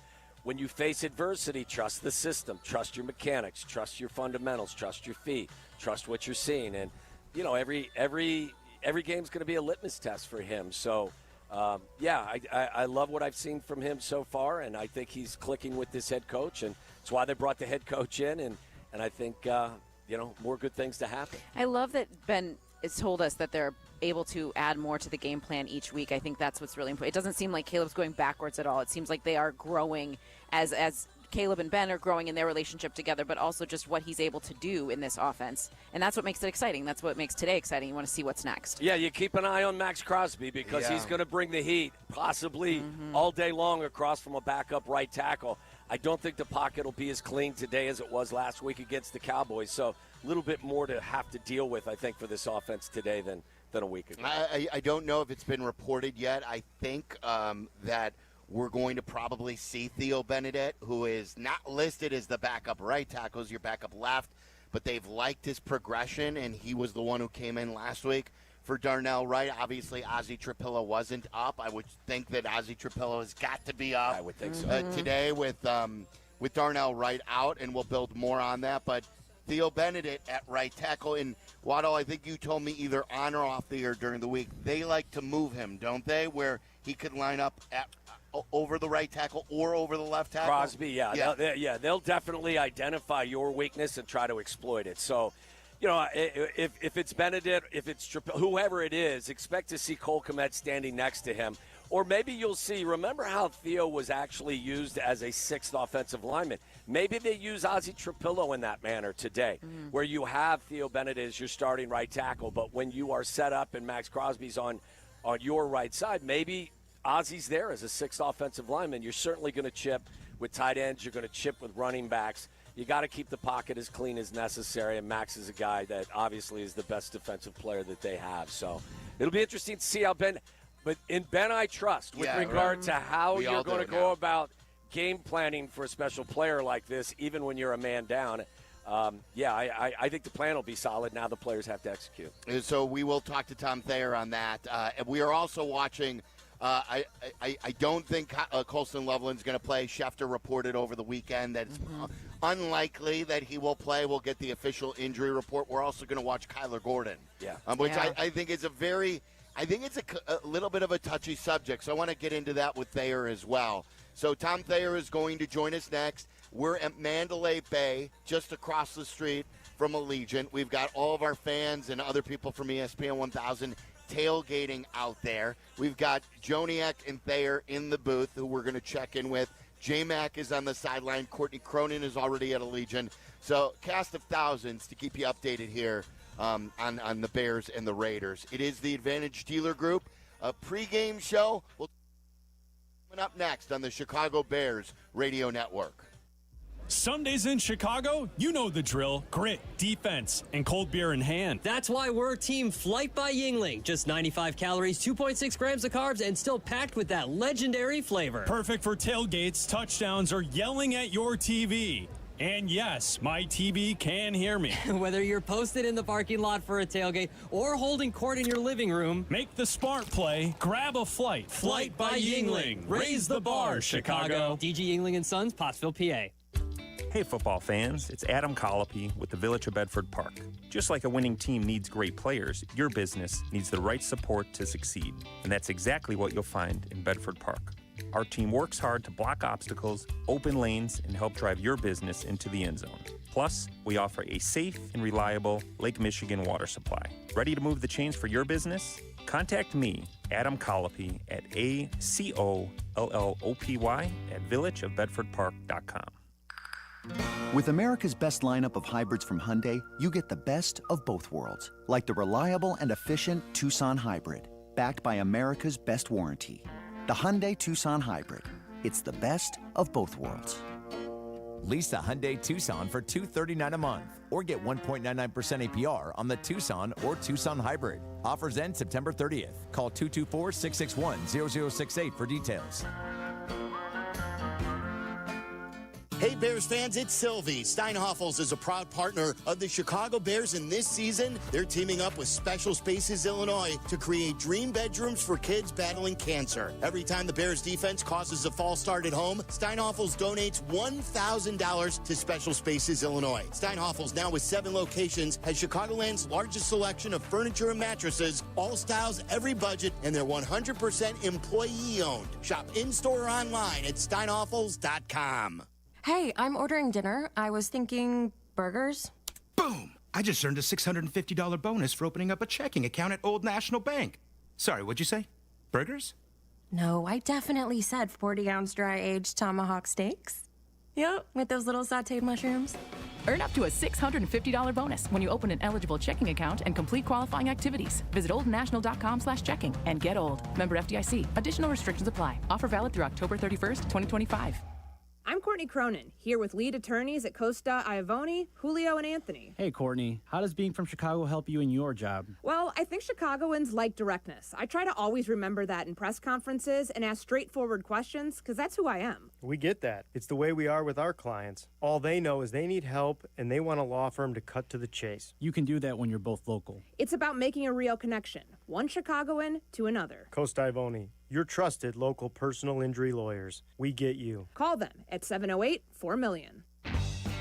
Make your game day a winner with Aurelio's Pizza, Chicagoland's oldest pizza chain since 1959. This is Joe Aurelio inviting you to indulge in our crispy thin crust, signature sauce, 100% real mozzarella, and your favorite premium toppings like our fresh ground Italian sausage. Dine in, carry out, or have it delivered. Visit Aurelio'sPizza.com for the location nearest you. Download the Aurelio's app and start earning rewards today. Aurelio's Pizza. It's a sauce. Hey guys, it's Silvy. Summer might be over and the kids are back to school. Doesn't mean the fun has to stop for the family. FenceWorks, a.k.a. the guy on 41, keeps your backyard and driving buzzing all year long. Stop by their Northbrook showroom for the latest in basketball hoops, trampolines, play sets, and fences. I bought my basketball hoop for the family from FenceWorks, and my kids love it. And the customer service, superb from purchase to install. I only recommend the best for my family and yours, and that's FenceWorks, a.k.a. the guy on 41. Visit theguyon41.com today. How about this? We're your home for the new Bears. I like it. This is the home of your new Chicago Bears. ESPN Chicago. Albert Breer on Cap and J Hood, Tuesdays on ESPN Chicago. It's the Advantage Dealer Group pregame show, and it is our pleasure, as always, just at about this time. Obviously, if it's a noon game, we'll be 15 minutes in there to the pregame show. But the last couple weeks, we've been on it a 3:25 kick pace. It's time to bring in Tom Thayer. He's brought to you by our great friends and partners at UI Health. Expert care for your journey. Visit uihealth.care. And, Tom, as we go across the street to Allegiant Stadium, You've gotten to see this place now, I think, at least 2-3 times. If this is what they want to build in Arlington Heights, Tom, would you be happy with this as the Bears' home? Yeah, I would. I like the shape of it. I like the configuration inside. I like the natural grass surface in an indoor stadium. The year that we came here in 2021, we played in SoFi and we played here. And I liked the atmosphere inside here better than I did SoFi. But nevertheless, it's a beautiful, modern, clean, big facility. And, hopefully, if they do set their sights on a new stadium in Chicago, it turns out to be something like this. Tom joins us from the Hyundai booth. Hey, Tom, what can you tell us about who's starting at right tackle and what you expect to see from that guy? I got to assume it's Theo Benedette because there's no reason that they're going to put Theo Benedette in the game last week. The 6 offensive linemen, keep him active, have Ozzie Trapillo on the inactive list, and then not start him. So I guess you're going to tell him he's got a dual role. You're going to be the backup left tackle if worst-case scenario should happen over there, but you're going to come in and you're going to start at right guard. And then get Ozzie Trapillo up to speed, maybe have a couple of extra minutes with him in the meeting room, making sure he understands everything. But listen, I don't think if they had to go to Trapillo at the right tackle position, it would be that significant of a drop-off. And I think that he's got a good understanding of what this system is all about. And I don't think there's anything that Ben Johnson would not do because they're at the right tackle position. And then what you're going to have to do is we're going to have to see how the Raiders react to it. If they feel like, okay, this is what we're going to do, we're going to try to overload and put an emphasis to one side so they have to slide in that direction, and then maybe they put Max Crosby over Braxton Jones or vice versa. So I think it's going to be interesting to pay attention a little bit to what they want to do defensively to make sure that the Bears have to provide enough protectors to one side or the other. Well, Tom, it's limited action. Theo Benedict came into the game when Darnell Wright initially got hurt before Wright came back in the second half. And then, as you mentioned, when he's been in that heavy set he's played, is there enough that you've seen that you can tell us what you've liked so far about his play? I like that he plays with low leverage. I like the fact that he plays a majority of the time out of a three-point stance to keep that leverage out of his stance. He's a guy that's invested. He's had a lot of time in meetings with this staff, newly aboard. And he's kind of shown them that, look, if we can, maybe invest a little, look and see at left tackle position, as long as he doesn't panic, then maybe we can kind of develop him at that position. And that's what they grew to in the offseason. And then they have the luxury of having a swing tackle, which helps your game day activation with the limited amount of guys that you have. But, Theo has not disappointed me in anything. I mean, he doesn't go out there and make mental mistakes, and that's one of the key ingredients. And the thing here is, seeing what type of support the crowd gives.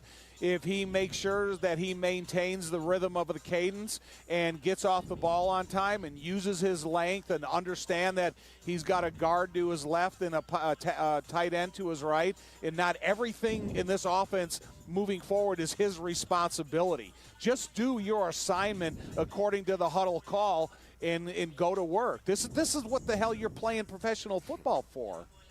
Tom, it's a remarkable story. I mean, how he went from literally singing in his underwear on Hard Knocks to starting right tackle. It's just unbelievable. How do the Bears, though, they said they wanted to get the running game going. That was kind of a priority heading into this week. We saw that DeAndre Swift was limited in practice on Friday. How do they get that aspect of the offense rolling today? To me, the job of that is offensive line related. You got to make sure that you have these guys a nice physical approach, that they have the kind of the good combination, the good flow, the good discipline of wherever the point of attack is called to make sure you get the line of scrimmage block first and then worry about the second level. And whether if Kyle Monangai gets fed more reps and see if he could get a little bit more explosive inside the whole call to turn that 2-yard run into a 5- and 6-yard run, because I do think he has those capabilities. I'm sure DeAndre Swift will still be aboard today, hopefully, fingers crossed. And then Roschon Johnson's getting healthier. So they're not relying upon just one guy anymore. Now they have, 3 running backs that are going to be active, that each of those guys are capable of doing anything that's asked for them out of the running back position. But if you're going to run the ball, it's going to be because of the offensive line, the tight ends are doing their job up front to make sure that that running back has that 2.5-yard impact into the defense, then is able to, get those dirty 2 yards on a consistent basis. Tom, after a disappointing first 2 games, I think we saw an angry head coach or a stern head coach and his message to his team. They responded. What is Coach Thayer's message to this team today after finally getting off the schneid, so to speak, and getting a win?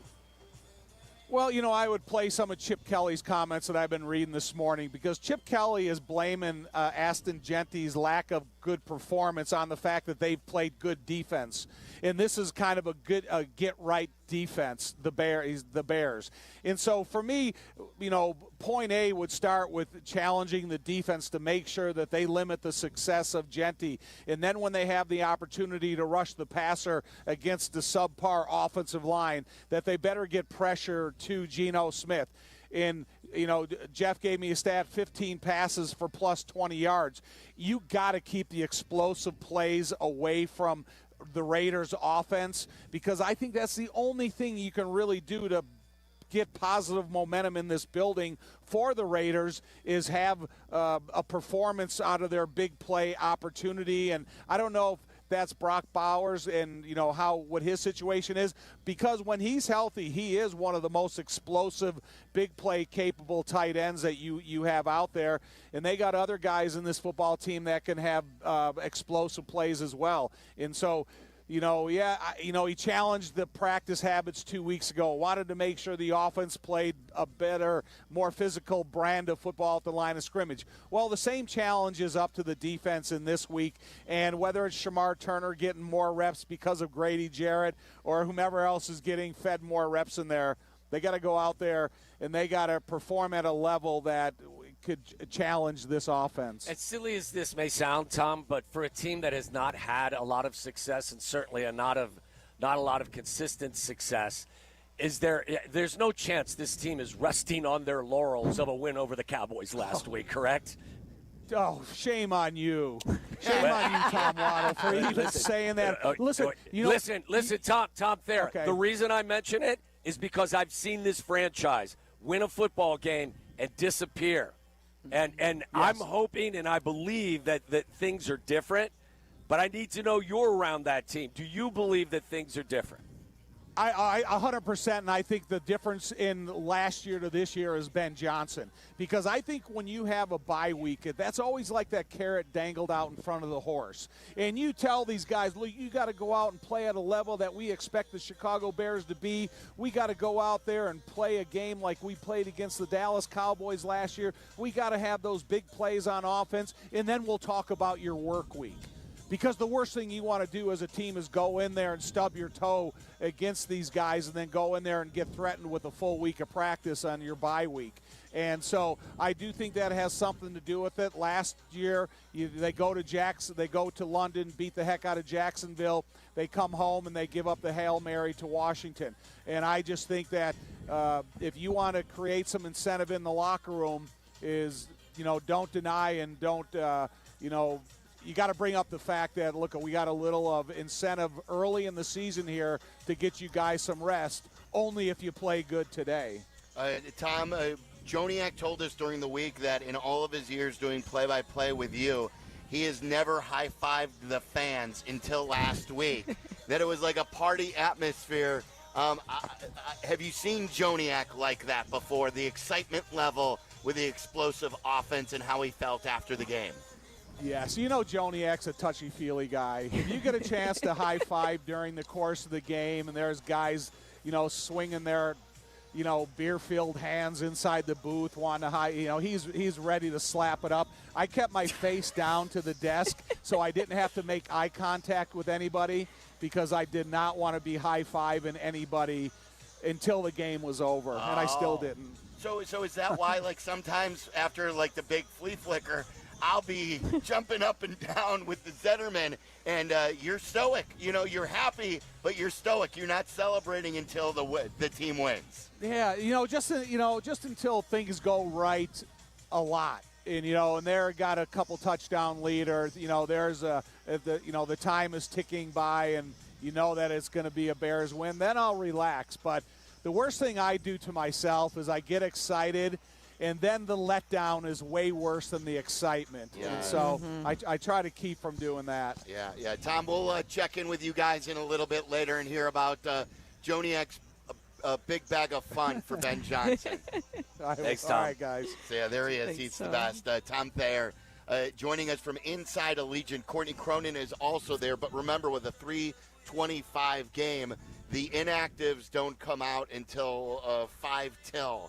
So we'll get the inactives officially in about 25 minutes from right now. But I want to get into the Kyler Gordon discussion, especially with Courtney here.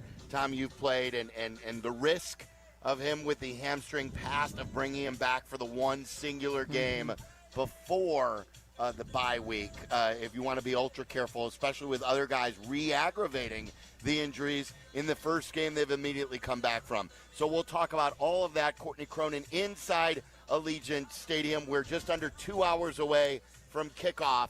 This is the Chicago Bears Radio Network. You have heard me talk about how businesses are elevating their game in Bolingbrook. Here's Mayor Mary Alexander Basta to tell you herself. Thanks, Peggy. Bolingbrook remains the most desirable southwest suburban location to start or expand your business. I invite you to learn how welcoming we are to the many businesses who recently have made Bolingbrook their home. So if you're looking to elevate your future and the future of your business, visit bebolingbrook.com to learn more. Join us and be Bolingbrook. It's a bird bash at Potawatomi. Thursdays, you could win up to $50,000 cash in the Bird Bash Game Show. Just play with your rewards card this October for a chance to win. Wouldn't you like to rake in a huge pile of cash? Bird Bash, only at Potawatomi Casino Hotel, Milwaukee. More info at potawatomi.com/birdbash. Must be 21 years old to play.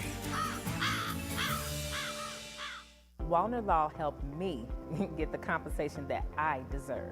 Waddle Law helped me get back on my feet. Thanks to Waddle Law, I'm at a better place today. Waddle Law cares for you. We're compassionate.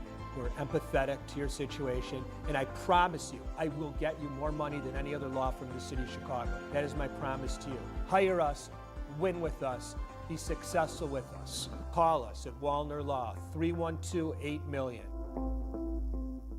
Imagine having your skull detached from your spine to save you from paralysis. When Phil came to Northwestern Memorial Hospital, his spine was digging into his brainstem, but our team developed a plan to rebuild his spine.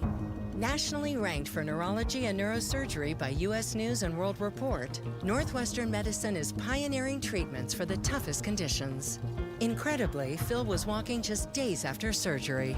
As Phil's nurse, I'm proud to be on a team that's changing lives. Northwestern Medicine, better.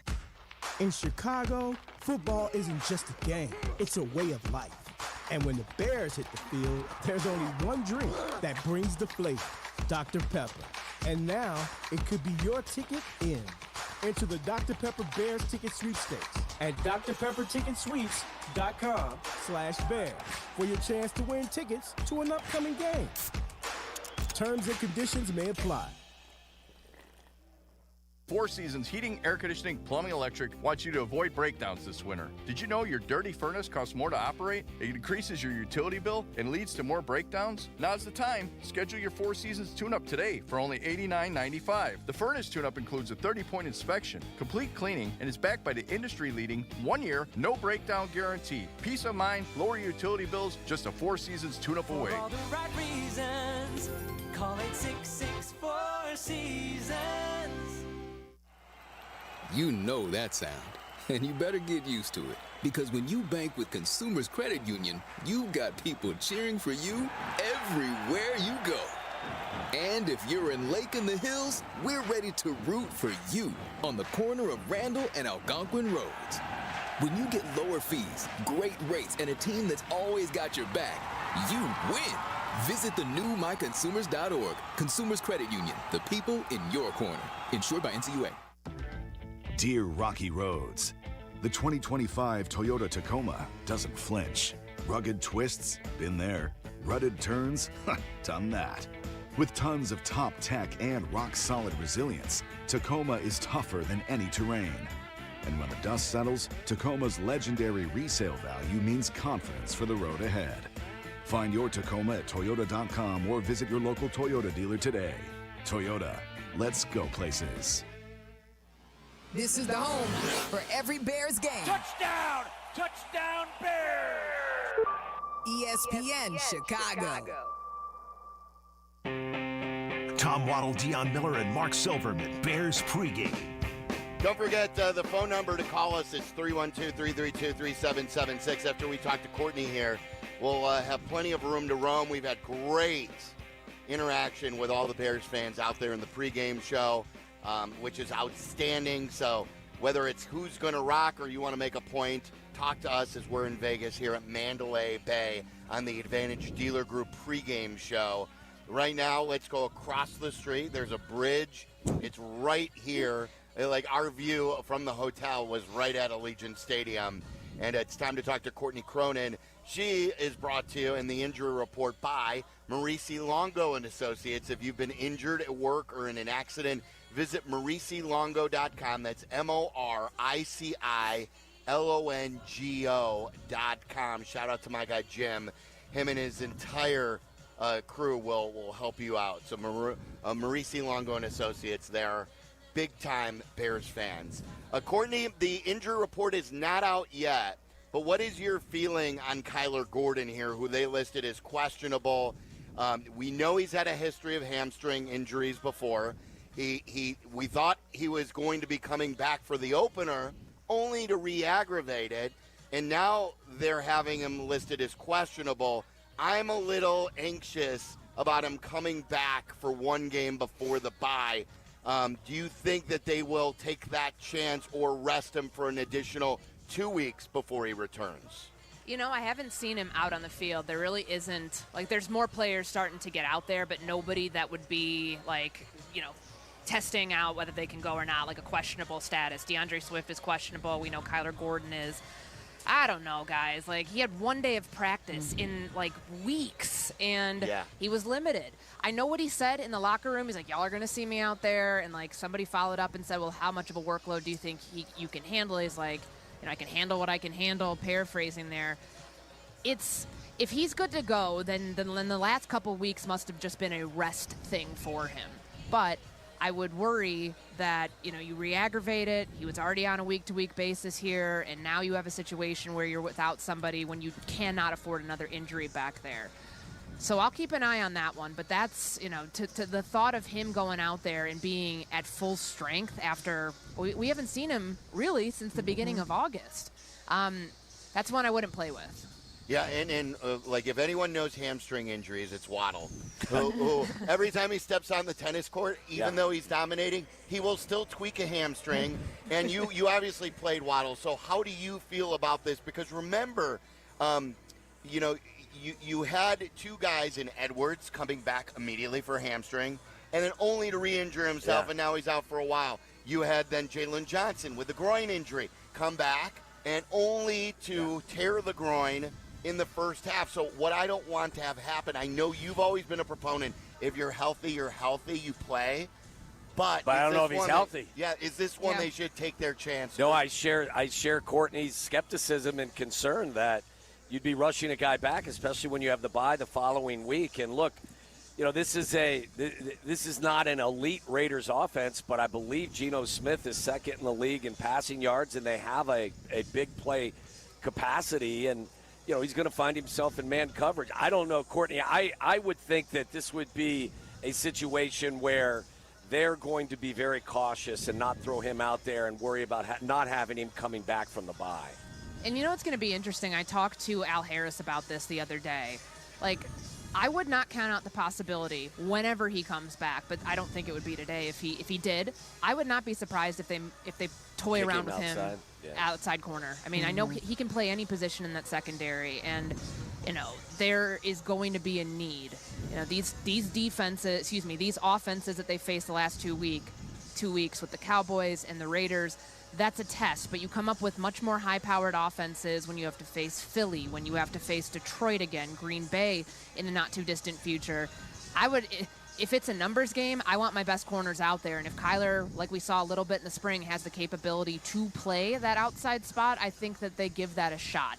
Just depends whenever he's going to come back, because you're right, the risk of re-injury, he cost himself a couple games last year because of that hamstring injury he had in London. And they have the bye, and then he didn't come back for about a month after that. So just being cautious with it is the right approach. Can they get by today without him? If it looked like it did last week, then I say yes. But that is going to put so much more pressure on that pass rush against a really bad offensive line. First off, they're the worst run-blocking offensive line in the NFL. There should absolutely be opportunities to get some, to get some stuff going up front there. This is a good opportunity, though, for that pass rush to finally show it has some teeth earlier than late in the third quarter like it did last week. Disappointing to see that it appears Colston Loveland will be out today. Ben Johnson had said he didn't think it was something serious, but for him to miss the game today, that obviously indicates maybe differently. What do you think that will do to just how adjusting offensively, what they're able to do with the tight end? Yeah, I mean, Ben was so intentional with it last week where right away he's targeting the tight end. Colston Loveland on that first pass play, it was an incompletion, but then he got involved on the Rome Odunze touchdown, setting up with that big 31-yarder. Like, they have Durham Smythe behind Cole Kmet. Obviously, 12 personnel doesn't just mean the passing game. I imagine with, who they're trying to, prevent from wrecking the game and Max Crosby, they will be using tight ends to live in max protection because they have to.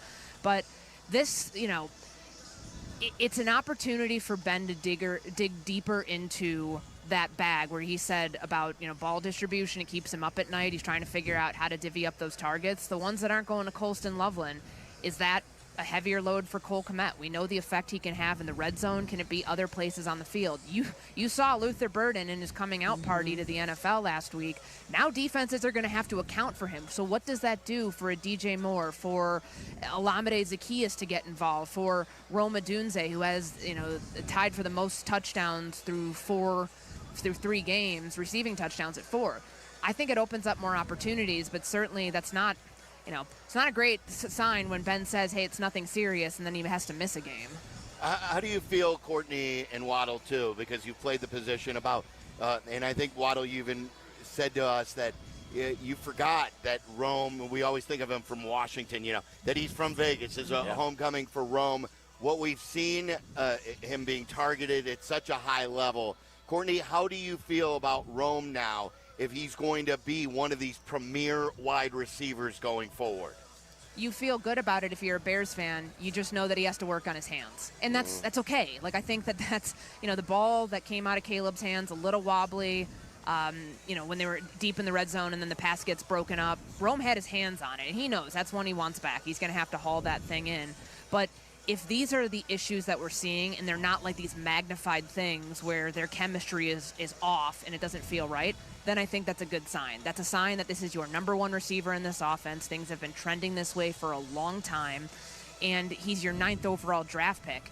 He's playing like it. You're playing him like he's the 9th overall draft pick, too. So I think that that's all a good sign for the growth of Caleb Williams. Not to say that he's locking in on Rome, but it's very clear in his progressions where he's looking when number 15 is the primary read. Like, he gives him the opportunity for those contested catches, for, the deep ball, to get that part of his game going. All it takes is reps, and I think that he's got to do more of that in games to create these explosives, and Rome being on the receiving end of that is a good thing to have. I think most of us felt like by the time we got to the midway point, or maybe it would take to the end of the year, we would all agree that Rome was going to be their number 1, was going to be their top target. Not to diminish the importance of DJ and Zacchaeus and some of the other guys, and Burden as well, but I think we all felt that Rome would establish himself as the 1.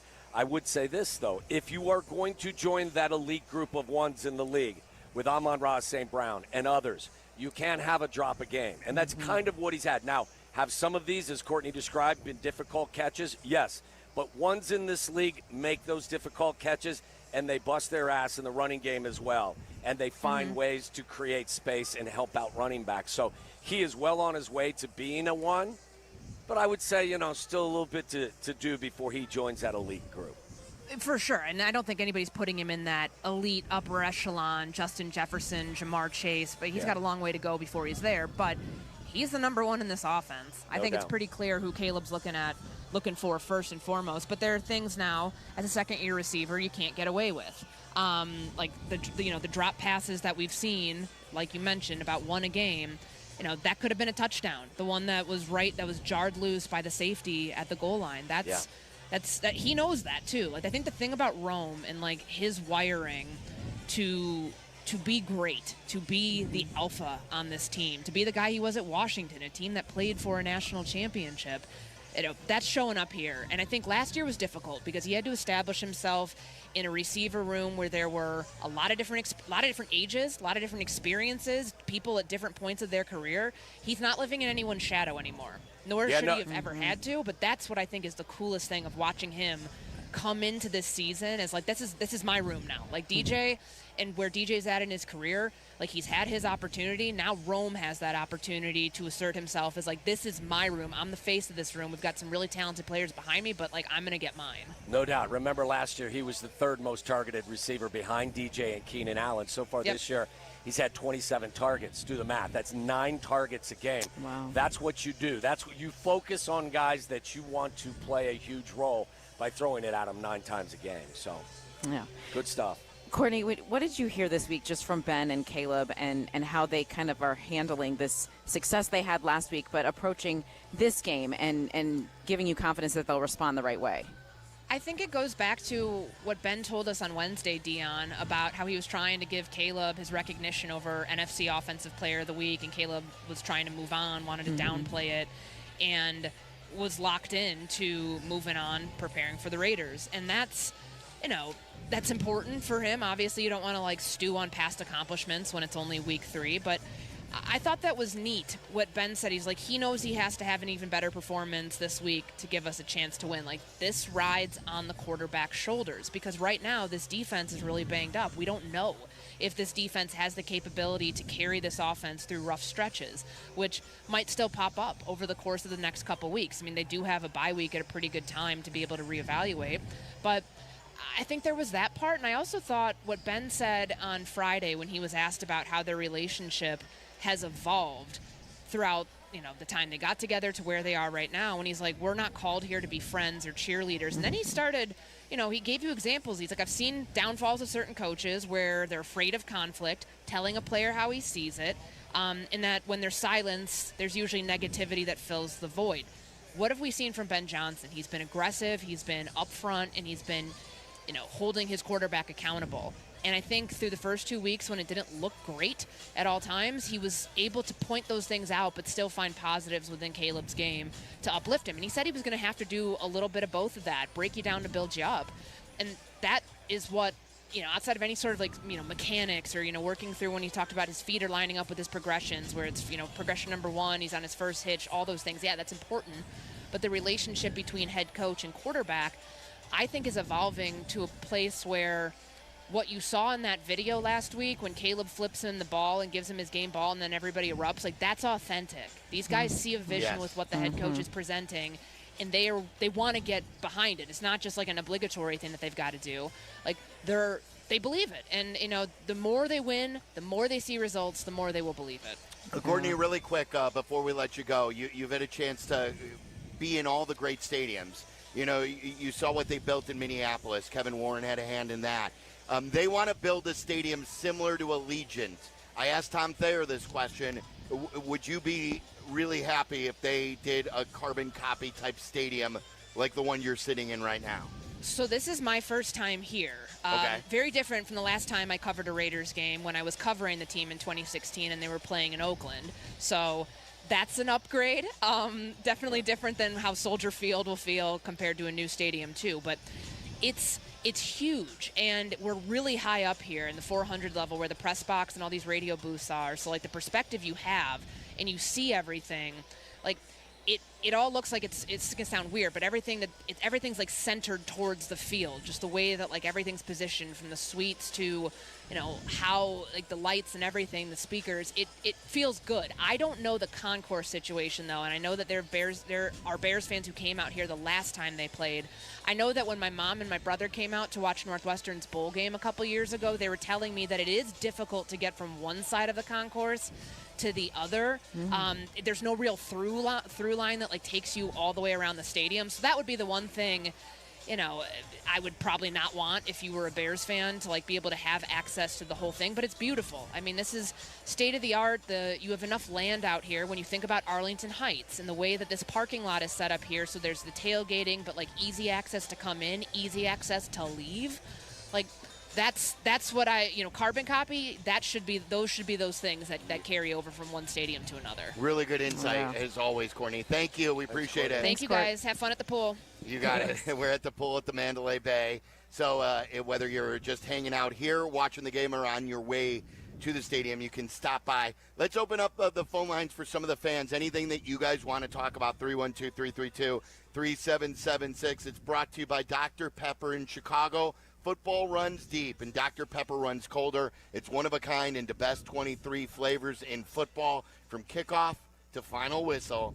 It's a pepper thing, and that's the Dr. Pepper hotline at 312-332-3776. Also keep that number handy for your halftime calls. We had a great halftime last week. We'll talk about that, play some Ben Johnson sound from the week as well. We're getting set for Bears and Raiders. This is the Advantage Dealer Group pregame show on the Chicago Bears radio network.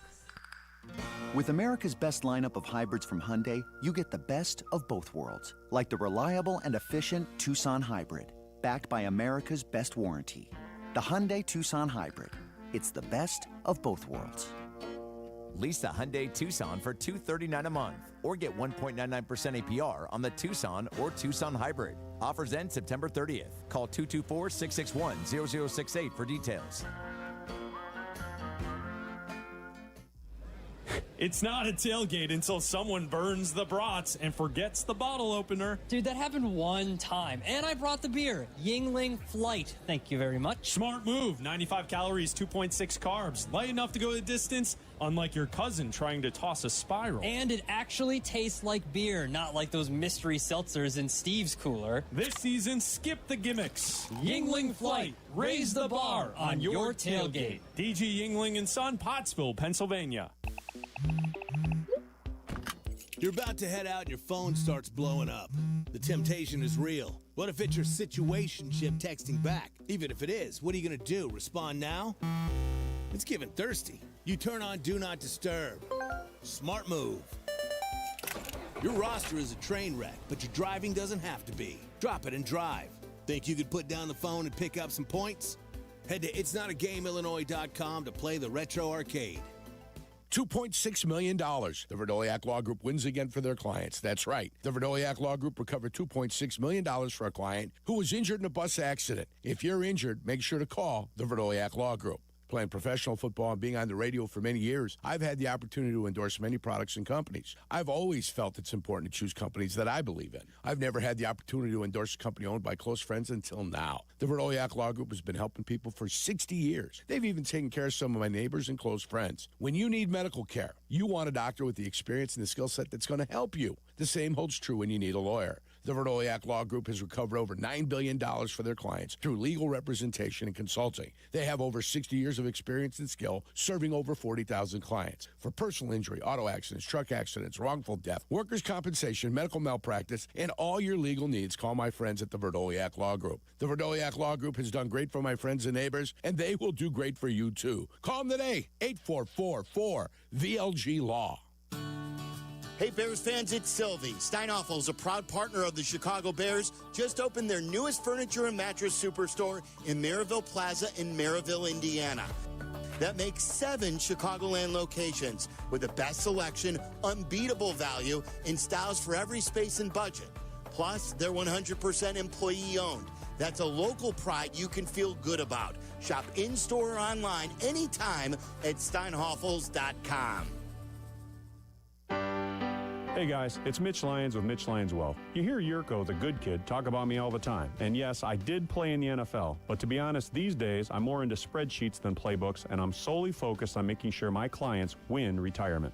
Look, retirement's not about gambling on stocks or chasing crypto tips from your brother-in-law. It's about smart planning, steady income, and ultimately enjoying every day like it's Saturday. So if you want less guessing and more confidence, visit MitchLyonsWealth.com. At UI Health, compassion isn't just care, it's commitment. UI Health's team of experts listens to your story, understands your experience, and embraces your voice. That's because UI Health is with you every step of the way.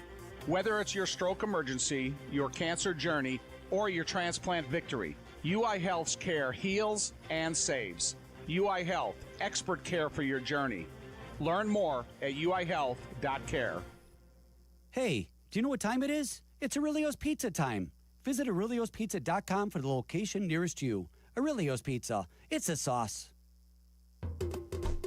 Game day tailgate 4 hours before kickoff. ESPN Chicago. We want to thank Lettuce Entertain You, as always, for dropping off food, whether it's home or away. We always have great meals at Soldier Field. And then when we're at the station, I know the guys who are working hard, as always, in our State Street studios, they're enjoying RJ Grunts today. RJ Grunts is the original. It's the OG. I grew up going to RJ Grunts. It's the very first Lettuce Entertain You restaurant. Opened in Chicago's Lincoln Park neighborhood in June of 1971. Serving your favorite classic American fare. So thank you, as always, to our great friends over at Lettuce Entertain You and RJ Grunts. I want to play you guys this because it was the theme of our week for all of us, I think. And Waddle, we hit this during the week on the show, and you already touched on it. It was a big win for Ben Johnson. Like, of course, the Bears won, but to lose it the way they lost game one, to lose and get blown out in the place that he used to coach after allowing 52, to come back and then to stop the bleeding It was really good, and one part about that is the development of Caleb Williams, and he's very insightful when it comes to this and the process behind it. So he talked about his role with Caleb in the development and why conflict and like coaching guys hard is very, very important. He talked about last month how important conflict has been, and that you guys come to conflict where you see things differently and it even gets kind of heated, but then you work through that and grow from that. How much has that been a factor in the way you guys have come together? I think that's coaching in general. We're not called to be here to be friends or be cheerleaders. We're here to push, to challenge, to support.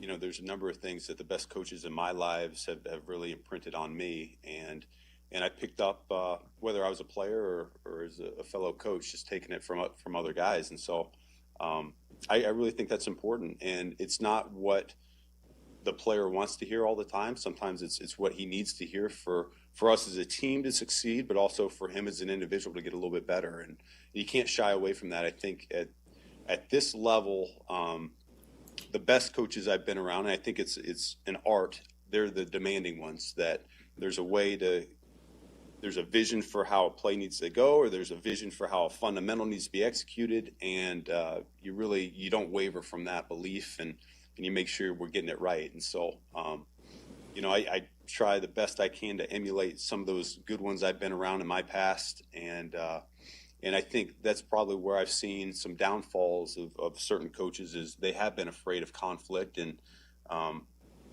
telling a player how he sees it. I learned over the last few years that, when there's silence, there's usually negativity fills that void and breeds some resentment either way in a relationship. And so if you feel a certain type of way, it doesn't matter if you're the player or you're the coach, you need to bring that out and make sure we're all on the same page. We all have the same goal at the end of the day. And, I've seen some relationships go sideways because just the communication aspect wasn't right. And Caleb and I have a great relationship right now. I can't ask for anything better. I think he's wired the right way. I think he's getting better every single day he comes into the building.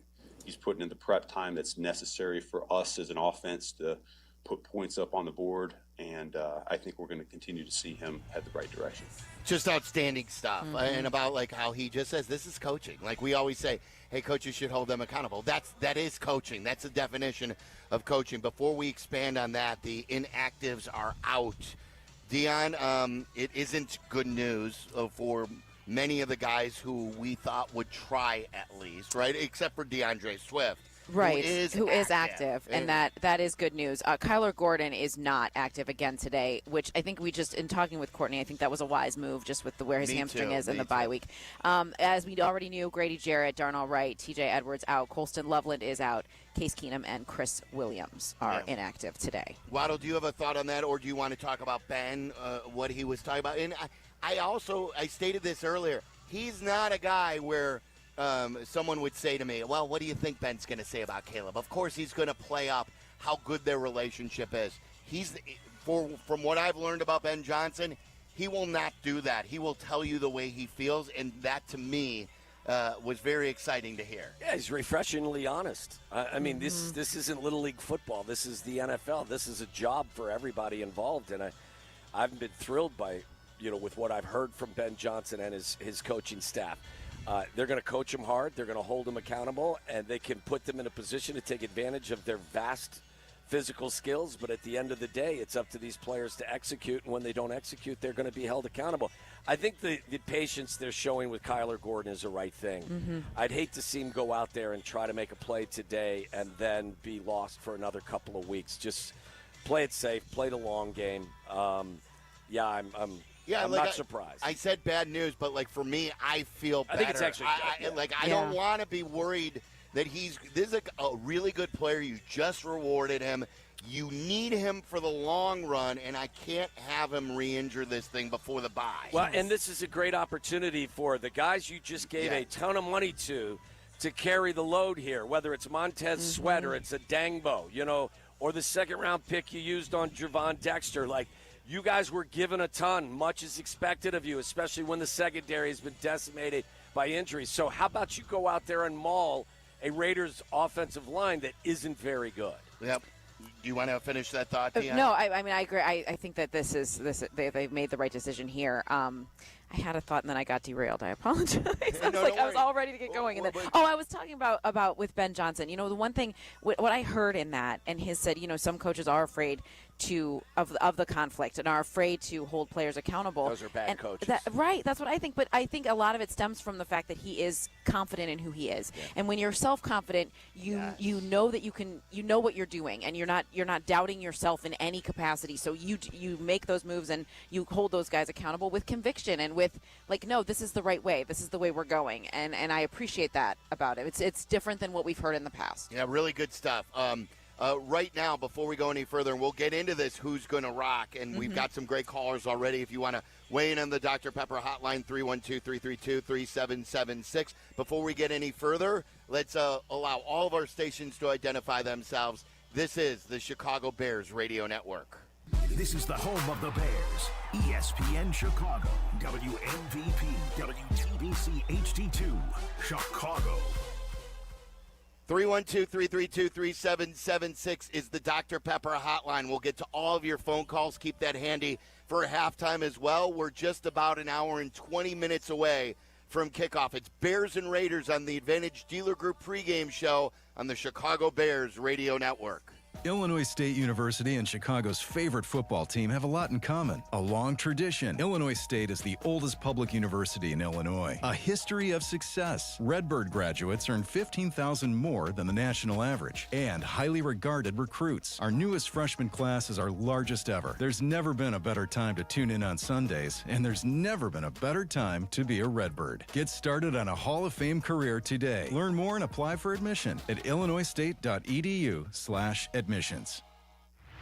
With 3 locations to serve Chicagoland, Advantage Chevrolet gives you so much more. Visit and see the amazing inventory and savings at Advantage Chevrolet Bolingbrook.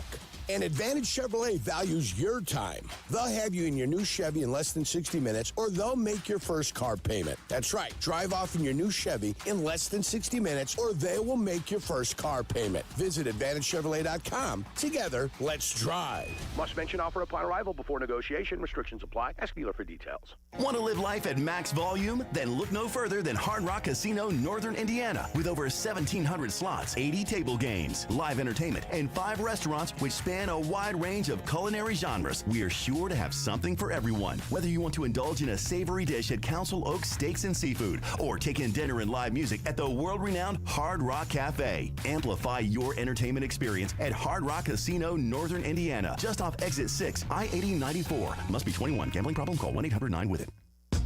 In football, success is about team effort, and the same is true for your hair. At Great Clips, they save your haircut details in clip notes, so every member of the highly skilled team knows exactly how to create your signature look.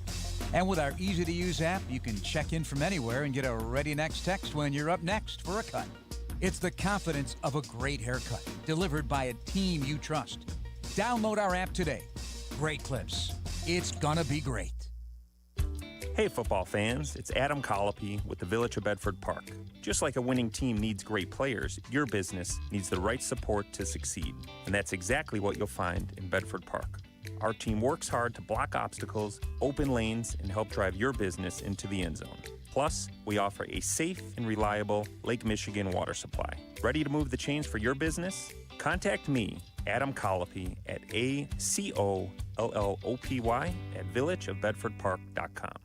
Property managers and GCs use FinishingChicago.com's contractors for finishes and protective coatings in the most iconic venues, interior spaces, and essential infrastructure.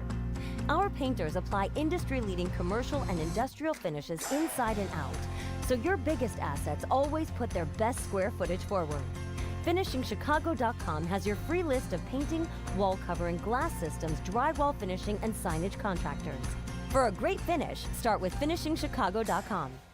This is Courtney Cronin talking with two of Chicago's top personal injury lawyers, Julio Costa and Anthony Iavone of Costa Iavone. See that? The name works. Keeping it simple. Well, of course, it's your last names. But the real point is that we can keep it simple because we are Chicagoans and our clients are Chicagoans. We know the city and we have a strong sense of the Chicagoland clients we represent. And that puts them at ease right from the start. Bingo. Bottom line, we get you, and we're here when you need us. Costa Iavone. Keep our number in your phone. 708-4 million.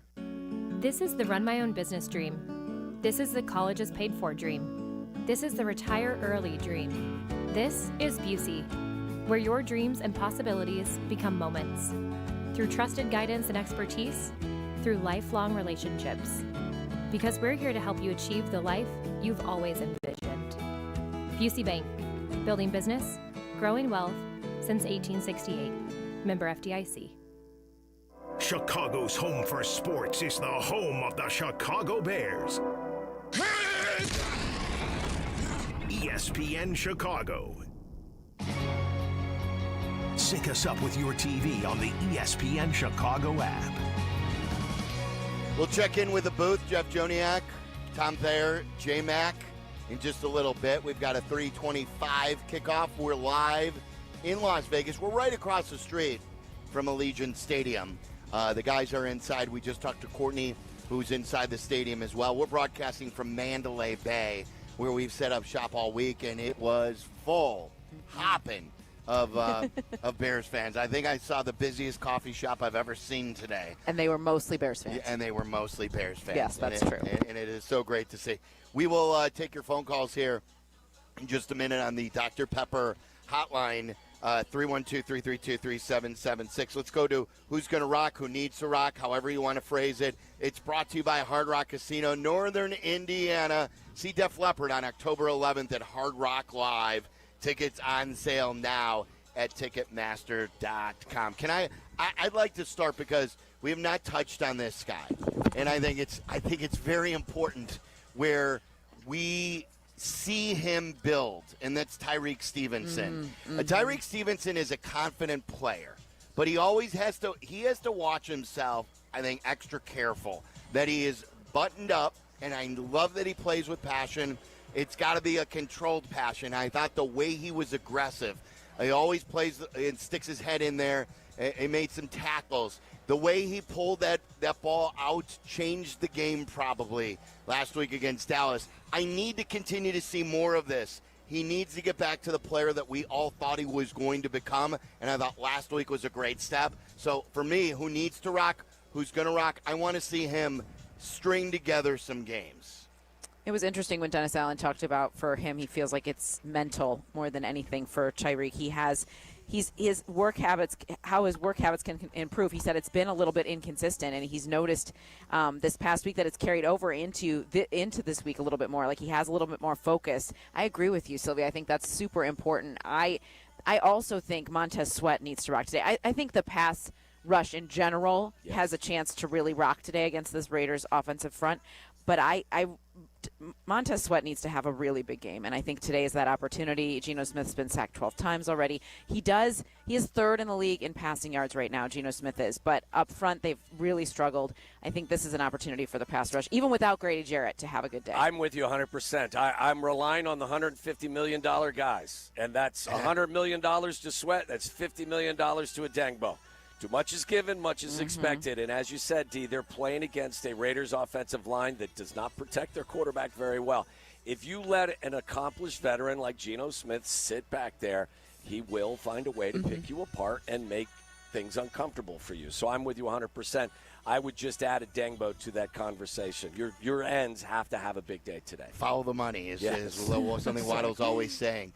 Scott Nelburn on the Dr. Pepper hotline. Scott, what's your point? And also, who do you have a player for us that needs to rock in today's game?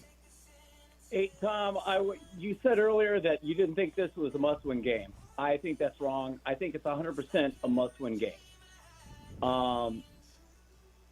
We saw what happened in Week 5 last year in Washington with that Hail Mary and all that stuff. The team collapsed after that. And the problem with that was 100% coaching. And to me, this game is 100% coaching. You said also before, I believe in Ben Johnson. This is the I believe in Ben Johnson game. These two rosters are absolutely 100%, close to each other. They are like matched up. The Bears are probably a little bit better. So this comes down to 100% who game plans better, who coaches better. So we're going to find out this game today. So this is why this is a must-win game. This is about, is Ben Johnson a great coordinator or is he a good head coach? Waddle, do you want to? Listen, I think we're splitting hairs now about whether or not we want to define this. Truthfully, by the letter of the law, it's not a must-win because if you lose, you're not disqualified from anything. But I do share the sentiment that it's very, very important, and it's kind of the first thought that went through my mind on Sunday after they beat the Cowboys, and certainly Monday after looking at everything was congratulations, it was a great team effort, but oh my goodness, you better back this up when you go to Las Vegas, because if you don't, then all of the goodwill that was created by taking care of business against the Cowboys is just going to drift off into the ether. Dionne, we were talking off the air before the pregame show that if they don't win this game and there are some questionable things, we go back to where we were as fans and everybody and the team about right after they lost to Detroit. So, like, you want to build on this. I will tell you that it was tangible, like tangibly different around Hallis Hall this week. You could feel it. You could feel that everybody was in such a good mood, and that winning changed so much. I feel like even the city was kind of like floating through Monday and Tuesday feeling like, all right, we might have something here.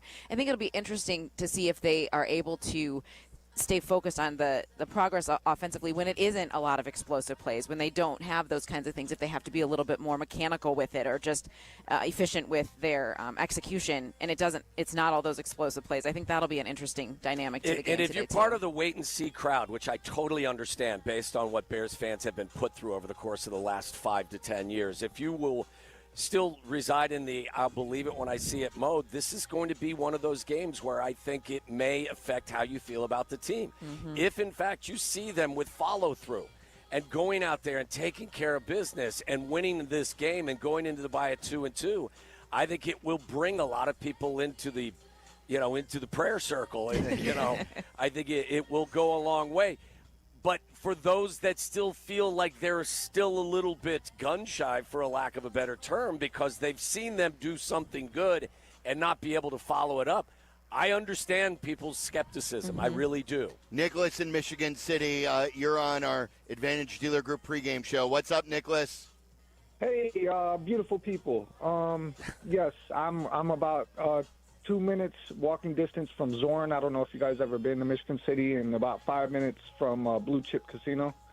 But yeah, so my take, I think that it's going to come down to special teams.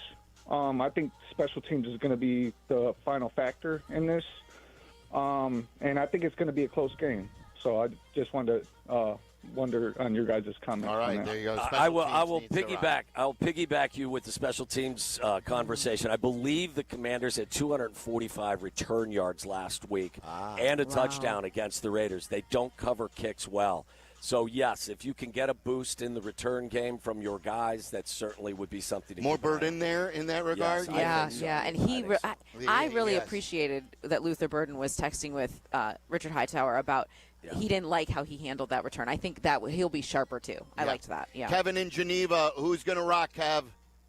I want to see Tyreek Stevenson ball out for the second week in a row. If you think about it fundamentally, he's probably playing for about $60 million throughout this season based on a fourth-year rookie contract extension that he needs to try and angle himself for. And if he's going to get paid like that, he's got to be balling out weeks in a row. And that would be big for us. So let's see it.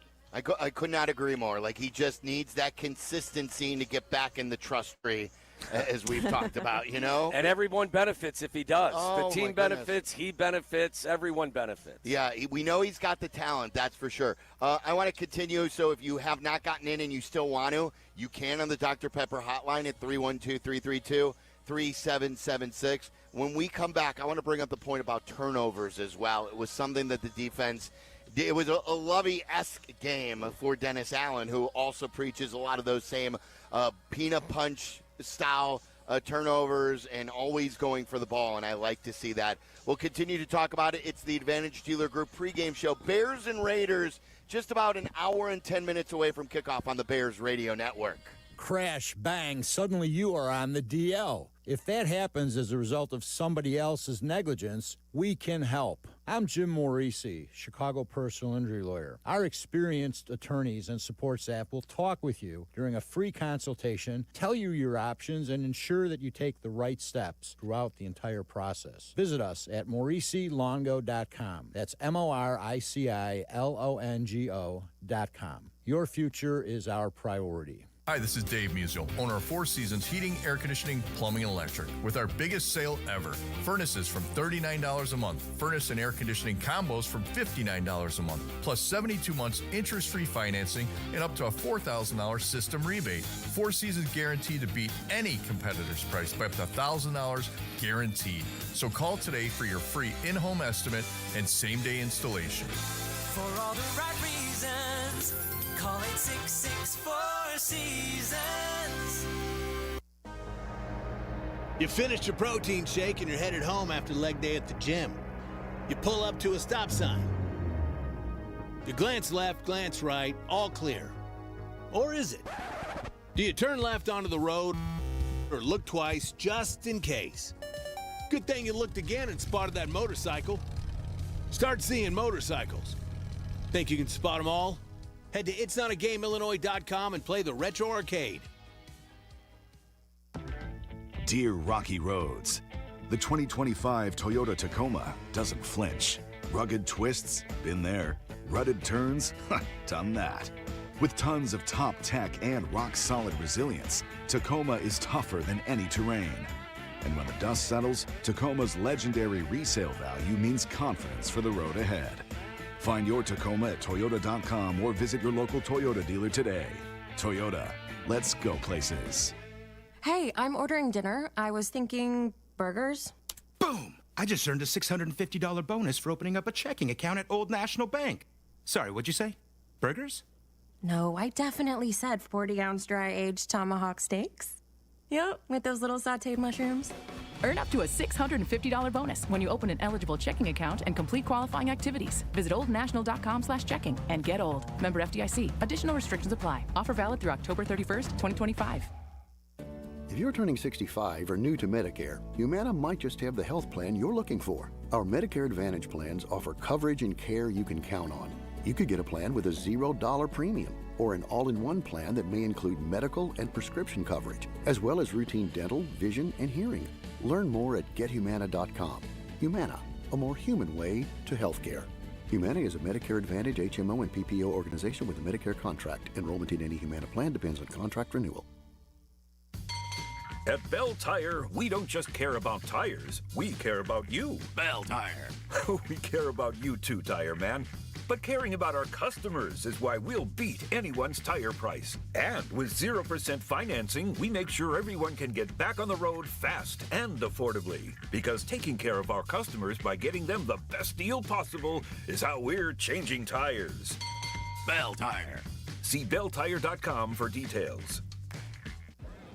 Football is back, and so is the perfect beer for your game day lineup, Yuengling Flight. It's the next generation of light beer, crisp, clean, and just 95 calories. That's a win before kickoff. You bring the wings and the jerseys, and we'll bring the flight, whether you're tailgating or posting up with friends. Flight brings the flavor and keeps the energy up all season long. Flight by Yuengling, the next generation of light beer. DG Yuengling & Son, Pottsville, Pennsylvania.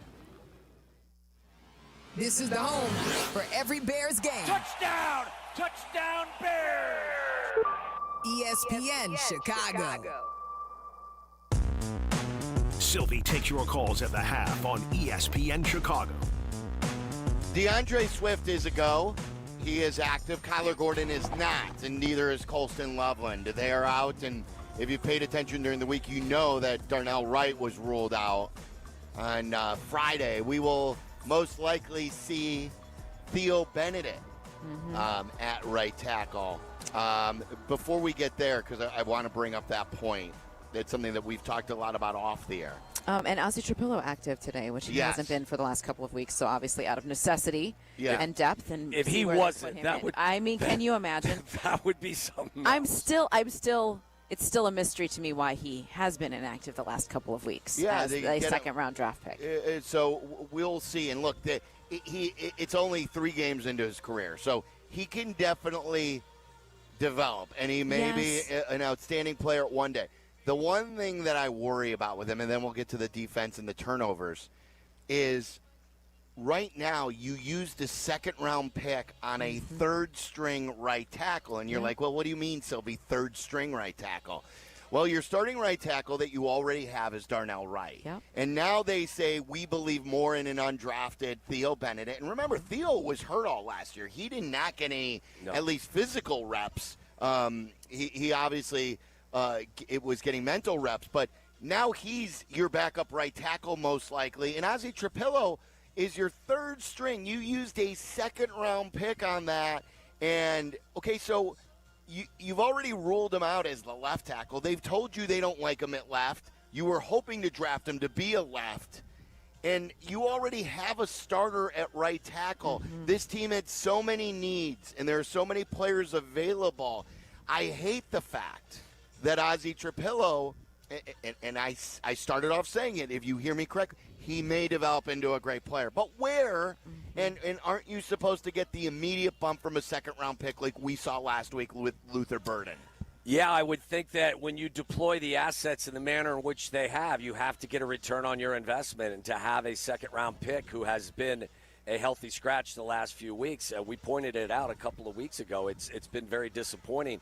I am a little bit surprised that Ozzy, if he's your second string right tackle, I'm a little surprised he's not getting the start today. Yeah. But there obviously is a trust factor that has not been resolved at this point. I think it's interesting, too. I mean, hearing what Tom said about Theo, that he doesn't make a lot of mental mistakes. Maybe that is what has given him the edge at this point. He's got a great personality, too. Yeah, well, right. Isn't that what they always want on an offensive lineman? He does. He does have a great personality. You know my affinity for O-linemen. It's fine. He's a great guy.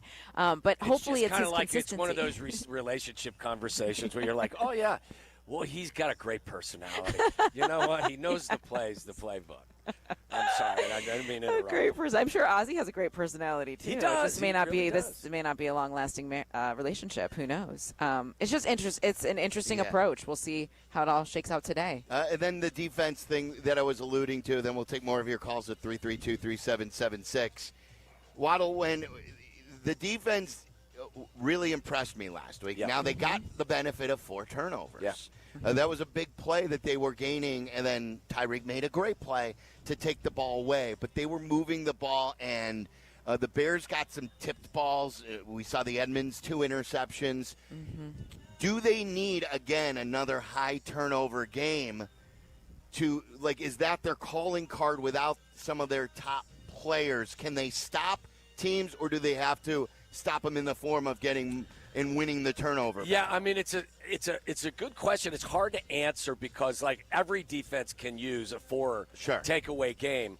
But they don't always come. That's right. Are you able to stop teams if they don't? Well, and what they did last week, which I thought was fantastic, and Dennis Allen made the adjustments. He tried to keep everything in front of him, played a lot of 2 high safety to minimize the big plays.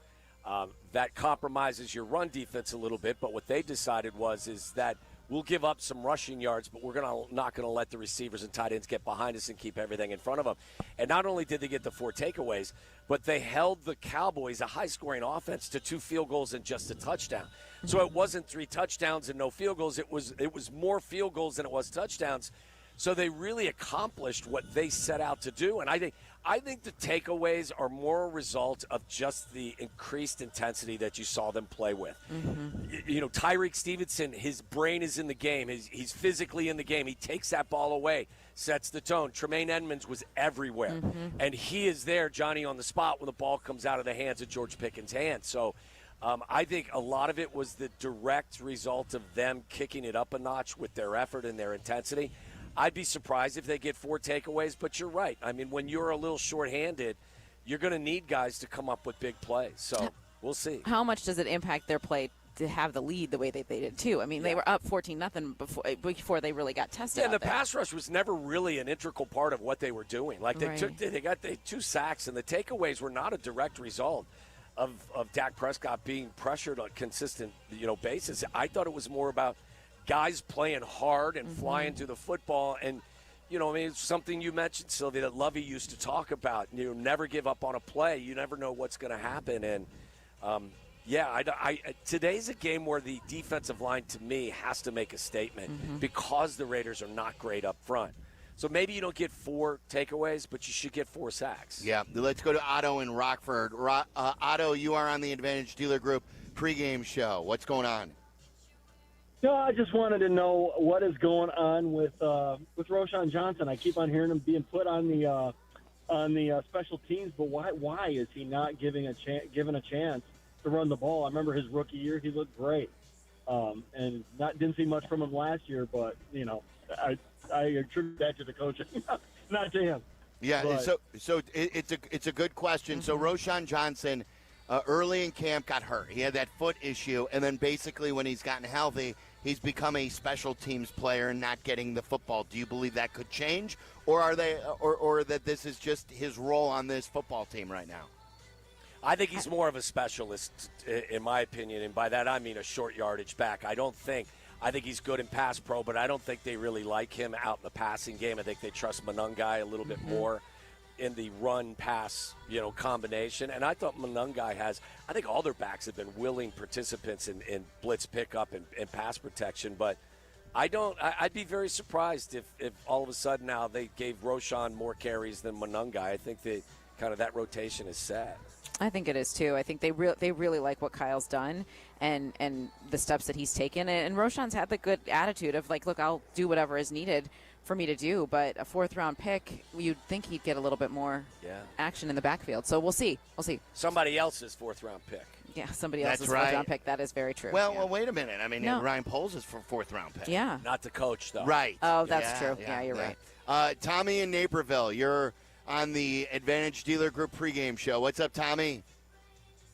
Hey, guys. How's it going? Thanks for having me. Just want to say love the show. I just wanted to make a comment. I think today is a great opportunity for our offensive line to make a statement. I think showing that we could shut down Max Crosby and protecting the quarterback a little bit would be really good for us to see.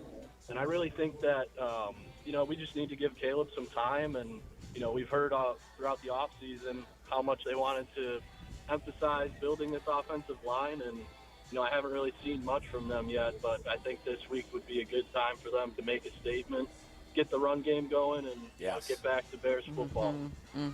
Yeah, I think you just hit the nail on the head at the end of your comments. Was you've got to get the offensive line going. You've got to find a way to get more consistent production out of your running game. I thought the offensive line obviously played exceptionally well last week. They didn't give up a sack. I don't believe Braxton Jones gave up a pressure. But their running backs still are averaging less than 3.5 yards per carry. So before they have that kind of breakout game as a unit, they're going to have to get more out of the ground game. Hopefully they gain confidence after that 19-play drive where they scored the touchdown. They played more physical. They ran it how many times in a row? Was it 11 times? 11 times in a row? Yeah. And he used different design runs as well, which is the creativity that we see. And we'll talk about Ben's Big Bag of Fun coming up here with Jeff Joniak. So we are under an hour away from kick, 3:25 kickoff time. It is Bears and Raiders. We'll talk to the booth coming up next on the Advantage Dealer Group pregame show on the Bears Radio Network. Vegas, baby, Vegas. That's right. The whole crew is taking over Vegas, and while we're enjoying making our bets at the counter this weekend, you all in Chicago have something just as good. Circa Sports Illinois. It's the only place I play. High limits, low holds, amazing customer service, and not a single bet fee ever. Guys, I like our team this week here in Vegas. Did you expect anything else? Make all your picks at circasports.com. Got to be 21 years or older. Gambling problem? Call 1-800-GAMBLER. In football, success is about team effort, and the same is true for your hair. At Great Clips, they save your haircut details in clip notes, so every member of the highly skilled team knows exactly how to create your signature look. And with our easy-to-use app, you can check in from anywhere and get a Ready Next text when you're up next for a cut. It's the confidence of a great haircut, delivered by a team you trust. Download our app today. Great clips. It's gonna be great. When your life turns upside down after an accident, you need an advocate like Wallner Law. I'm John Wallner, and for over 50 years, Wallner Law has fought for people just like you, injured, overwhelmed, and searching for answers. We don't just take cases, we take care of people, and we win for you. From car crashes to workplace injuries, Wallner Law stands by your side every step of the way. So call us today, 312-8000000, and win with Wallner. Hey Bears fans, it's Silvy. Steinhoffels is a proud partner of the Chicago Bears, and this season, they're teaming up with Special Spaces Illinois to create dream bedrooms for kids battling cancer. Every time the Bears defense causes a false start at home, Steinhoffels donates $1,000 to Special Spaces Illinois. Steinhoffels, now with 7 locations, has Chicagoland's largest selection of furniture and mattresses, all styles, every budget, and they're 100% employee-owned. Shop in-store or online at steinhoffels.com. At UI Health, compassion isn't just care, it's commitment. UI Health's team of experts listens to your story, understands your experience, and embraces your voice.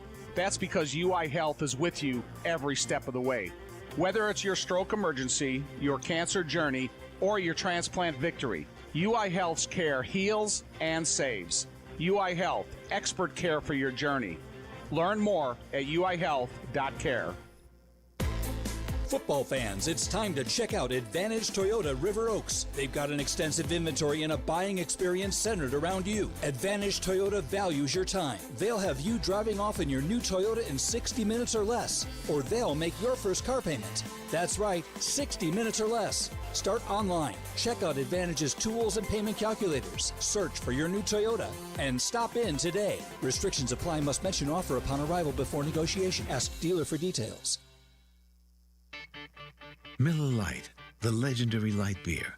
The originator, the inventor. If this beer could talk, it'd tell stories about that one time, that night, that one guy, that one gal. Writing a story 50 years long and 50 million friends wide.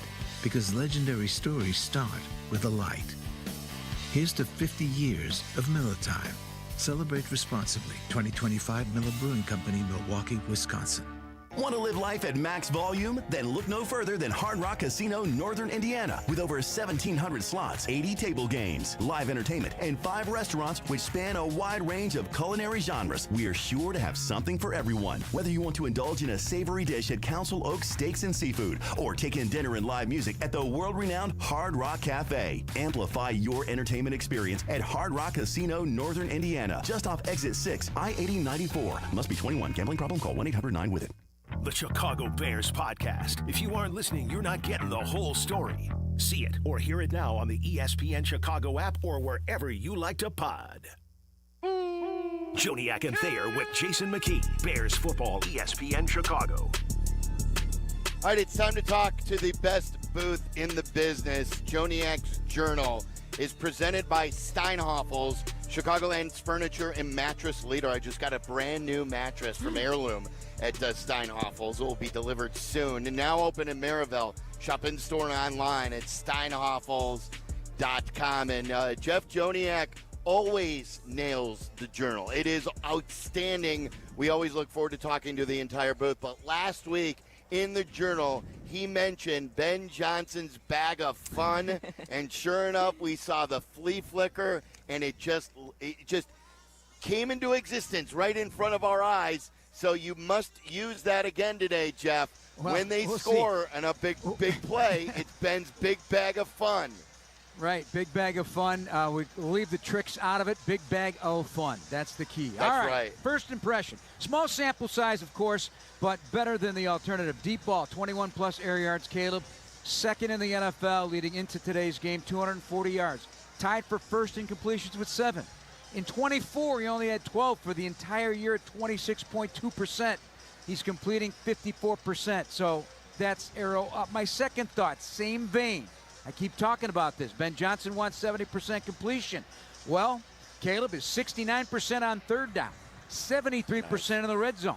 72% against the blitz. I think we all agree. We'll take that in situational football and run with it.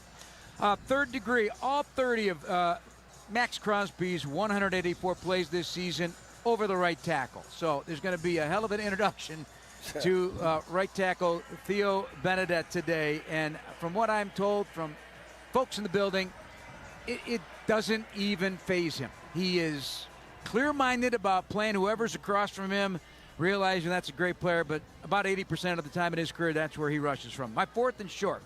Yes, we could say the big bag of fun and some clever calls by Ben Johnson, but I got to say, the Clever Writing Award of the week goes to Mark Silverman, who writes for Shaw Media, the Daily Herald, does a column.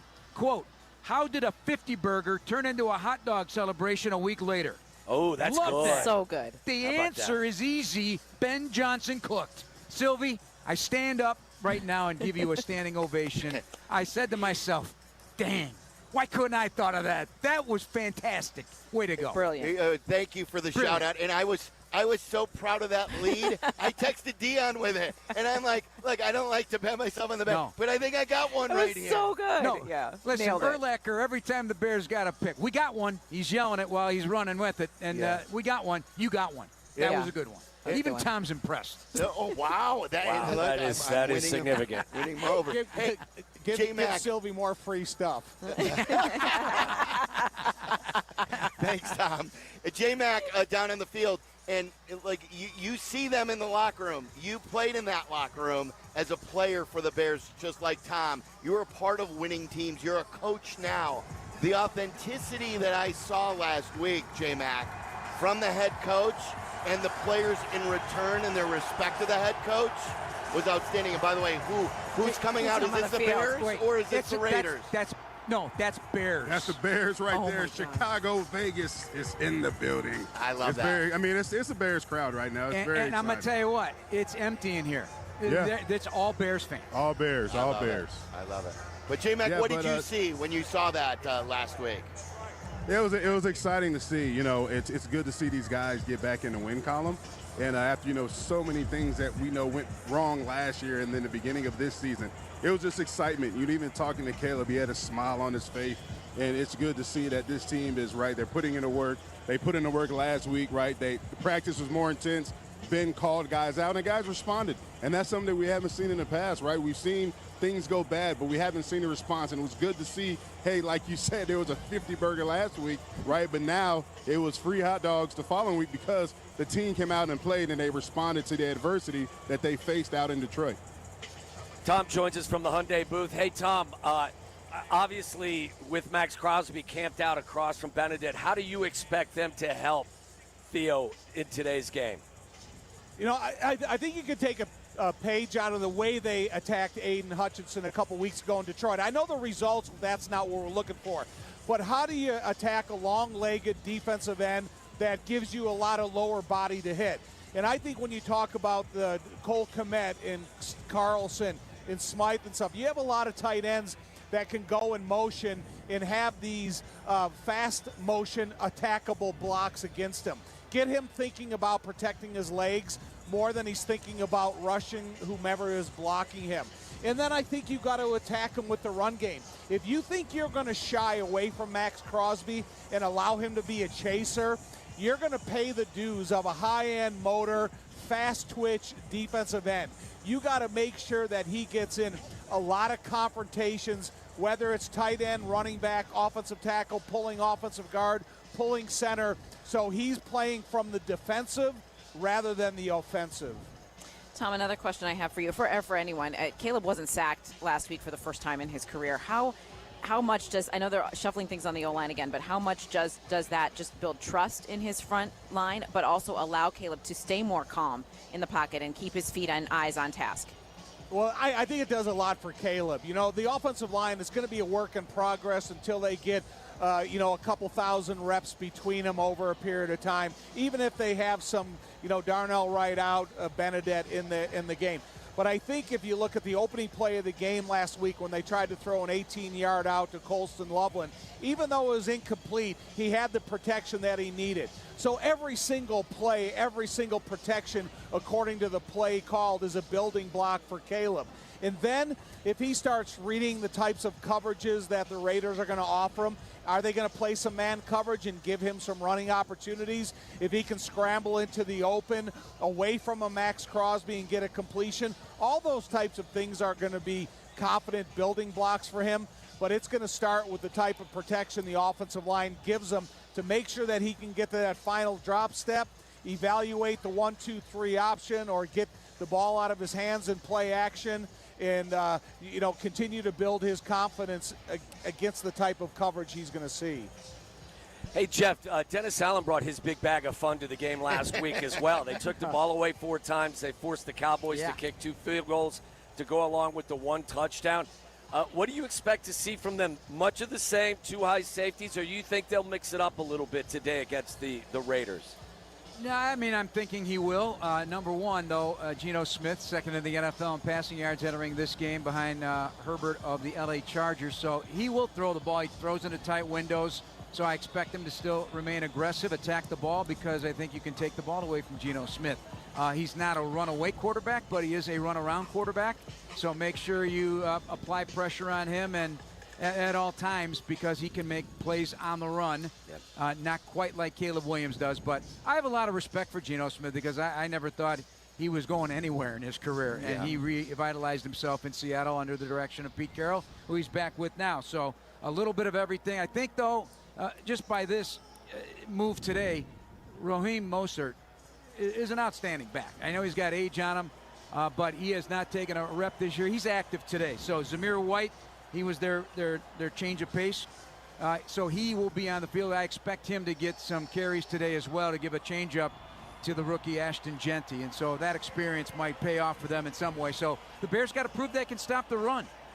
He's had 1 game with the Dolphins against the Bears, and the Bears bottled him up. I don't know what year that was, but 2.9 a carry. I'll take that as a victory today. If Genty's in the backfield in any passing downs, I'm going to blitz him. And I'm going to see, okay, if they have a pass call, fine, but I'm going to blitz Genty to see if he can block, because he hasn't showed the ability to block up until this point. And so I'm going to challenge him, and I'm going to test him if I get the right down and distance. Well, he hasn't shown the ability, but also in pass protection for a young back, you just got to understand the pass protection. So from watching the film, a lot of time, I don't know what the protection is called in the huddle, but it looks like he's a little bit confused. And with the complexity of pass protection in the NFL, a lot of running backs will have a scan protection where they may be offset to one side of the formation, and they may have that linebacker or that safety on the opposite side of the formation. So you've got to know who you have. And like you said, Tom, it's one thing to know who you have, but it's another thing to actually know how to fundamentally go out there and execute that protection or that blitz pickup. Yeah, well, Kyle Monungai and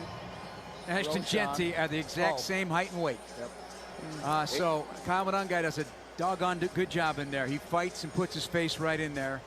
And so I'm happy with what I'm seeing from him. So, I would test him like Tommy. Monungai's not worried about looking pretty. Yeah. He's just worried about throwing his body into the blitzer. And if you keep him from getting to the quarterback, you win no matter what it looks like. Yeah, it's about want to with pass protection a lot of times. It's, and I've seen a jump from Kyle Monungai as well.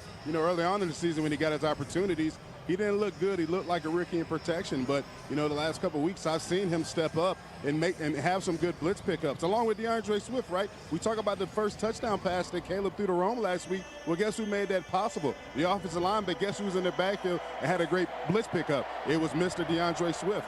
It sounds like a great atmosphere in there, as you guys were just talking about. It's such a Bears contingent. I want to hear what you guys have to say about this shirt that we have spotted on social media. Many of my friends have run into this guy. He's a Bears fan, and he made his own shirt like on an Under Armour short sleeve workout shirt. And on the back he put 87, and he put Tom Waddle on the back.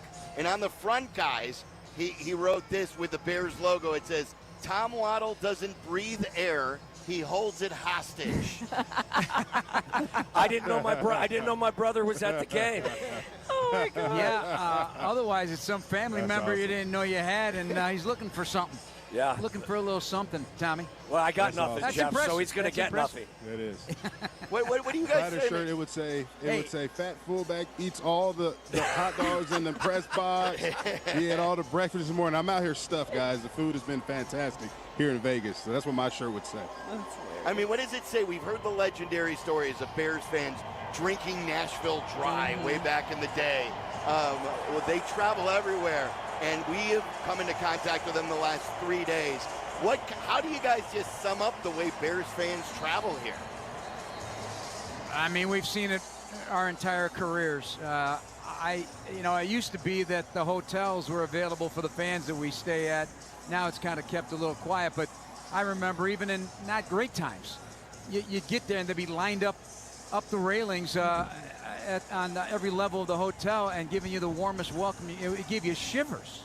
So, yeah, they love to travel. They love to have a good time, and they're aching for this, not unlike Soldier Field when they get wound up at the beginning of a game early in the season. You just want to pay it off. So, hey, pay it off here. You'll hear in the interview with Ben Johnson, it's talked about. This is going to be a big deal today. J-Mac, we've talked glowingly about this Bears coaching staff over the course of the last week, and for good reason. On the other sideline is Pete Carroll, who's done a lot in this league. His team looked awful in Washington last week. With that in mind, would you expect this is going to be a Raiders team that looks significantly different than the one that was out there in Washington? Oh, without a doubt. They're at home. And, Pete Carroll's an old-school coach, so I'm sure he had a similar message to what Ben Johnson had last week, right? Turn up the intensity. This isn't acceptable. Look at yourself on film. Are we representing the brand? Are we representing the organization and the way that we've instilled in you guys on how to play, right? So I'm sure they, had an intense practice, and I know they're excited to get a Bears team that's riding a high from a victory over Dallas. And my thing is, for Ben Johnson, I'm sure he tried to keep this team even-keeled and say, hey, you know what? Don't rely on the attaboys, right? The attaboys get you beat, right? You're going to get all the praise and all the, praise because what you did last week. But, hey, you still got to come out here on the road, put your best foot forward, and try to get a win. Our crosstalk segment, which is always my favorite part of the pregame show, is brought to you by Shell. Sign up for fuel rewards like I have from Shell and earn up to 25 cents per gallon on Bears game days. Guys, can't wait to hear the call of the game, and Jeff will be right back with you with Ben Johnson coming up. Thank you. All right, thank you, guys. Bear down. There they are. How about that? That crowd. And then Courtney tweeted out a video, too, of Caleb Williams jogging in with the offensive line. And that's what we were just hearing. I mean, it's no surprise. It's truly amazing. All right, so wait till you hear what Ben Johnson did to unwind from the win last week. It's awesome, and I never would have predicted it. This is the Advantage Dealer Group pregame show. You'll hear from Ben Johnson and Jeff Joniak next on the Chicago Bears Radio Network. Make your game day a winner with Aurelio's Pizza, Chicagoland's oldest pizza chain since 1959. This is Joe Aurelio inviting you to indulge in our crispy thin crust, signature sauce, 100% real mozzarella, and your favorite premium toppings like our fresh ground Italian sausage. Dine in, carry out, or have it delivered. Visit Aurelio'sPizza.com for the location nearest you. Download the Aurelio's app and start earning rewards today. Aurelio's Pizza. It's a sauce. Property managers and GCs use FinishingChicago.com's contractors for finishes and protective coatings in the most iconic venues, interior spaces, and essential infrastructure. Our painters apply industry-leading commercial and industrial finishes inside and out, so your biggest assets always put their best square footage forward. FinishingChicago.com has your free list of painting, wall covering, glass systems, drywall finishing, and signage contractors. For a great finish, start with FinishingChicago.com. Hey, I'm ordering dinner. I was thinking burgers. Boom! I just earned a $650 bonus for opening up a checking account at Old National Bank. Sorry, what'd you say? Burgers? No, I definitely said 40-ounce dry-aged tomahawk steaks. Yep, with those little sauteed mushrooms. Earn up to a $650 bonus when you open an eligible checking account and complete qualifying activities. Visit oldnational.com/checking and get old. Member FDIC. Additional restrictions apply. Offer valid through October 31st, 2025. Reason number 204 to visit the city of Countryside, Chicago's Western Gateway. Come into Little Joe's for homemade Italian beef, meatballs, and giardiniera. Little Joe's is a family-owned restaurant for 55 years and counting and is a countryside must-try. Chicago dogs, Italian sausage, and much more. What more could you ask for in a neighborhood staple like Little Joe's? Stop in today at the corner of LaGrange and Plainfield Road or check them out online at littlejoesbeef.net. Little Joe's, where everybody knows everybody. Getting the kids to practice on time. Remembering if it's your day to bring snacks. Making it to the game with a clean jersey. Why are simple things sometimes so complicated? Thankfully, with Auto Owners, insurance doesn't have to be one of them. Auto Owners works with independent agents who answer when you call, so you can worry about more important things, like whether your kid is going to run toward first or third base. That's simple human sense. Ask Lakeview Insurance Agency in Chicago if Auto Owners make sense for you. Hi, this is Dave Musial, owner of Four Seasons Heating, Air Conditioning, Plumbing, and Electric. Do you have a plumbing emergency? Call Four Seasons. An electrical emergency? Call Four Seasons. A heating or cooling emergency? Call Four Seasons. Same-day hot water tank installation needed? Call Four Seasons. Need a whole home generator? Call Four Seasons. We guarantee same-day installation on all heating, cooling, plumbing, and electrical needs. And no extra charge for nights, weekends, or holidays. For all the right reasons, call 866 Four Seasons. In Chicago, football isn't just a game, it's a way of life. And when the Bears hit the field, there's only one drink that brings the flavor, Dr. Pepper. It's bold, it's original, it's the best 23 flavors in football. So whether you're cheering in the stadium, tailgating in the lot, or yelling from afar, make sure you've got Dr. Pepper in hand. Go Bears, and drink up. It's a pepper drink. Illinois State University and Chicago's favorite football team have a lot in common. A long tradition. Illinois State is the oldest public university in Illinois. A history of success. Redbird graduates earn $15,000 more than the national average. And highly regarded recruits. Our newest freshman class is our largest ever. There's never been a better time to tune in on Sundays, and there's never been a better time to be a Redbird. Get started on a Hall of Fame career today. Learn more and apply for admission at illinoisstate.edu/admissions. Chicago's home for sports is the home of the Chicago Bears. ESPN Chicago. Game day tailgate starts 4 hours before kickoff. ESPN Chicago. Yeah, speaking of game day tailgate, we were just talking to Chris Bleck about how much he loved seeing Allegiant and the Bears fans at the tailgate. Just crazy. It's the theme that we've talked about here in the last 30 minutes. So great stuff as always from Bleck and Abdalla. Don't forget, call me at halftime as well. The post-game show, you'll have Yurko and Peggy has had some fun, as has Yurko here in Vegas. So I'm sure they'll have some good stories as well. The phone number on the Dr. Pepper hotline to keep handy is 312-332-3776. Let's go back inside Allegiant Stadium. Here's the voice of the Bears, Jeff Joniak, with Ben Johnson. All right, thanks, Silvy. From Allegiant Stadium in Vegas, it's Bears-Raiders already here in Week 4 with Bears head coach Ben Johnson, Jeff Joniak. A month of Sundays about to wrap. I think of Ferris Bueller. Life moves at you pretty fast. If you don't stop and look around, you can miss it. It's that quick. I just watched that movie the other night, too. That's great. Did you really? Yeah. It's a Chicago classic right there. Right. I love the parade scene. It's my favorite. How the heck did you have time? I don't sleep much after games, and so I got to do something to put my mind at ease. First time at Allegiant Stadium for you, if my math's correct, and looking into your past with Miami. And so do you have to familiarize yourself even in a way with the surroundings? I'll be fine. I'm not out there playing, so I'm going to be in good shape. I just need to know where the play clock is, make sure I'm getting it into Caleb fast enough, and we'll be in good shape. But this will be a good atmosphere. I'm expecting a good turnout here from our fans, and we'll see if we even need to use silent cadence or not. Yeah, people are suggesting it's going to be 50-50. I had somebody in the Raiders organization say it'll be a Super Bowl-like atmosphere, in only that it's a neutral site field. Oh, great. Yeah, we need that as much as we can. Certainly at home, I have felt our fans. They have made a major impact on both of our home games so far. So if we can get that same contingent going to away games for the rest of the season, it's going to help us out. It's grass. Not for the college football games there. Grass field, though, that they roll in indoors. Does that change anything for you? Is it going to be a fast track? Have you heard it's a fast track?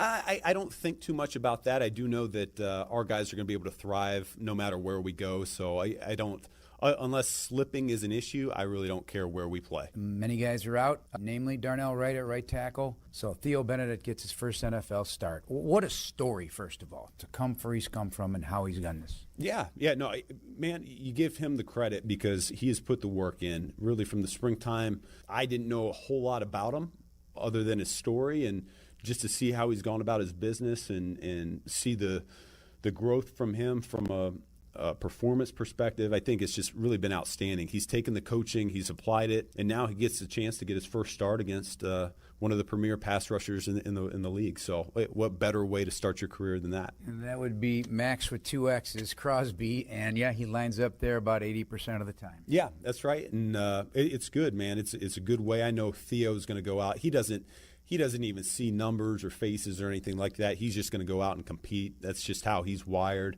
I felt that from the moment I met him, and I can't wait to see him go out there and play. What have you learned about your defense without Kyler, without TJ, without Jalen Johnson to this point? Yeah, it's. I know it's a coaching cliche, but it's next man up. It's about how we play. It's not about what we play. All these guys are bought in. DA's doing a great job.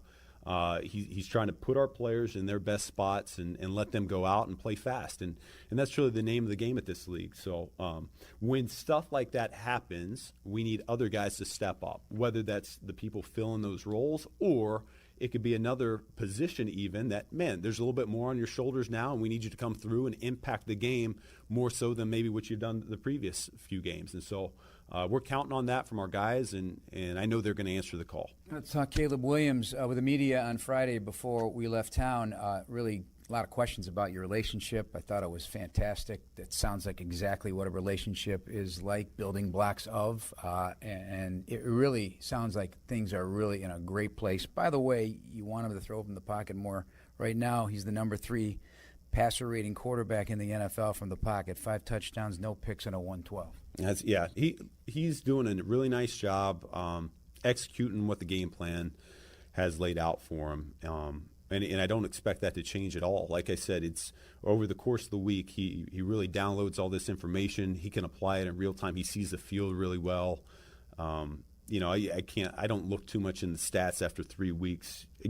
Maybe closer to the end of the year, I'll have a better feel for some of that stuff. But most important thing for us right now is us winning. He'll tell you the same thing, and that's what we're looking to do here today. Cool return to home for Rome Odunze, and ironically working possibly against his old teammate from high school, Caillou Blue Kelly. They calls him his brother. Kind of an interesting backdrop for this. Yeah, I think Rome's had a great start to the season here. He's a guy that we count on as a coaching staff, not just when the ball's in his hands, but he's been very detailed with his route running, run blocking. He's done a great job, and so this will be fun for him going to Vegas and competing against some old friends. This is a nugget category. If he does score a touchdown, he'd be the first Bear to score a touchdown in 4+ games in a season since Walter Payton in 1986. Good nugget, if nothing else. Man, I tell you, you jinx everything, don't you? Oh, jeez, I'm not jinxing. No. He'll be just fine. He's going to go out there and play. It's the first time I've heard that one though, so that's good. Yeah, it is. What does Raiders quarterback Geno Smith do well operating Chip Kelly's offense? Oh, my goodness. I mean, this team they're one of the most explosive offenses in the NFL. He's putting up all kinds of yards in the passing game right now. He's got some dynamic weapons outside of him. Speed guys, possession guys, the tight end's a threat. Had a huge year last year, and he's off to a strong start again this year. And then the running back is just starting to get going. I see big flashes of what he's capable of doing already. And so he's got a great supporting staff, and he's doing what he's done well for the last few years in Seattle, which is distribute the ball to his playmakers accurately and on time. And so we're going to have to do the best we can to affect him and get him off his rhythm. Forcing more third down situations by your front seven would be huge because the third down defense is really, again, numbers 3 weeks in, I get it, but it's playing well on third down. Yeah, I think that's been the standing point for DA over the last 10 years of when he's called it. It's going to be good third down defense, good red zone defense, and at the end of the day, this can be a low-scoring defense as well, and that's what we're looking to do. Obviously, we've got off to a fast start here on third downs, and we need to keep that momentum going here for the rest of the year. I just blurted out last week in the pregame show, Ben's big bag of fun, and sure enough, there was fun last week. Hopefully there's room in that bag for the road games too. It's got to be exciting for you as a play caller because your reputation comes to that. Does that breed excitement in the room? Yeah. I think I felt it more from the defense last week than I did anything else. There were some things said on the sideline to me in passing that I could tell that they go with the flow and the momentum, and that might not have been what they've experienced in the past. To me, that's our normal. That's our new normal. I expect us to score every single time we go out there for a drive. Our offensive players feel the same way, and so we're working our tails off to get that done. Name of the game today to wrap us up. Man, we need to piggyback on the success we had last week. So we're looking to respond accordingly to we had a big victory, and we want to do the same thing again this week. All right, good luck. We'll talk to you after the game. Yep, thank you. That's Bears head coach Ben Johnson. Back to Mark Silverman, Tom Waddle, and Dionne Miller. Great stuff with Jeff right there. What is it? Is it Us Weekly that does the feature where they're like, hey, the Hollywood stars are just like us? Yeah. Like Ben Johnson, just like us. He's watching Ferris Bueller's Day Off, and he believes in jinxes as he was busting Joniak's chops. We'll talk more about that here coming up in just 10 seconds. Let's pause for all of our stations to identify themselves. This is the Chicago Bears Radio Network. This is the home of the Bears, ESPN Chicago, WMVP, WTBC HD2, Chicago. So besides those jinxes that he was busting Joniak on and the Ferris Bueller's Day Off, anything stand out to either of you guys? I loved what he said about the defense giving him some props for giving them a lead, and he said that's our new normal. Oh, I love that. I hope that it is, and I think that it lends itself to responding the right way today. Yeah, and I think that, his reference to having to build on what they created last week is paramount for me. Last thing I want to see is regression, and you see that a lot of times, whether it's an effort, and then if you're not focused, you're going to commit penalties. So I want to see them play a clean game today the way they did last week, and that would tell me that they're trying to build, and they are capable of building off of something that they accomplished last week. We talked about the importance of this one. I mean, it's all right there for them. They're playing an opponent that they do match up well against. I know they're banged up, but they've got a pro Bears crowd in there. Ben Johnson talked about, hey, maybe we won't have to be in a silent count. And then just the momentum that they created last week. This is so big. It's all set up for them to get into the bye week at 2-2 after really a disastrous start. So you got to finish this game today. And we talk so much about learning to win and having a team that understands what it takes to win week in and week out. This is a great time and a great opportunity to prove that they're learning that. All right, let's get our predictions here, guys. It's brought to you by our great friends and partners at Four Seasons Heating, Air Conditioning, Plumbing, and Electric. I just renovated our bathroom. My guy Willie fixed all the plumbing for us. It was outstanding. Whether you have a plumbing, electrical, or heating emergency, call Four Seasons for same-day installation and service with no extra charge for nights, weekends, or holidays. Call them at 866-4Seasons. We use them for everything. Waddle, who do you like in this one? I think the Bears win a game that is very competitive. I'll say 27-24. Oh, we're so close. Yeah, I think, again, you got to play clean. I expect the Raiders to be more focused, and they will be a better football team than they were last week in Washington. But I think the Bears are building on something here. We'll go into the bye 2-2. Dionne, what about you? I also think the Bears will score 27 points. I was thinking they would win 27-21. That's kind of where I'm at. I just feel like the defense has an opportunity today to really flex their muscle and against a bad offensive line. I think that they'll have a good game. Maybe it's because we all hung out together for the last 3 days, because I had them winning, and I'm not fixing this at the time. It was what I said during the week, 27-23. So we all have the Bears scoring 27. It just feels right. We'll find out. Don't forget that number at halftime. And then Peggy and Yurko in the postgame. It's 312-332-3776. It's been outstanding here in Vegas. The fun continues next with the best booth in football. Bears and Raiders on the Advantage Dealer Group pregame show. $2.6 million. The Verdoliak Law Group wins again for their clients. That's right. The Verdoliak Law Group recovered $2.6 million for a client who was injured in a bus accident. If you're injured, make sure to call the Verdoliak Law Group.